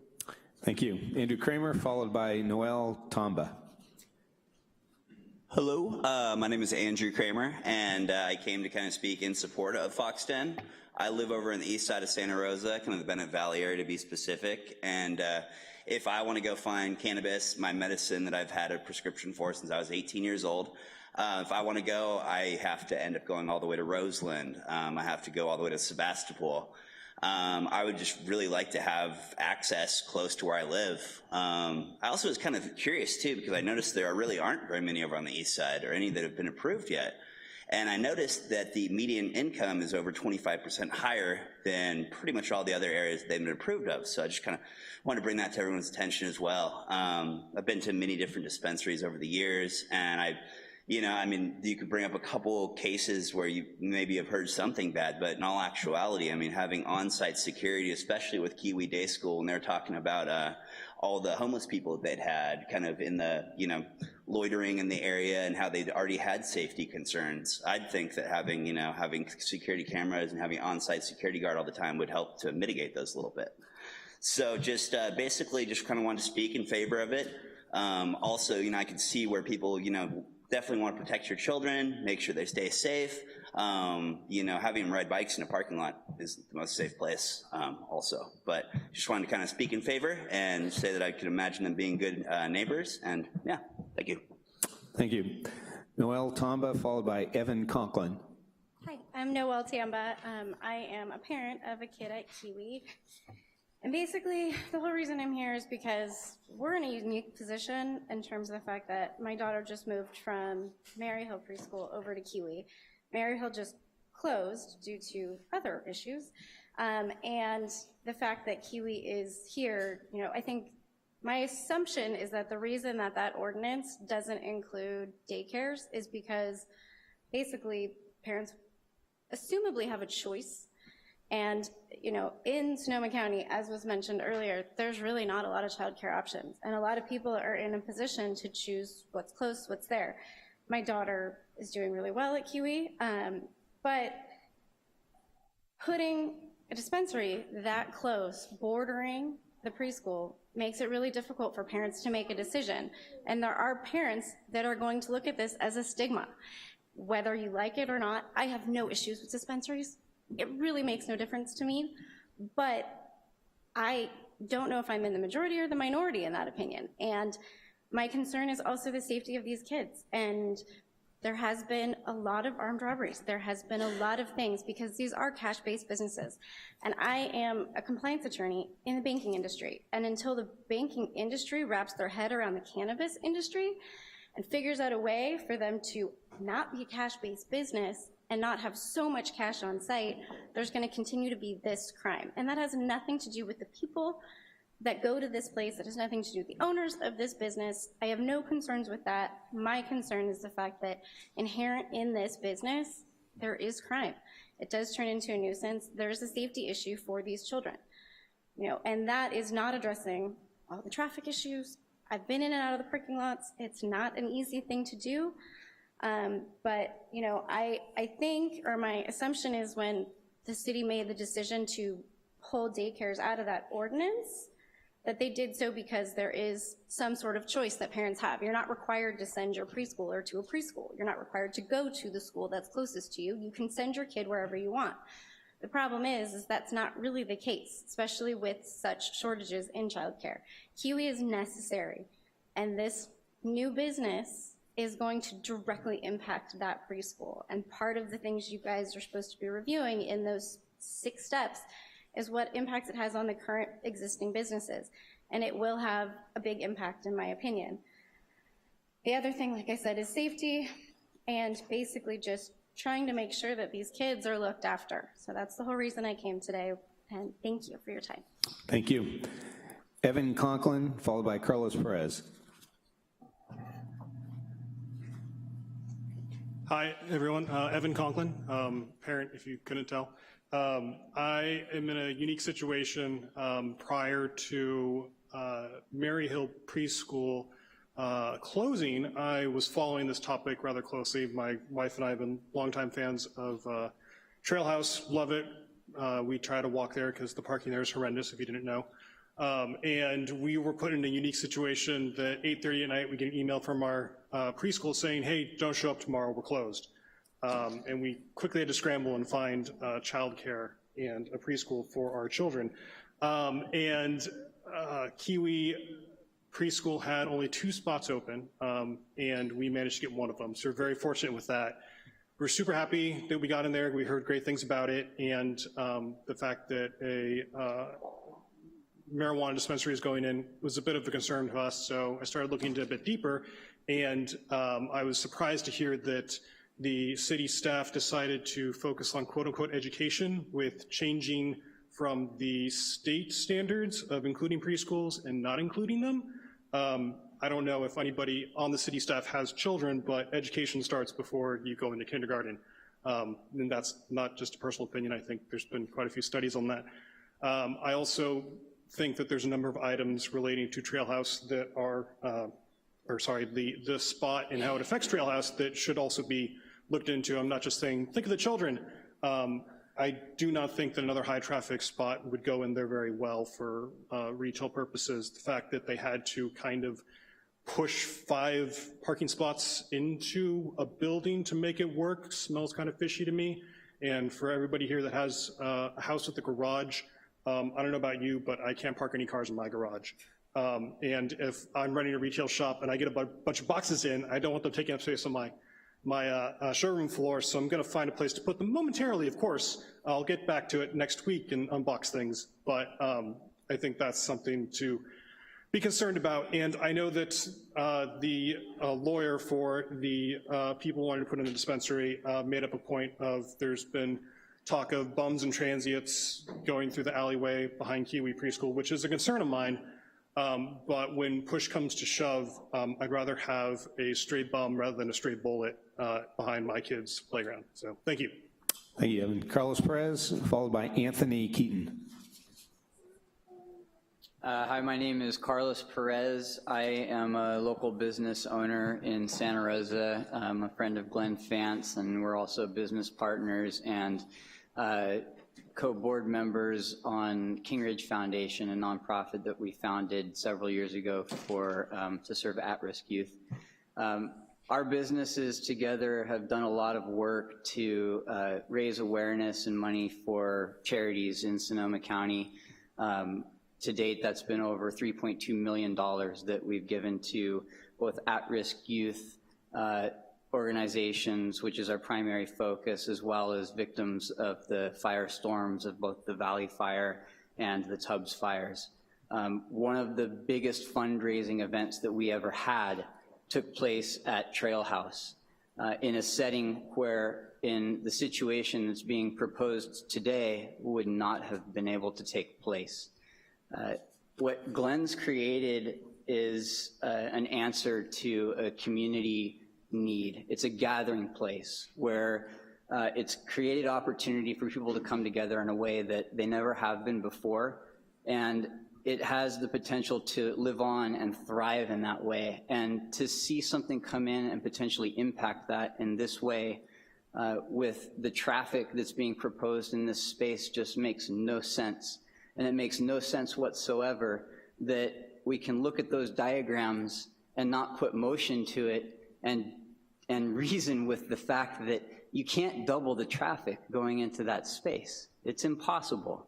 If you've been there on any given day, you know that you can't add more to it.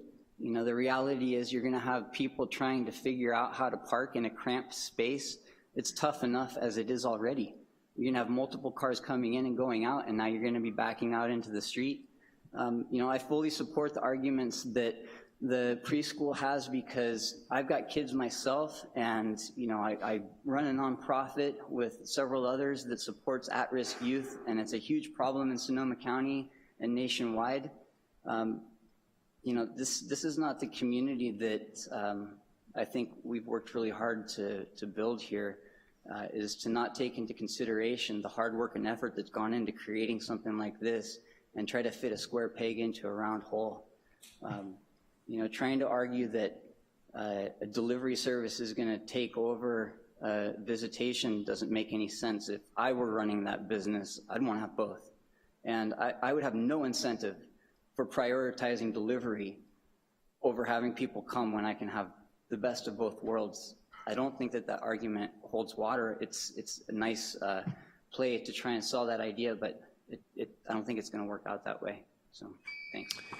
Thank you. Anthony Keaton. Good evening. Followed by Shane Bresnahan.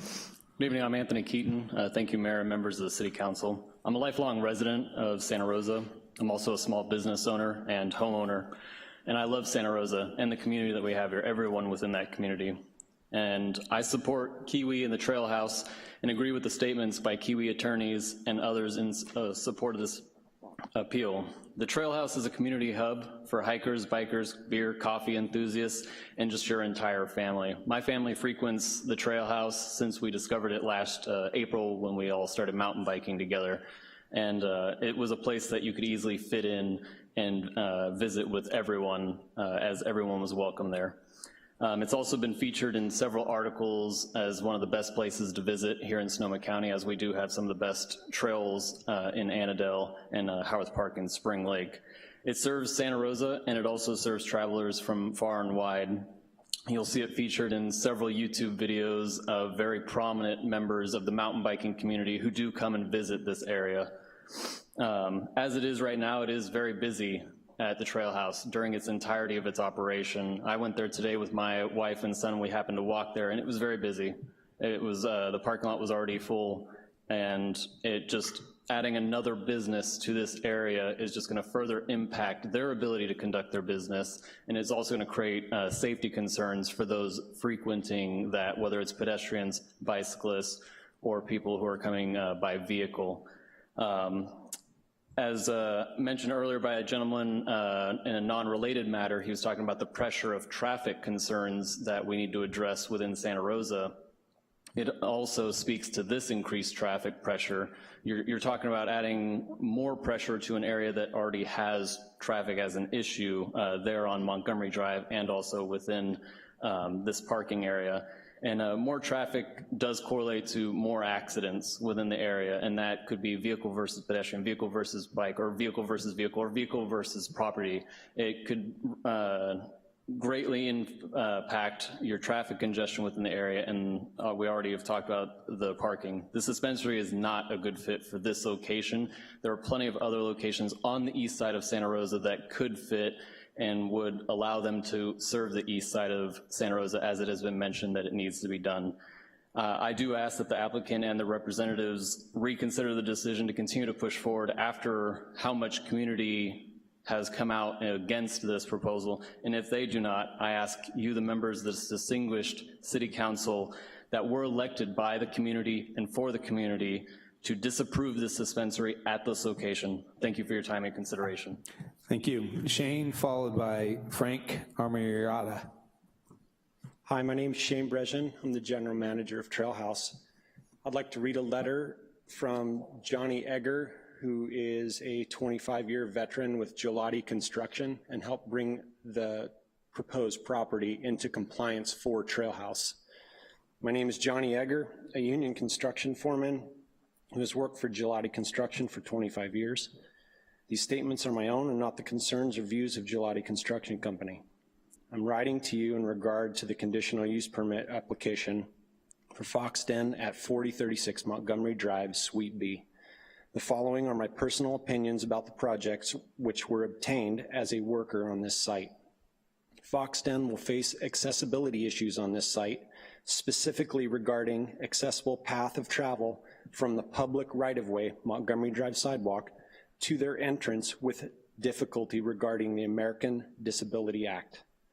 Based on my knowledge of this lot and the slope leading up to the warehouse at the rear of the site, it will be at worst impossible and at best incredibly invasive to the existing tenants, Trail House, to remedy. Additionally, traffic circulation and parking on the site are already strained with one business.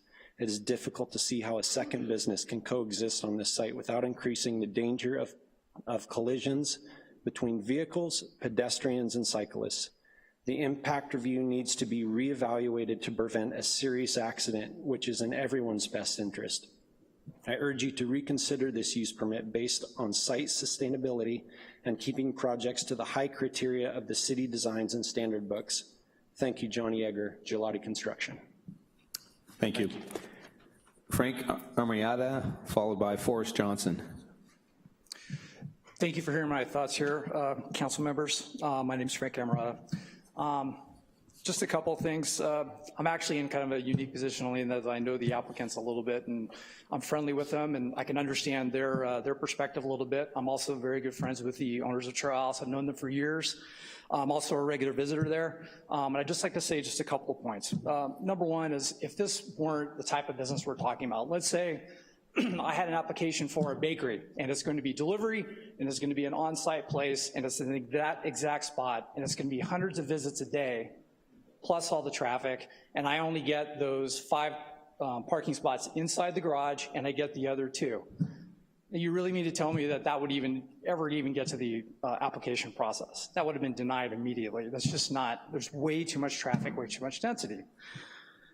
Furthermore, that size of that garage, my understanding is it's something like 2,300 square feet, so it's about the size of an average US home. So you mean to tell me that dozens of cars an hour, possibly hundreds of visits a day, that they're gonna go in and out of a spot that's essentially the floor size of the average house? I'm befuddled, frankly. I don't understand how it ever got that far.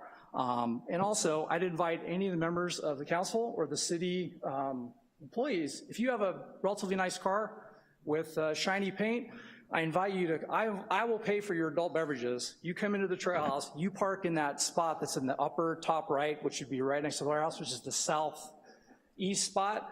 I invite you to park your car there, come on in, I'll buy your beverage of choice, hang out for a couple of hours, and tell me if you're gonna take me up on that. That's the only point I'm gonna make there. Lastly, this is something I see regularly because I go there for lunch quite a bit. I also go there to do a little bit of work on my computer, and the employees, they actually go into the warehouse in that same southeast spot many, many, many times daily to go get supplies. With that blank corner there, I can tell you myself, honest to God, I've almost been hood ornament twice already from that blind spot. So that's with the existing traffic that we have right now. Now again, imagine if all the different percentages that are bandied about, whether it's 100%, 1,000%, 500%, the point is that it's already at capacity. And just as a citizen and just kind of looking at this and seeing all this information, I'm really frankly befuddled that this ever got this far. It's just not, there's way too much density and there's just simply not gonna be enough room for everybody who wants to get there on a daily basis. That's all I have to say, thank you. Thank you. Forrest Johnson, followed by Kaylin Wheeler. Hello there. I'm going to keep this pretty short. As many of you know or had gone over to the Trail House, you've seen what it is. You've seen the traffic. I'm not going to beat that up too much. But as Councilmember Fleming kind of just touched on, and not to get too touchy-feely, but the feeling of it all, it just doesn't quite work. I know that doesn't go into the logistics and all the paperwork of it all, but it just doesn't quite feel right. And I do agree with I support the appeal for Kiwi and the Trail House, so thank you. Thank you. Kaylin Wheeler, followed by Craig Lawson. Hi there, and thank you. My name is Lynn Wheeler, and I am a mother of Wolfpack riders, 9-year-old and 12-year-old girls. I'm also a business owner in Santa Rosa, and I drive by Trail House at least 8 times a week to take my daughter to ballet in the same shopping center. So I'm familiar with the amount of cars in the parking lot and around and the rest of the parking lot there. I also ride our bikes to Trail House at least twice a week on the weekends, which we're so happy to have found that place. And I also think that the dispensary is detrimental to the safety of not only the children, but all the users of the space, given the agreed upon increased use of traffic and need for more parking. And even if you can make the traffic and parking numbers work, it doesn't make the location safe and right.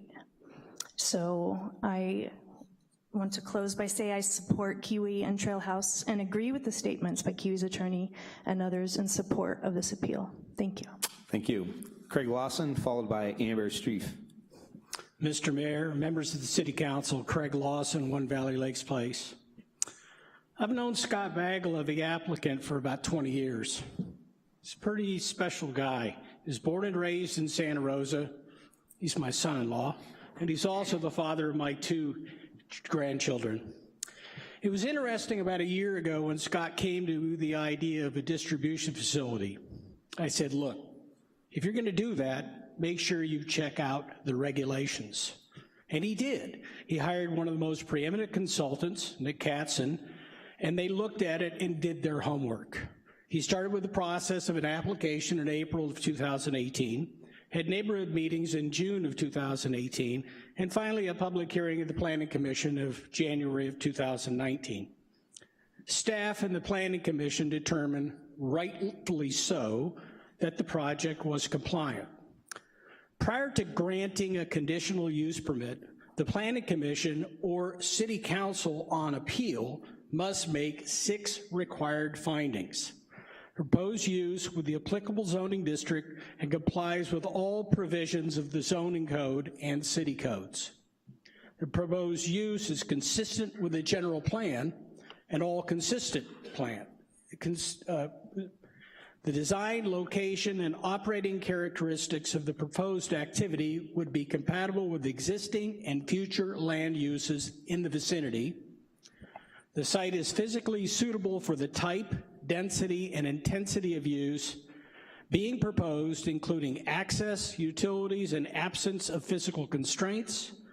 Granting the permit would not constitute a nuisance or be injurious or detrimental to the public interest, health, safety, convenience, or welfare, or materially injurious to property or improvements of the vicinity and the zoning district which the property is located.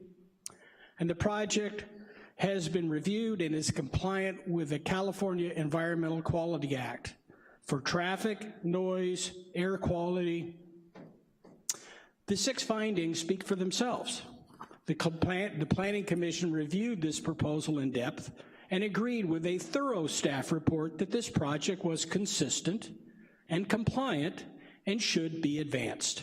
I trust that you will rule the same and deny this appeal. Thank you. Thank you, Craig. Amber, followed by Joanna Cedar. Hi, my name is Amber Streif, and I'm a resident of Santa Rosa. I'm here today to discuss my concerns for the traffic and parking and the large safety issues related to the increased traffic with allowing Fox Den. I'm the organizer of a women's mountain bike group, Belle Joyride. I organize monthly women's mountain bike rides led out of Trail House. These rides are women specific and are open to women of all ages, from 14 to 100 plus. Women from all over, Chico, Santa Cruz, Lake County, Mendocino County, the East Bay, and beyond, drive to Santa Rosa to attend these rides. I've been putting on these rides monthly for the past 2 years. On any given month, we have anywhere from 40 to 100 plus women who show up to participate. That's approximately 1,200 women who have participated over the past 2 years. These rides have grown our women's cycling community and have brought business from all over to the city of Santa Rosa. Leading these rides out of Trail House has helped foster a sense of community and provide women with a fun, supportive, and most importantly, a safe environment to ride mountain bikes. The safety of the women attending these rides, as well as anyone starting a ride or visiting Trail House, is a huge safety risk with the increased traffic if Fox Den is approved.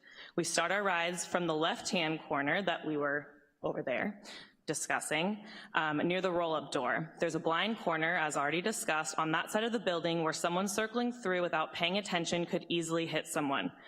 Change the flow of traffic the opposite way and the building still has the same issue as a blind corner on the right-hand side.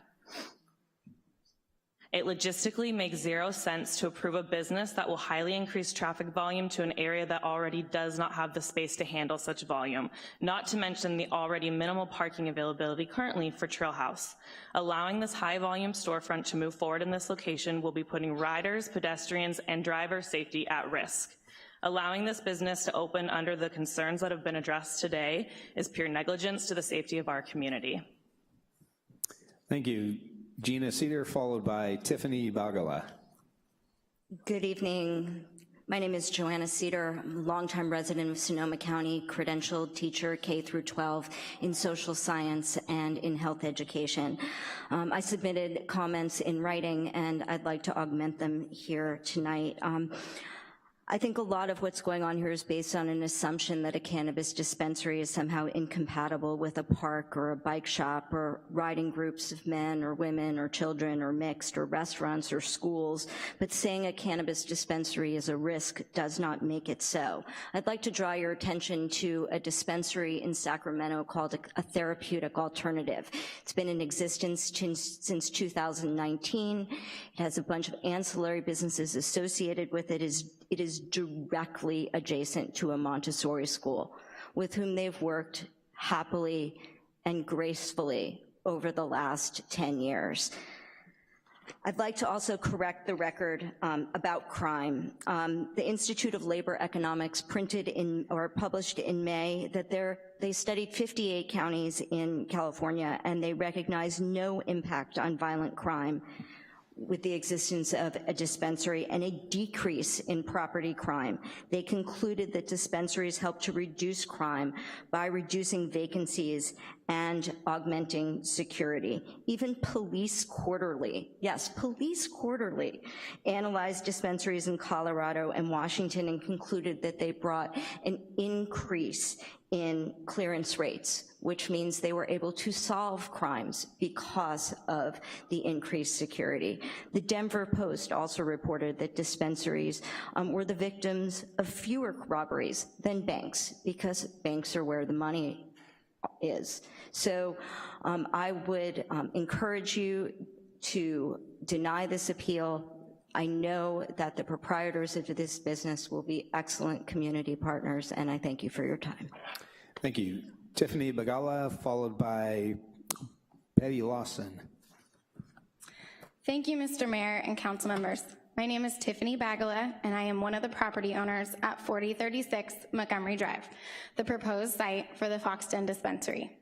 I have a 5-year-old son and a 2.5-year-old daughter that are both in preschool, and I have friends that have children that are attending Kiwi Preschool. As a mother first and a businesswoman second, I would never want to do anything that would put children in an unsafe environment. The cannabis dispensary patrons that I know are business professionals, doctors, lawyers, soccer moms, and children using CBD to help with seizures. I am really hopeful that the negative views associated with the unknown for some people around cannabis will soon change for the better. My office is currently located in the warehouse where the proposed dispensary will be, so I'm really familiar with the day-to-day at the property. I know the location can safely accommodate the Fox Den business and integrate with Trail House through the agreement that was made between us as the property owners, together with the Trail House last year when we began the process. Thank you for your time. Thank you. Petty Lawson, followed by Deborah Crippen. Hello, and thank you, Mr. Mayor and council members. My name is Petey Lawson, and I am a resident of the Oakmont community, a business owner in Santa Rosa, and most important, a Grammy to 3 preschool-age children.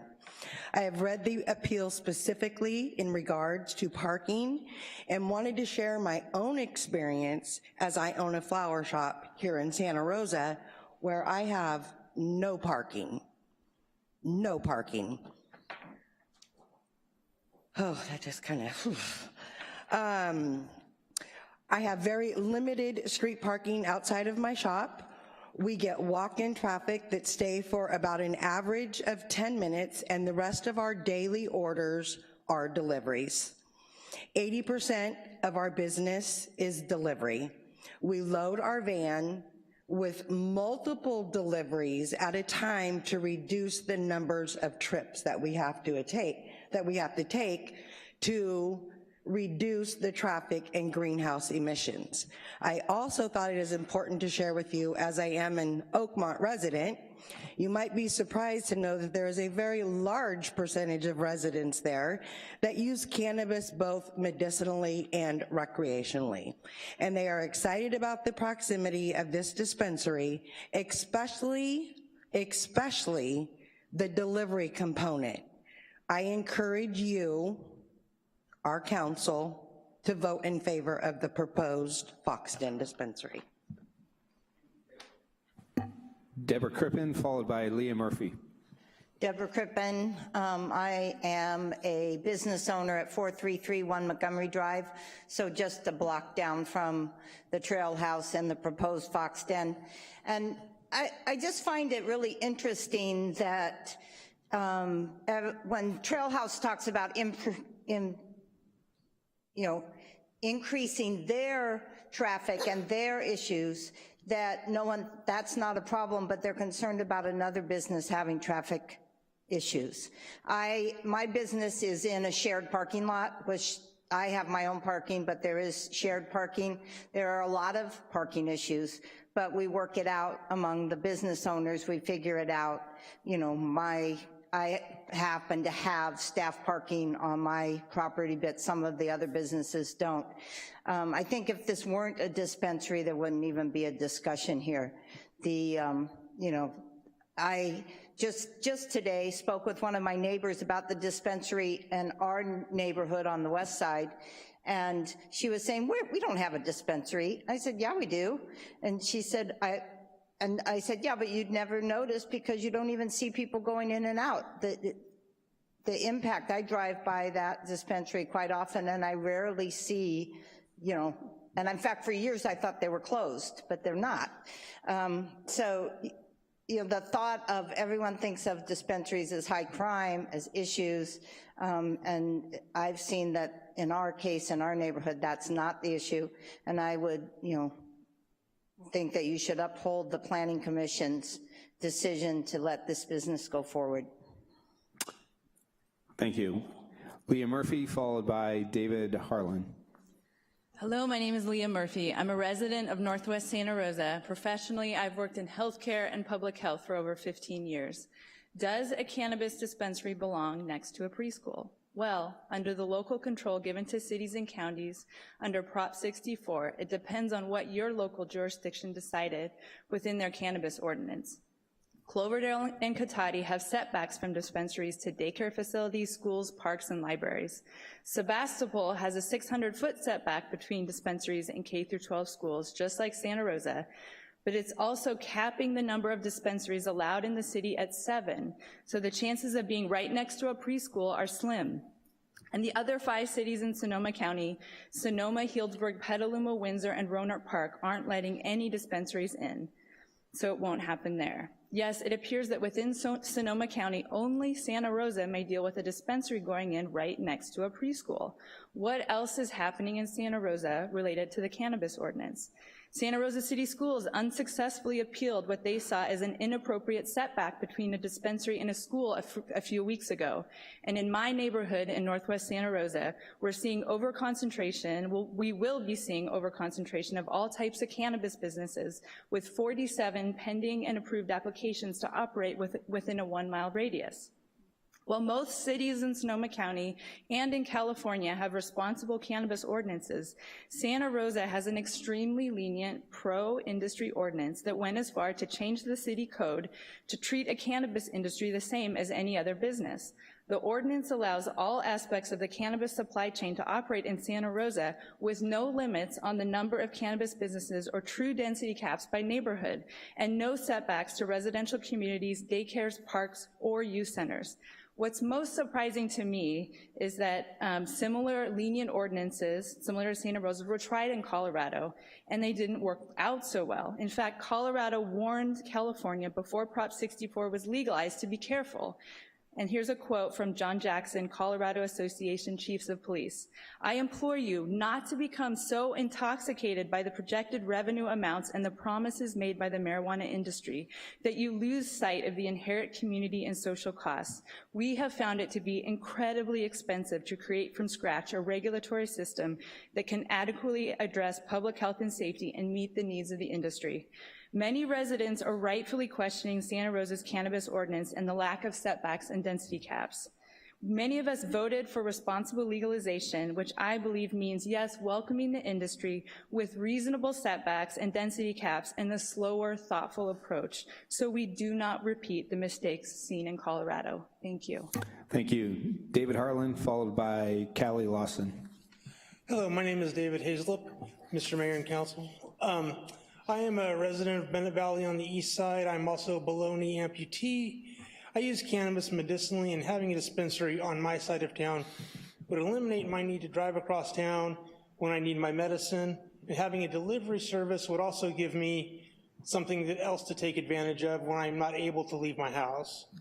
I have visited many dispensaries over the years, and I feel it's important to share. I feel safer going to dispensaries than I do your neighborhood liquor store. The negative stigma around cannabis is really unfortunate, and I encourage the council to vote in favor of the Fox dispensary. Thank you. Thank you. Callie Lawson, followed by Don Winkle. Thank you, Mr. Mayor and council members. My name is Callie Lawson. I am Santa Rosa born and raised. I am from Bennett Valley. I am a mother of a preschool-aged daughter, and I'm here to speak in favor of the proposed dispensary. When I was thinking about this opposition, the first thing that came to mind was the opposition against the SAY Dream Center a few years ago in Bennett Valley. The entire opposition was around this fear of the unknown. Fear of the unknown of what were the homeless youth gonna do. They were convinced that they were going to bring crime to Bennett Valley. This feels somewhat the same, this fear of the unknown, this negative stigma around cannabis. I myself am an herbalist. I make herbal remedies based off of 1,000-year-old plant medicine, and I have many clients on the east side of Santa Rosa that have to drive all the way across town just to be able to get their products. Some of the examples of clients I have: a man that suffers from gout who lives in Oakmont, where he gets CBD patches for his flare-ups. A mother to a 4-year-old who suffers from lupus. She utilizes her CBD oil to subside pain and inflammation. I also have a patient that is a cancer patient who has been fighting skin cancer naturally without having to use the intervention of chemotherapy, specifically because he can utilize a dispensary. To have a dispensary in close proximity to specifically these 3 people, along with the option of safe delivery, would be extremely beneficial, especially for all of my clientele in Oakmont. Even more so, having a preschool-aged daughter myself, and knowing and understanding what this dispensary entails as far as safety measures and everything else that they'll follow, the environment that they will create, I would have absolutely no problem sending my child to a preschool located near a dispensary. Thank you. Thank you. Don Winkle, followed by Charles Font. Hello. I heard in the comments, I heard one mention of a thorough staff report, and I wanted to address that issue specifically in traffic. The traffic engineer was seemingly kind of unaware of where the bike parking was, but more importantly, I don't think he was aware that most of the bikes are actually parked inside the trail house, not outside. And those bikes are, they go into the trail house via 3 locations primarily. They weren't, and that was not addressed.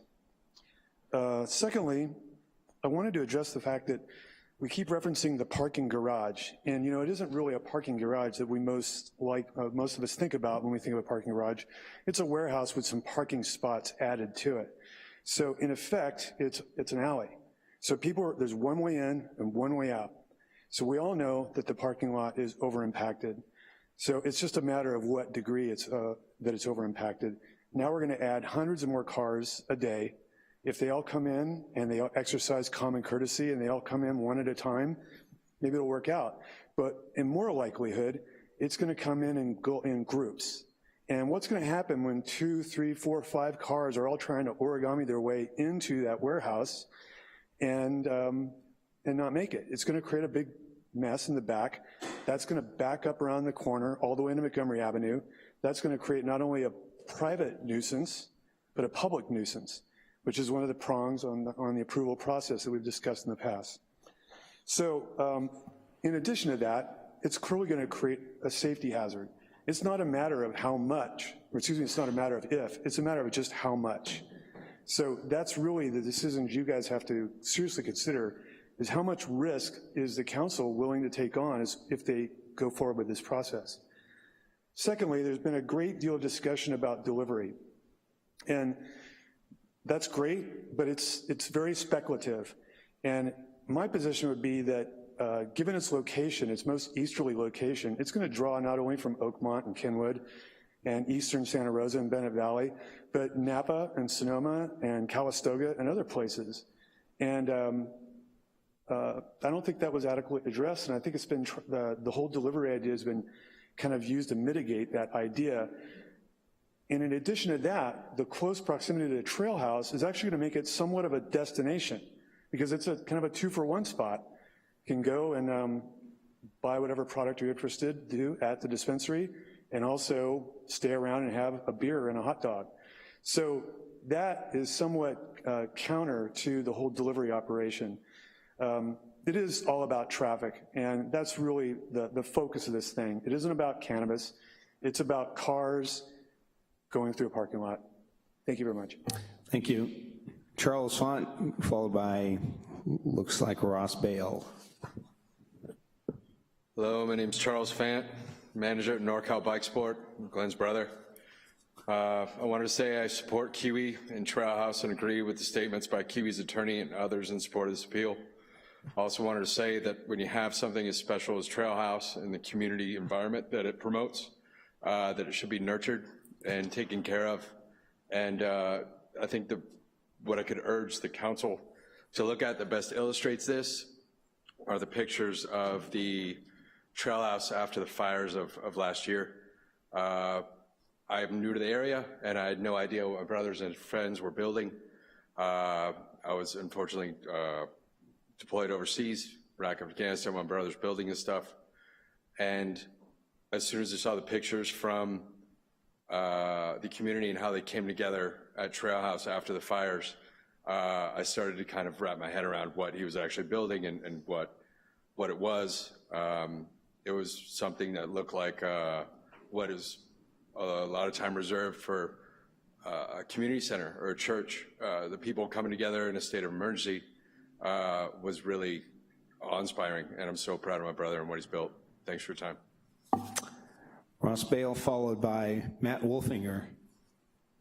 Hello, I'm Ross Bale. I'm a resident of Santa Rosa.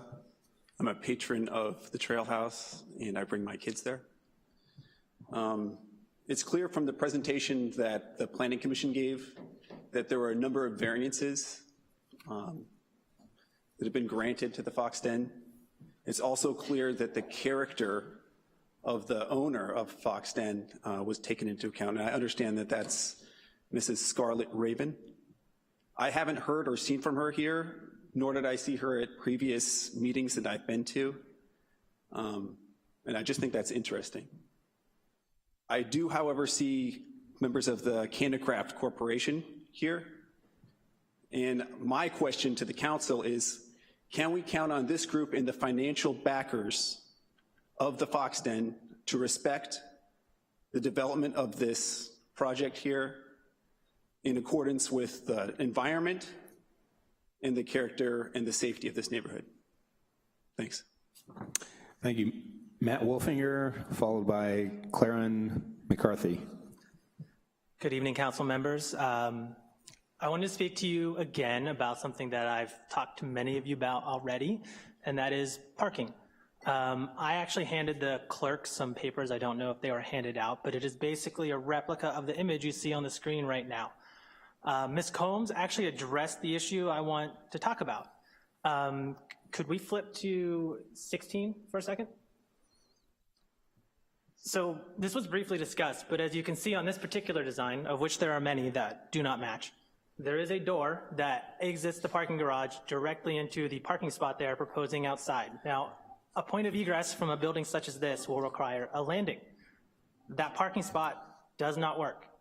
And I would appreciate if you could re-ask the commissioners about the validity of that particular parking space. Now, can we go back to 15? So Ms. Combs referenced this, but the warehouse and the planning commissioner who answered this had some slightly incorrect information. There is a roll-up door into the Trail House warehouse, but there is actually a fire door right next to it, which again, exits right into that parking spot next to the warehouse. So both of those spaces cannot be parking spaces as this is proposed. And this is in fact the third iteration of their parking plan, because we have constantly pointed out their inability to create a plan that matches city code. This is a third plan that doesn't match city code. At what point do we accept that this is, I don't want to say impossible because that's a difficult word to prove, but an extremely difficult parking situation. Another point I want to point out about the parking spot next to the Trail House warehouse, do you see the trash enclosure right behind it? That only has 16 feet, 6 inches of backup space. Now, Santa Rosa City Code for a standard parking space requires 26 feet. I would have hoped that whenever some of you were there that you could have seen that trash enclosure has been impacted 3 times by cars, and that's not even a parking spot there right now. Now I know some of you there saw that people parked in that space and we try to put a cone up to stop it, but that trash enclosure has already been impacted 3 times and that is not a parking space. And it's taking into the account, I think this was mentioned by the architect, but the entire site exists as an existing condition. There are no parking spaces on this site that would match current city code. No parking space has sufficient backup space. Every parking space has 22 feet or less. So I have a hard time understanding, one, how we're getting to this point where staff is actually saying that there are 22 spaces when 22 are required, when in fact there are only 20 spaces as their current plan is proposed. And this is their third attempt, to make that a reality. So why are we trying to squeeze more parking into a plan, into a site that has significant traffic issues already? Now, we've talked about the parking and safety arguments quite a bit tonight, but I can't get over that 3 attempts, no success. Thank you, Matt. Claren McCarthy, followed by Dave Townsend. Hi there, thank you for your time. My name is Kieran McCarthy. I've been a good friend and business associate of Dennis Hunter for many years, and I can truly say he's one of the most conscientious and compassionate community members I've ever encountered. I think it's very interesting to see the fantastic endorsement of driving under the influence in close proximity to children. And it sounds like you've created a very special place, and there's a strong synergy between the craft brew and the cannabis community. I would like to have you consider what would have happened if the reverse was the case and Trail House was trying to come into a very special situation that a dispensary had created. And I'd also like you to consider the traffic outside of an average Starbucks on a busy morning. I think if you want the cannabis industry to survive and thrive in Santa Rosa and Sonoma County, there has to be a level of cooperation and bravery.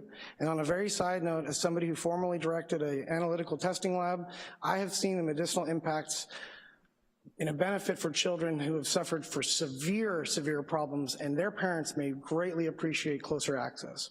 I strongly encourage you to allow this dispensary to go forward and embrace the positive change that it can bring. Thank you. Dave Townsend, followed by Merlin Davis. I'm Dave Townsend. I'm a business owner here in Santa Rosa and a lifelong Sonoma County resident and a supporter of the Trail House and Kiwi Preschool.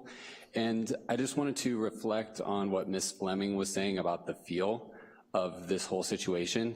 I'm a frequent patron of the Trail House in the mornings, in the afternoons, riding bikes with my kids, etc. It's been very clearly stated that it's nearly impossible to have any retail business at this location, number one. But the feel of this whole situation that Frank brought up is the fact that this is a square peg in a round hole that is not compatible with the whole essence of what the Trail House is, not only from a successful business standpoint, but for the community and all of the activities that occur there. So I would just strongly encourage you, since this is the very last time that public is gonna even be able to weigh in on this, it's been absolutely overwhelming, in my opinion, both in the Planning Commission meeting and here, that the public outcry is to not have this or any other retail aspect at this facility. Thank you. Thank you. Merlin Davis. Mayor Schwedhelm and City Council, thank you for your time tonight. I know it's been a long evening already, and you guys have withstood the torrent of comments. So thank you for your time and energy. I appreciate all the questions you guys have already posed to staff and the Planning Commission. It really shows that you're hearing public concerns. And I hope you guys agree that a lot of those questions haven't been answered yet, or maybe can't be answered. Some other things that I've heard from the public so far is that there's this concept of the fear of the unknown, this anti-cannabis spiel. This is definitely not a cannabis issue. It's just two popular businesses going into a very tight space and they won't work together. This is a fear of the known. We have good ITE traffic study and good data now that shows how much traffic we're gonna get at a site like this. And our traffic engineer that we asked to review this project spoke to that already, and his comments are that you should expect to a site like this 12 to 30 cars needing parking spaces. Like, that's way more than the presumed W-Trans traffic study said before. That was based on data from several years ago, out of state, in relation to businesses that were smaller or different operational characteristics. So I hope you take that kind of information to heart, because it's what we need to rely on, is real data, real known information, studies done on other dispensaries, and use that to translate to what you expect to see here in the proposed site. And that expectation is too much traffic for the proposed usage. It just won't fit on site. So thank you again for your time. Thank you so much for wading through the comments and trying to understand and interpret the information and really try and solve the problem. Thank you for your comments. So those are all the cards we have.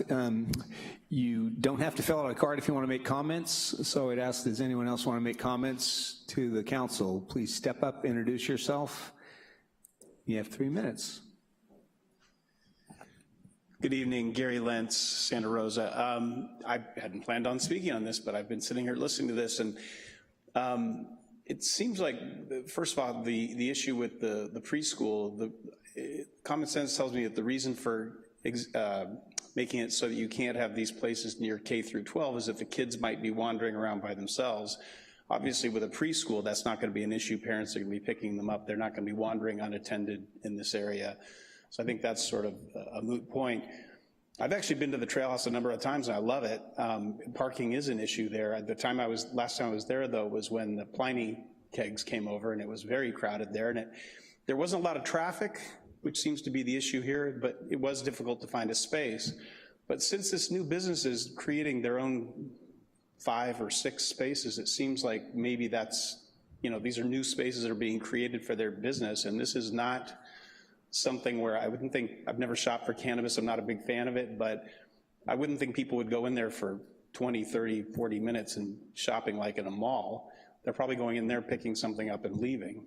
So it's more about the traffic flow in the parking lot. And like I said, I was there on a very busy day a few months ago, and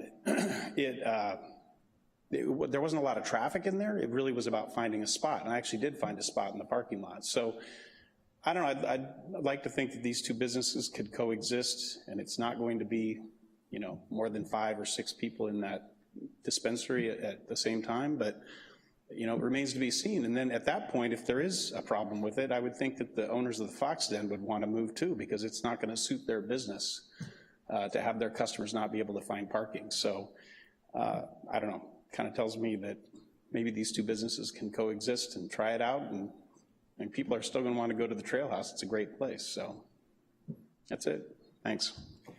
Is there anyone else? Ann? Ann Seeley, speaking for Concerned Citizens for Santa Rosa.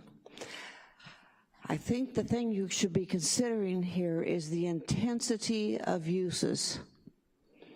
That in itself would argue against the reasonability of this business locating here.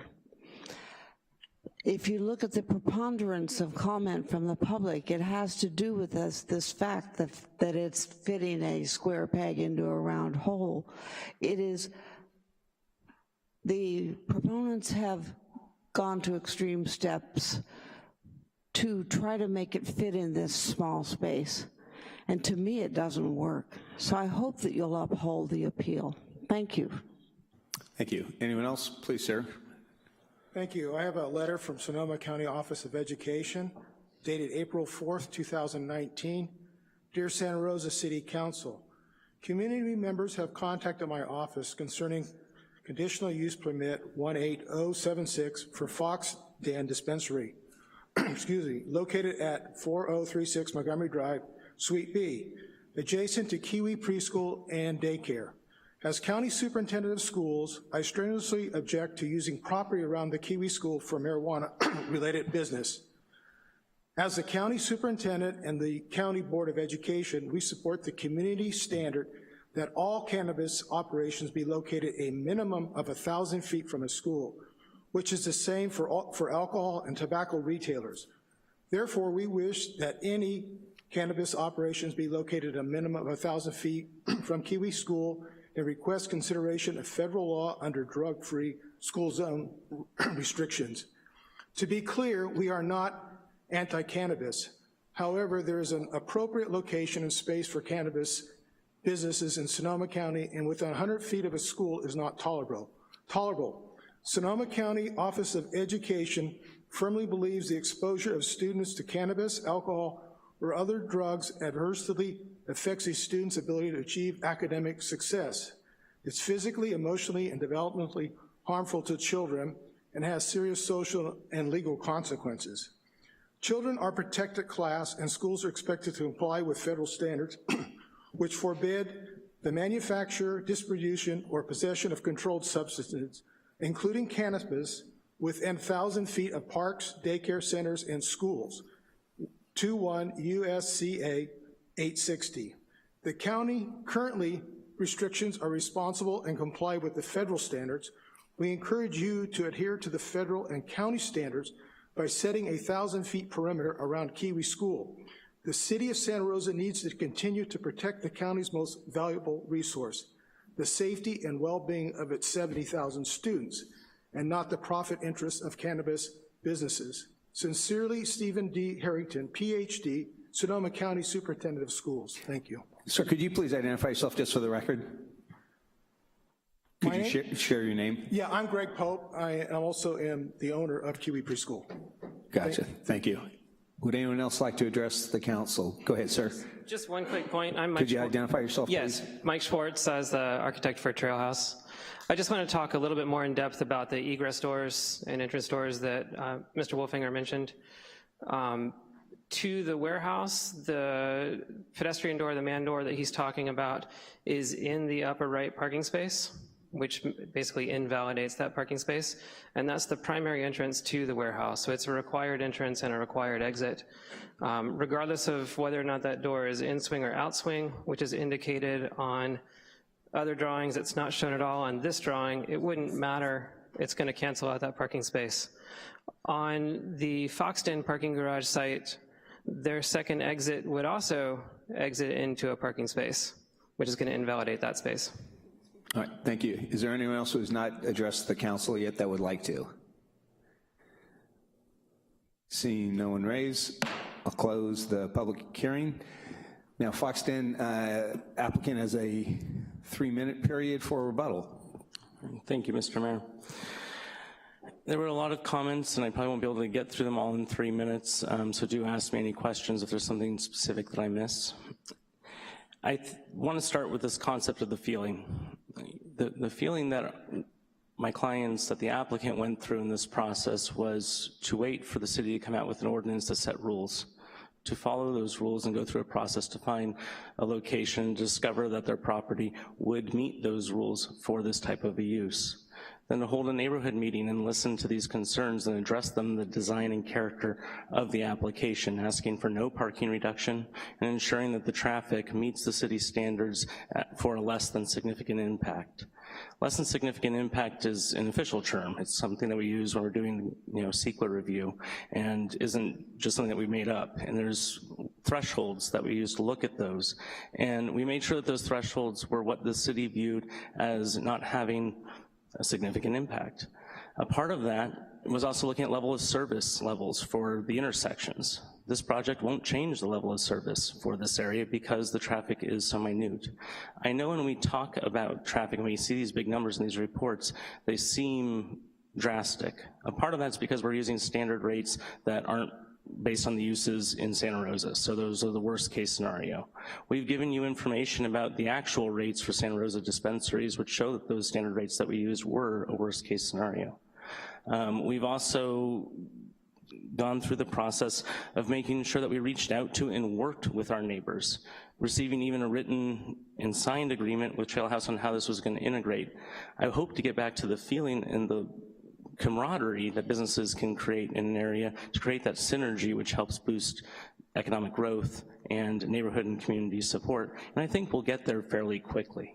It was happening in May of last year when Trail House signed off on this dispensary project being able to move forward, and it'll happen again. It was happening when we reached out to the child care facility to attempt to address their concerns. We didn't receive a call back, and they did cancel the meeting we have scheduled, but we want to meet those concerns. And we'll meet with them again in the future regardless of this process. Quite specifically, I think it is incredibly important to recognize that this applicant has put together a proposal that meets your standards, your guidelines, and your requirements for the use, and has done everything possible to reach out and work with the neighbors to make sure that it'll integrate well into the neighborhood. I hope that you will support this project today. As one last note, the fires were mentioned, and Dennis Hunter's here.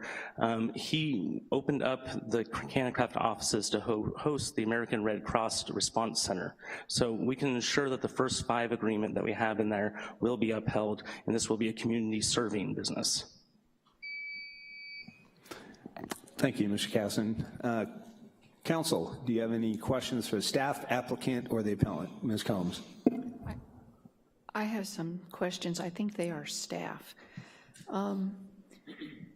Can staff clarify or address why the subcommittee used K through 12 and did not include pre-K at that? The ordinance went through 20 sessions with the Cannabis Policy Subcommittee over the course of 2 years, went to a public hearing process with the Planning Commission, and was followed by a public hearing with the City Council. It was the City Council that adopted the ordinance.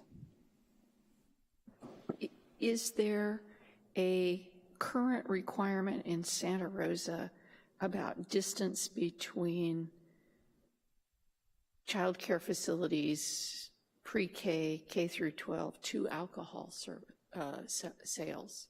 I know a lot of gas stations have alcohol sales. There's alcohol sales going on in Trail House. So if I understand, the question is if there are setbacks associated with off-sale alcohol use permits?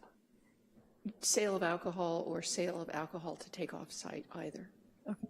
There are no setbacks to on-site sale of alcohol like restaurants and delis and things like that. There's no setbacks. And there are no setbacks to off-sale alcohol use permits. However, there is a consideration asked in the code that as part of the use permit process, it be considered adjacent other uses such as youth centers and daycare centers.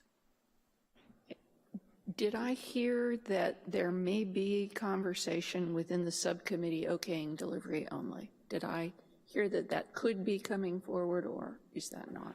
Yeah, I'm sorry if I mischaracterized. That delivery only was considered early in the ordinance preparation process and in the directives of how to shape the draft ordinance. And that was considered and rejected as part of our ordinance, and the draft ordinance was, it never was amended to include that back through the process. Obviously, I can't know what my colleagues are going to do. If it were to pass as a, continue as a cannabis use, are there conditions that we can place on that use? Can we condition the reverse flow, for example, that the traffic engineer suggested? Yeah, what's unique about a use permit is you can condition the permit, particularly to relate to operational impacts of the land use. We may suggest wording that allows some flexibility if it's not, to make sure that it's considered and explored through the building and fire code compliance process. But obviously that's not a process that we would undertake tonight, but the direction could be conditioned. Can we condition that in some kind of agreement be done with any neighbor regarding parking overflow? I'm not following the specifics. Well, there's a fairly large property to the west. I think this map is a little confusing because it would be south the way the map is shown, but I think it's actually west. There's a fairly large property, set of parking there. That particular property owner has put large signs up that say, "Don't you dare park here," basically. It would be really good overflow parking. I'm not sure why there's this relationship that's not allowing that. There's parking on the opposite side. Behind the property, there's a theater that has a lot of parking. Is it possible for us to require some kind of an agreement with regard to overflow parking? There may be, but not in the manner that you described. Off-site parking on parcels that are owned by other entities could not be something that the council could condition and then require this applicant to pursue. What the council could do is perhaps suggest, if there are ideas, discuss with the applicant, the property owner, if there are on-site management things that can be done to try to lessen these impacts. Okay. There's one thing, if I may. I just wanted to reiterate a point I mentioned earlier, but I'd like to put a little finer point on this, which is the proposal is before you tonight because cannabis retail requires a conditional use permit. Cannabis retail has a 1 to 250 or 4 space per 1,000 square feet parking requirement. General retail in this zoning district is permitted by right. It has the same parking requirement, 4 spaces for every 1,000 square feet. Because it's permitted by right, that means that if a general retail use were to come in to our office, we would give them a zoning clearance over the counter. There's no discretionary review, provided they meet that same parking requirement. So you've heard staff mention numerous times tonight, we are focusing on the findings. That really is the crux of the discussion of the action tonight that the council takes. The use permit findings specifically for cannabis retail at this location. If I may ask, several persons made it an analogy to a 7-Eleven. Would a 7-Eleven be allowed to go in here by right? So if it's a general retail use, it's under 20,000 square feet, I believe is the threshold, which this site is, this business. It would be. If it had an alcohol sales, it may then require off-site conditional use permit approval. Mr. Tibbetts. Thank you, Mayor. Somebody brought up some specific dates about actual burglary incidents at dispensaries, and a few months ago we asked the police chief this. I know he's not here tonight, so I'm not going to ask you guys right now, but I'd love to get an answer to that as a member of council, because a lot of the decisions that I make relating to cannabis is under the premise that these robberies are not occurring. And so when this woman got very specific about the dates, I think that's something I'd like to know in the future. Absolutely. I believe we review those things regularly, but we will find some way to communicate that to council. Ms. Lund, you have a question? Mr. Vice Mayor. Thank you. So Claire, I had the same question that Councilmember Combs had about how the setback ended up being removed in subsequent drafts.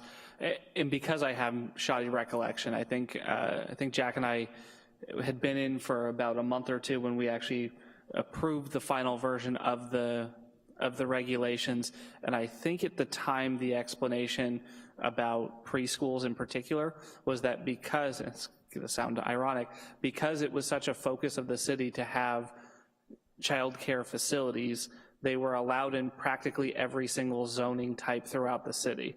So that from a practical perspective, having a setback in every single zoning type would in essence make it almost impossible to have cannabis facilities go in anywhere in the city.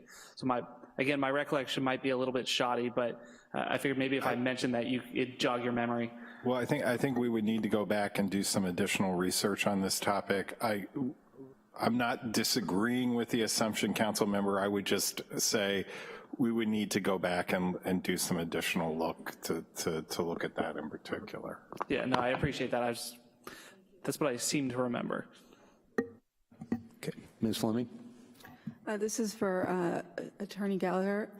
Is it possible for the council to take other action besides voting for or against the appellant tonight? Like, can we make a specific request to come back with parking solutions and more information on why children under, pre-kindergarten children were not considered originally in the cannabis ordinance? Next actually was going to be the next, what our options are, that I was going to ask Ms. Hartman to do. You're more than happy to add to what Claire has to say, but do you have any other questions other than that one? Okay, so Claire, if you could just describe, before I ask Mr. Sawyer to say something, can you give, and just so everyone in the chamber can also understand, what options are before the council?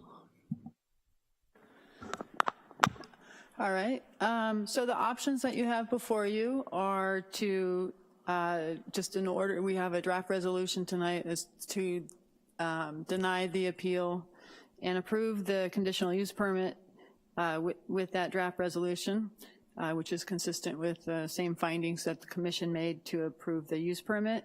Another option is to uphold the appeal, so the opposite, deny the project, but you would need to assert the findings for denial. You need to relate the denial findings to it could be one of the 6 or it could be more, but you'd need to clarify the findings for denial. And then the last one is to continue the item with specific direction for what new information or changes to the project you'd need to see in order to make a decision one way or the other. An alternative to deny the appeal and approve the project is that you are able to condition this use permit. This use permit is brought to you as a draft resolution, but you are able to make conditions and attach to it. Anything to add, Madam City Attorney? No, Claire covered the options. Great. And Councilmember Fleming, do you have any other clarification from that? No, thank you. Okay. Mr. Sawyer, you have this item? Certainly, and for discussion, I will introduce a resolution of the Council of the City of Santa Rosa denying an appeal and approving a conditional use permit for Fox Den Incorporated to operate a medicinal and adult use cannabis retail dispensary and delivery business within an existing building located at 4036 Montgomery Drive. Assessor's parcel number 013-284-012. File number CUP 18-076, and waive further reading. Is there a second? For the sake of discussion, I will second. Okay, we have a motion and a second. Then for discussion, would you like to start, Mr. Tibbetts? Sure, thanks, Mayor. You know, for me, this is a really difficult one because on the one hand, we did create a law, and when we do that, an applicant step forward and they meet the letter of that law, it feels really wrong to deny them that pathway forward, and that's kind of what this feels like to me. But after I did have the chance to tour with some of the Trail House folks last Friday night, actually, and I've been going there regularly since they opened. Actually, I haven't gone very frequently in the last couple of months, but after being there on Friday, it has gotten really busy there. And Friday after 5 o'clock, I mean, it was packed. I parked in the place next door where apparently you're not supposed to. And I know a lot of people did. So it's a problem. And it's gonna be a problem if this dispensary comes in. It's probably gonna lead to an adversarial relationship between these two businesses. You know, I'm worried about there being a war over parking spaces and calling the tow truck companies and that, and the other. I'm not making any accusations, but I think that should be a concern that we need to take into consideration. But I'm also thinking about, okay, so if this doesn't go through tonight, which retail shop is gonna come in by right next? And is that gonna help the traffic situation? It's not, it's gonna be the same, and it's gonna go in by right, so we won't even have the opportunity to condition anything. But that can then become the problem down the road of the existing tenants.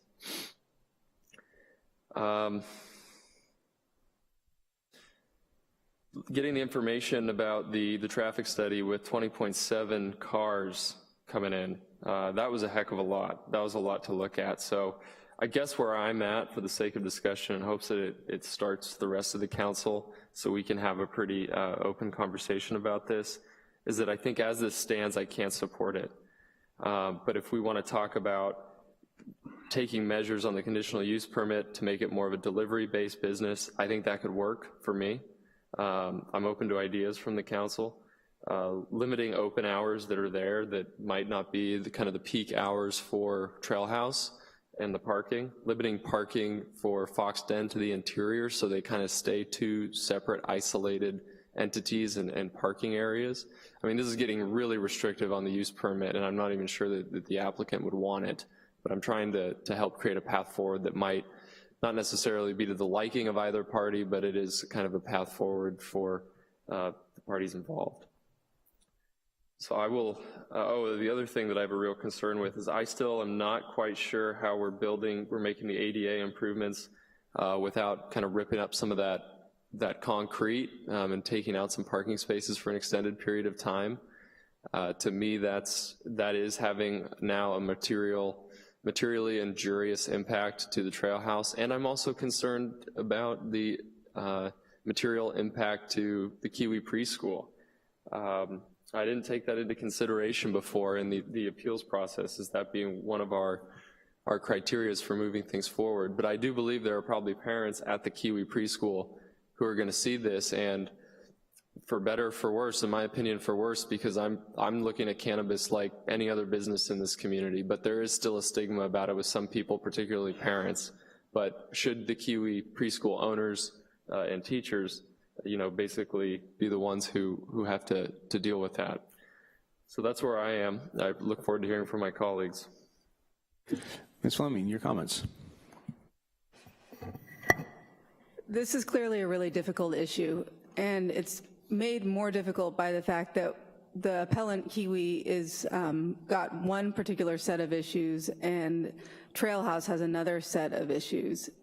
I'm generally in support of our cannabis industry, and I'm the only person on the council who has a preschool age child, and I wouldn't have any issue sending her to school next door to a cannabis facility.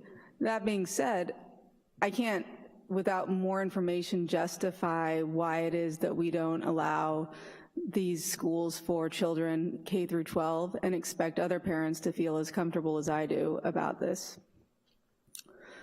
The traffic concerns are about the issue about which I would, really find on on characteristics C, the compatibility with the existing and future land uses.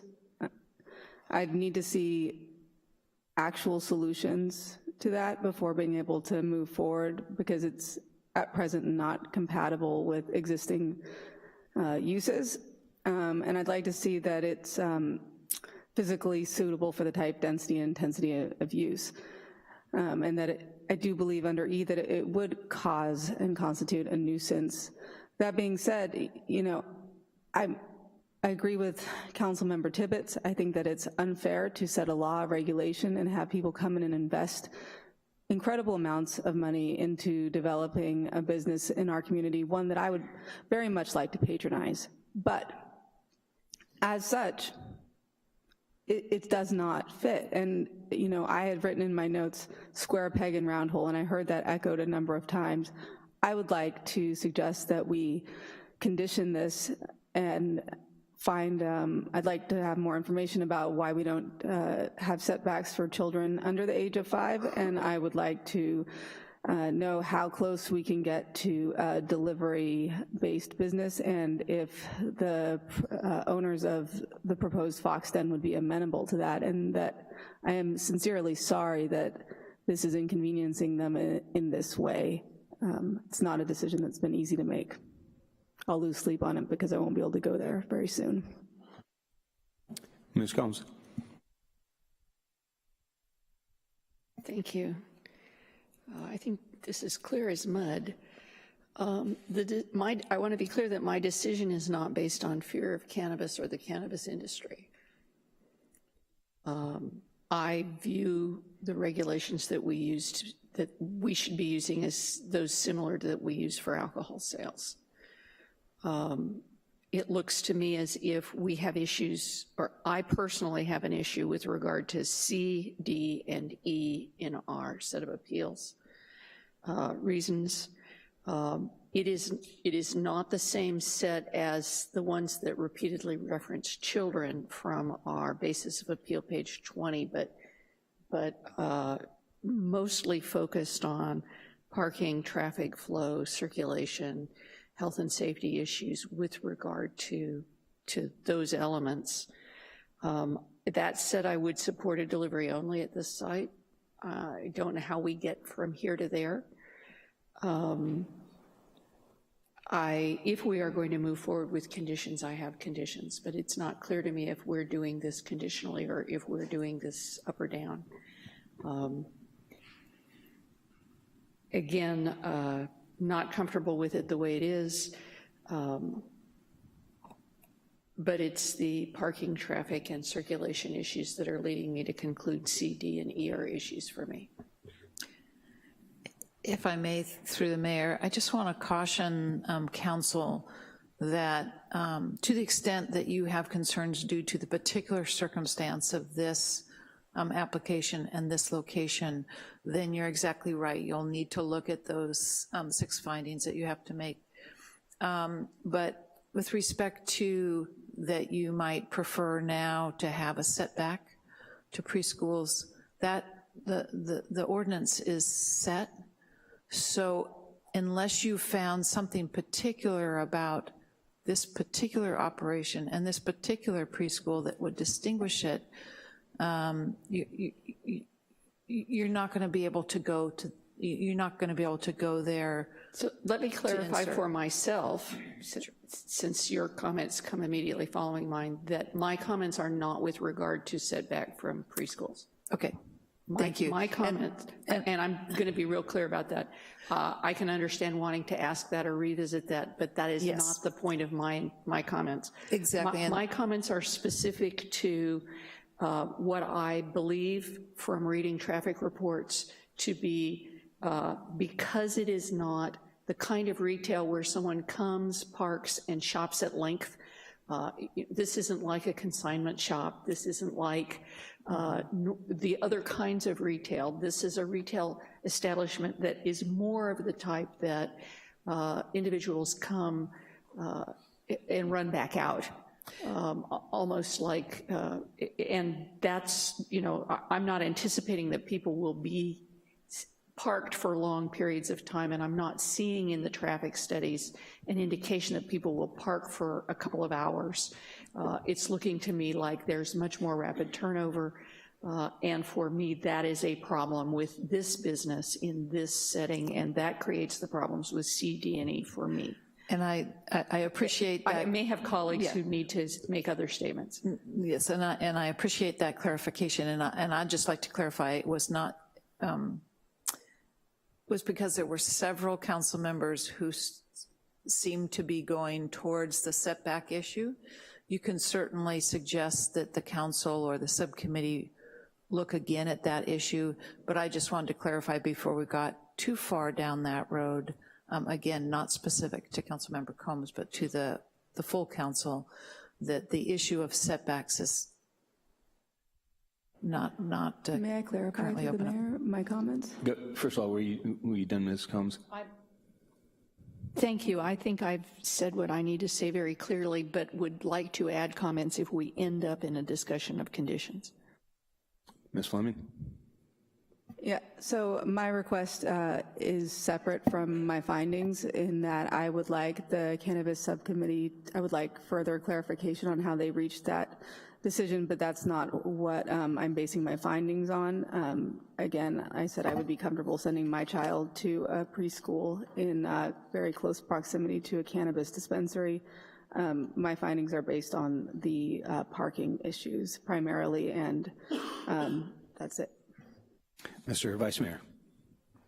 Thank you, Mr. Mayor. First, for a little bit of clarity, and I should have given a little bit more of a report in our council member comments, but at the last cannabis subcommittee, we did talk a little bit about whether we wanted to open up the setback requirement, and what we did was we deferred to a date further down the road once we actually see a little bit about how the ordinance as it's been drafted is actually operating. I think the feeling from the subcommittee, and John can weigh in on this as well, is we don't have any data. And if we're going to be making decisions, we need to actually be looking at what the actual impact is, not just based on fear, but based on actual measurable data. So John can weigh in on that if he wants. Mr. McCarthy, in his public comment, asked us to flip this around.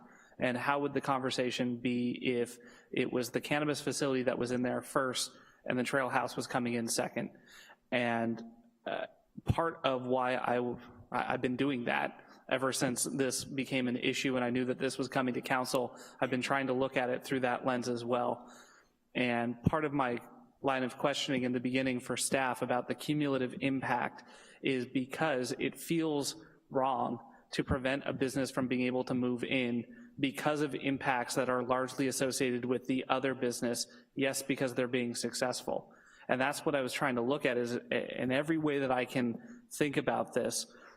Trail House got a variance on their parking to reduce it, and they're very successful. So they're seeing more people there than were anticipated. And it is not the applicant's fault by any measure, but where I come down with it, and again, citing the same thing as Councilmember Tibbetts, finding E, granting the permit would not constitute a nuisance or be injurious to persons, property, or improvements in the vicinity. And so if this was reversed, and if the cannabis facility was there initially and Trail House was trying to come in with this impact, I think I would deny that application as well. It's not about the cannabis aspect, it's about the cumulative impact on an area that is having traffic flow issues and parking issues already to begin with. If we were to open up for conditioning, the conditions that I would need to see on the project in order to feel more comfortable with it moving forward is addressing the traffic flow issues, the potential safety aspect issues around the blind corners, the pedestrian ADA access from Montgomery Drive, and then I do also think that there needs to be some condition where the parking spaces that are indoors would need to be forward facing as they come out, because the ability of somebody to back out of those spaces into oncoming traffic would concern me as well. Again, when I look at the design for this facility on slide 15, if I picture it without the parking spaces being within a building indoors, that looks like it would be an appropriate parking spot, but understanding the existing parking lot, but understanding the existing conditions of traffic flow and the already inaccessibility of the buildings, I just can't make finding E. Thank you. We'll save you for last, Mr. Sawyer. I'll make my comments. So first of all, I really appreciate staff's work on this and all the work that the Planning Commission did on this. And this is one of those experiences where if I just read all the reports, check, check, check. It fits within those parameters. But then, unfortunately, I can't do that because I've been to the site both before visiting with both the Trail House folks and the Fox Den folks. I frequented the business there. And it's one of those things where just the gut kind of tells you this just doesn't fit there because it's crowded as it is. And again, similar conversations to the vice mayor, if you flip the roles, well, if Fox Den had been there first and we had the experience of the amount of traffic in and out there, I would form the opinion based on what would be that next business coming in. But unfortunately, it's flipped. And to me, this business just doesn't seem to fit there. I have part of the concerns were the location of Kiwi Preschool. I have no concerns about that whatsoever because the cannabis business, especially a dispensary, there's no on-site consumption. Quite frankly, I have more concerns about alcohol consumption that close to the preschool than the sales of a legal product, and that's what we've been trying to do. This is a legal product. We're putting things in place to manage that. So I have no concerns about the location in perspective to the Kiwi. But just seeing the traffic concerns and the safety concerns, that's where my concerns are. And because of that, I cannot make all 6 required findings listed below. Like Councilmember Combs, I cannot make those same required findings of C, D, and E. Mr. Sawyer. Thank you, Mayor. And I wanted to thank the entire public participation this evening. It was as calm and respectful as it was at the Planning Commission meeting, and there were considerably more people. So I want to thank you for your behavior because it's a very, this can be a very emotional topic. Where I fall on this has to do with process. The Planning Commission struggled a great deal with this as well. I think they saw they viewed their role in a particular way, and I view mine in a particular way. I find it interesting that the landlord was willing to put together an addendum. I know my landlord would not have asked me whether it was okay to put a particular business next to mine. And they didn't, and they put businesses that I was not necessarily pleased with, and they didn't come to me and ask me if I thought it was okay. So I have to give a lot of kudos to the landlord for putting together an addendum and asking a current tenant whether or not they would be willing to entertain a dispensary on the property. And it's unfortunate there seemed to be a misunderstanding about that as well, and I don't know what was in the original lease. Maybe there was a requirement that they be asked about the adjoining business. But I see this cannabis business having gone through a very long and grueling process for over a year. They jumped through all the hoops. Staff told them what they had to do and what kind of parking they had to come up with. I think that they did jump through those hoops, and they follow the rules. And we need to have a process that is clear and consistent and fairly applied and resulting in a successful and predictable result if you jump through those hoops. So I have it is a difficult decision because Trail House is such a special place. I mean, it is a very, very special place. I've been there numerous times. The vibe is great. You know, it feels good. And that concept was discussed this evening as far as a feeling. But I also feel like I have an obligation to protect the process and to respect the process.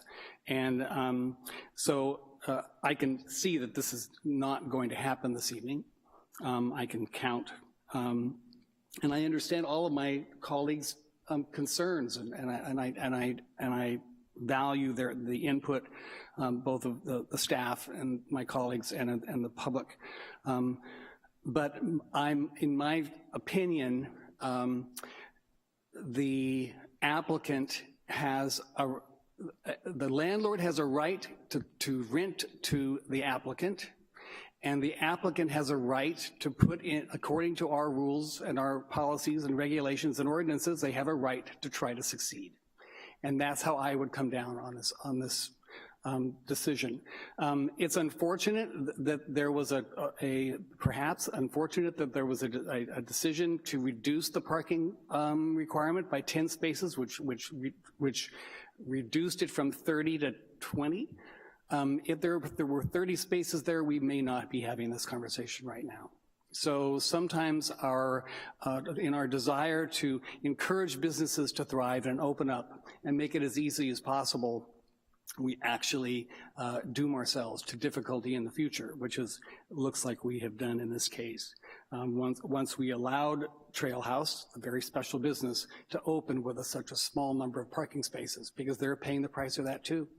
I'm not sure what the future holds for the parking as they grow and as they get more and more popular, but it's not going to get better. I can almost guarantee that. So I think those are my comments.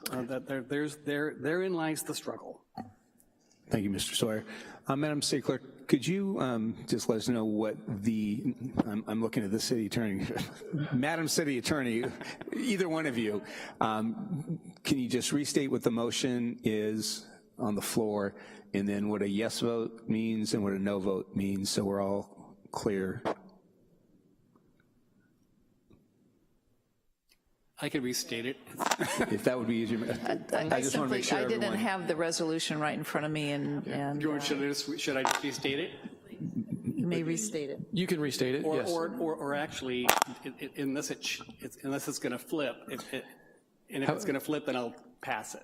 If I may offer one item here. The applicant has indicated... I'm teeing it up for someone. Go ahead. All right, I'm going to swing. Here we go. The applicant is obviously listening to the discussion and would be interested in, if the council pleases, in a continuance to continue to work through these items, the on-site issues, the circulation issues, parking issues, and also try to resolve some of the issues just simply between these two businesses. So in order to do that, Mr. Sawyer, you made the motion. Would you like to rescind your motion, or? Yes, I would rescind my motion. Do we need a second for that? No, that's fine. He can withdraw the motion on his own. If the seconder would like to affirm that he's comfortable with that, thank you. And I'm seeing it not. That was a thumbs up on behalf of Councilmember Tibbetts. Okay. So that motion is withdrawn, and you are free. Any council members are free to make a new motion. So I'll entertain a new motion on council, Mr. Vice Mayor. I will make a motion to continue it to allow the applicant to try to address the concerns, particularly the ones that I enumerated in my comments. As Councilmember Sawyer said, I think we have an obligation to give folks an opportunity to try to make it work if they want to keep doing that. But I do know from what we heard from the public and from what we heard from the council, it's going to be a really high bar to try to address the traffic flow, the parking, all of that. But I'm certainly willing to allow them to continue to try to work with the city to try to see if you can find an agreement for additional parking off-site. That'd be ideal, I think, as well.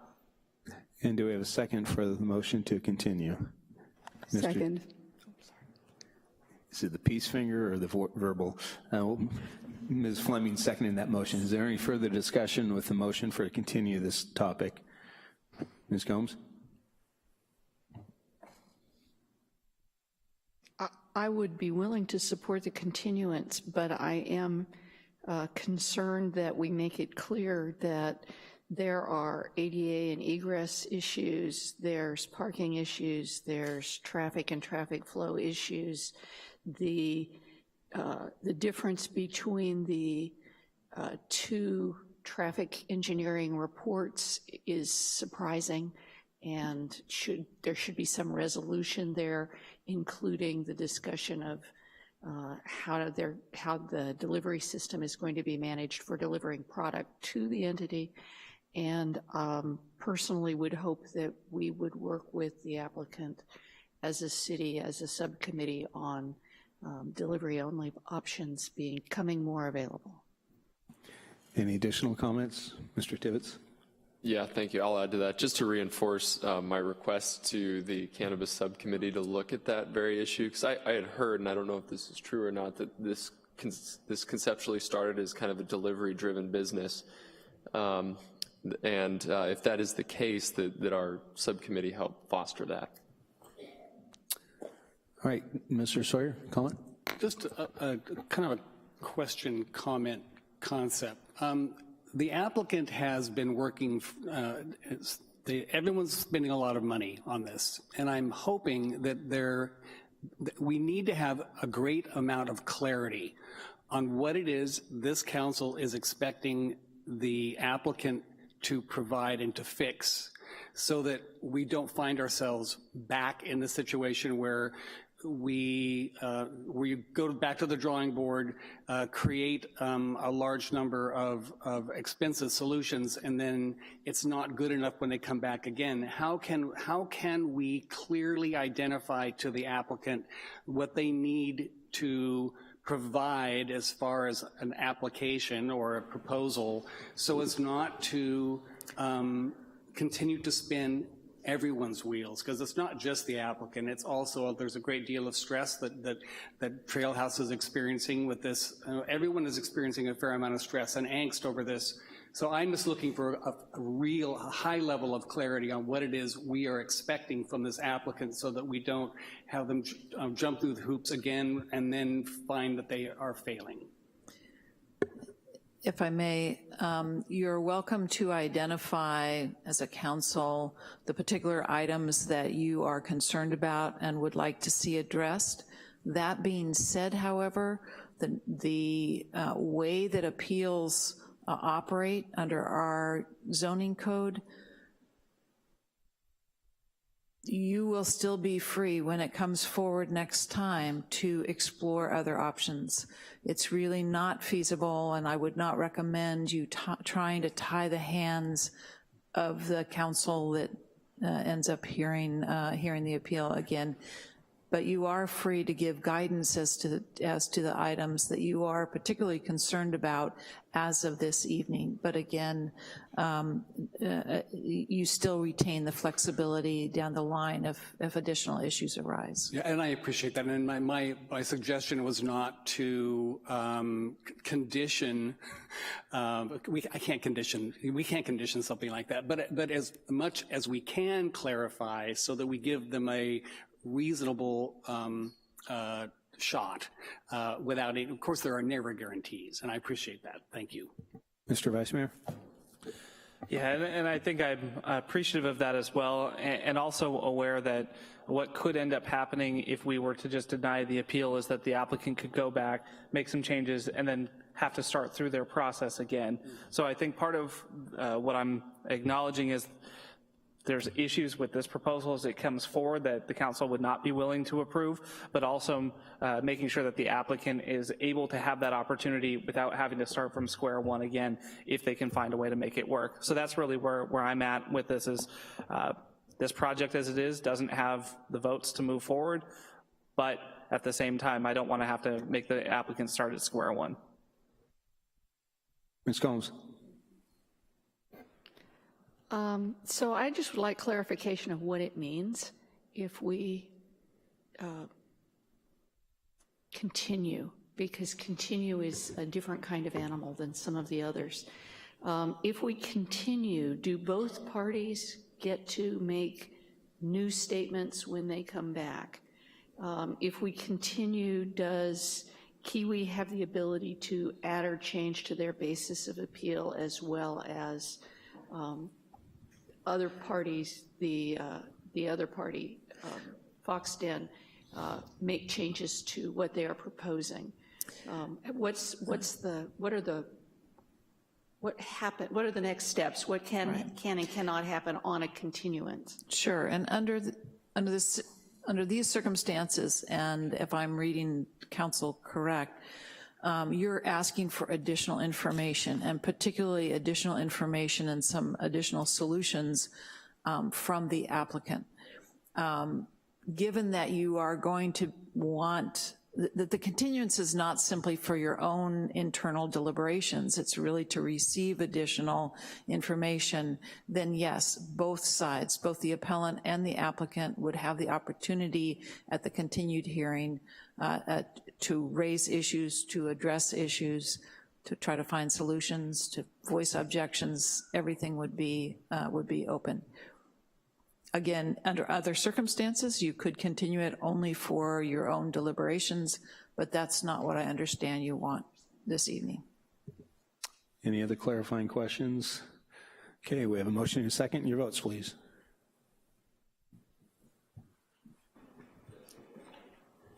And that is 6 ayes. And if I may, I'll just also clarify, as Claire reminded me, of course, the public will also have a full opportunity to weigh in at that future meeting as well. And I want to thank them, members of the public, for attending as late as this goes and for understanding that they may be invited back again. And that is, I appreciate, difficult, especially for folks with preschool kids. Yeah, and I think the consensus of the council, we're trying to find a win-win here. That what was presented tonight didn't fit that definition. So, Mr. McGlynn, item 16.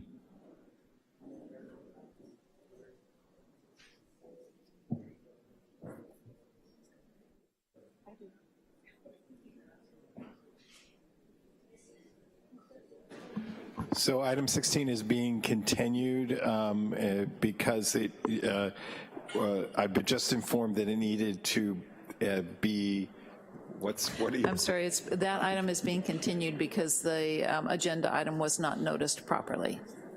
Great, so thank you. We'll come back. Madam City Clerk, do we have any additional public comment cards? Seeing none, meeting is adjourned.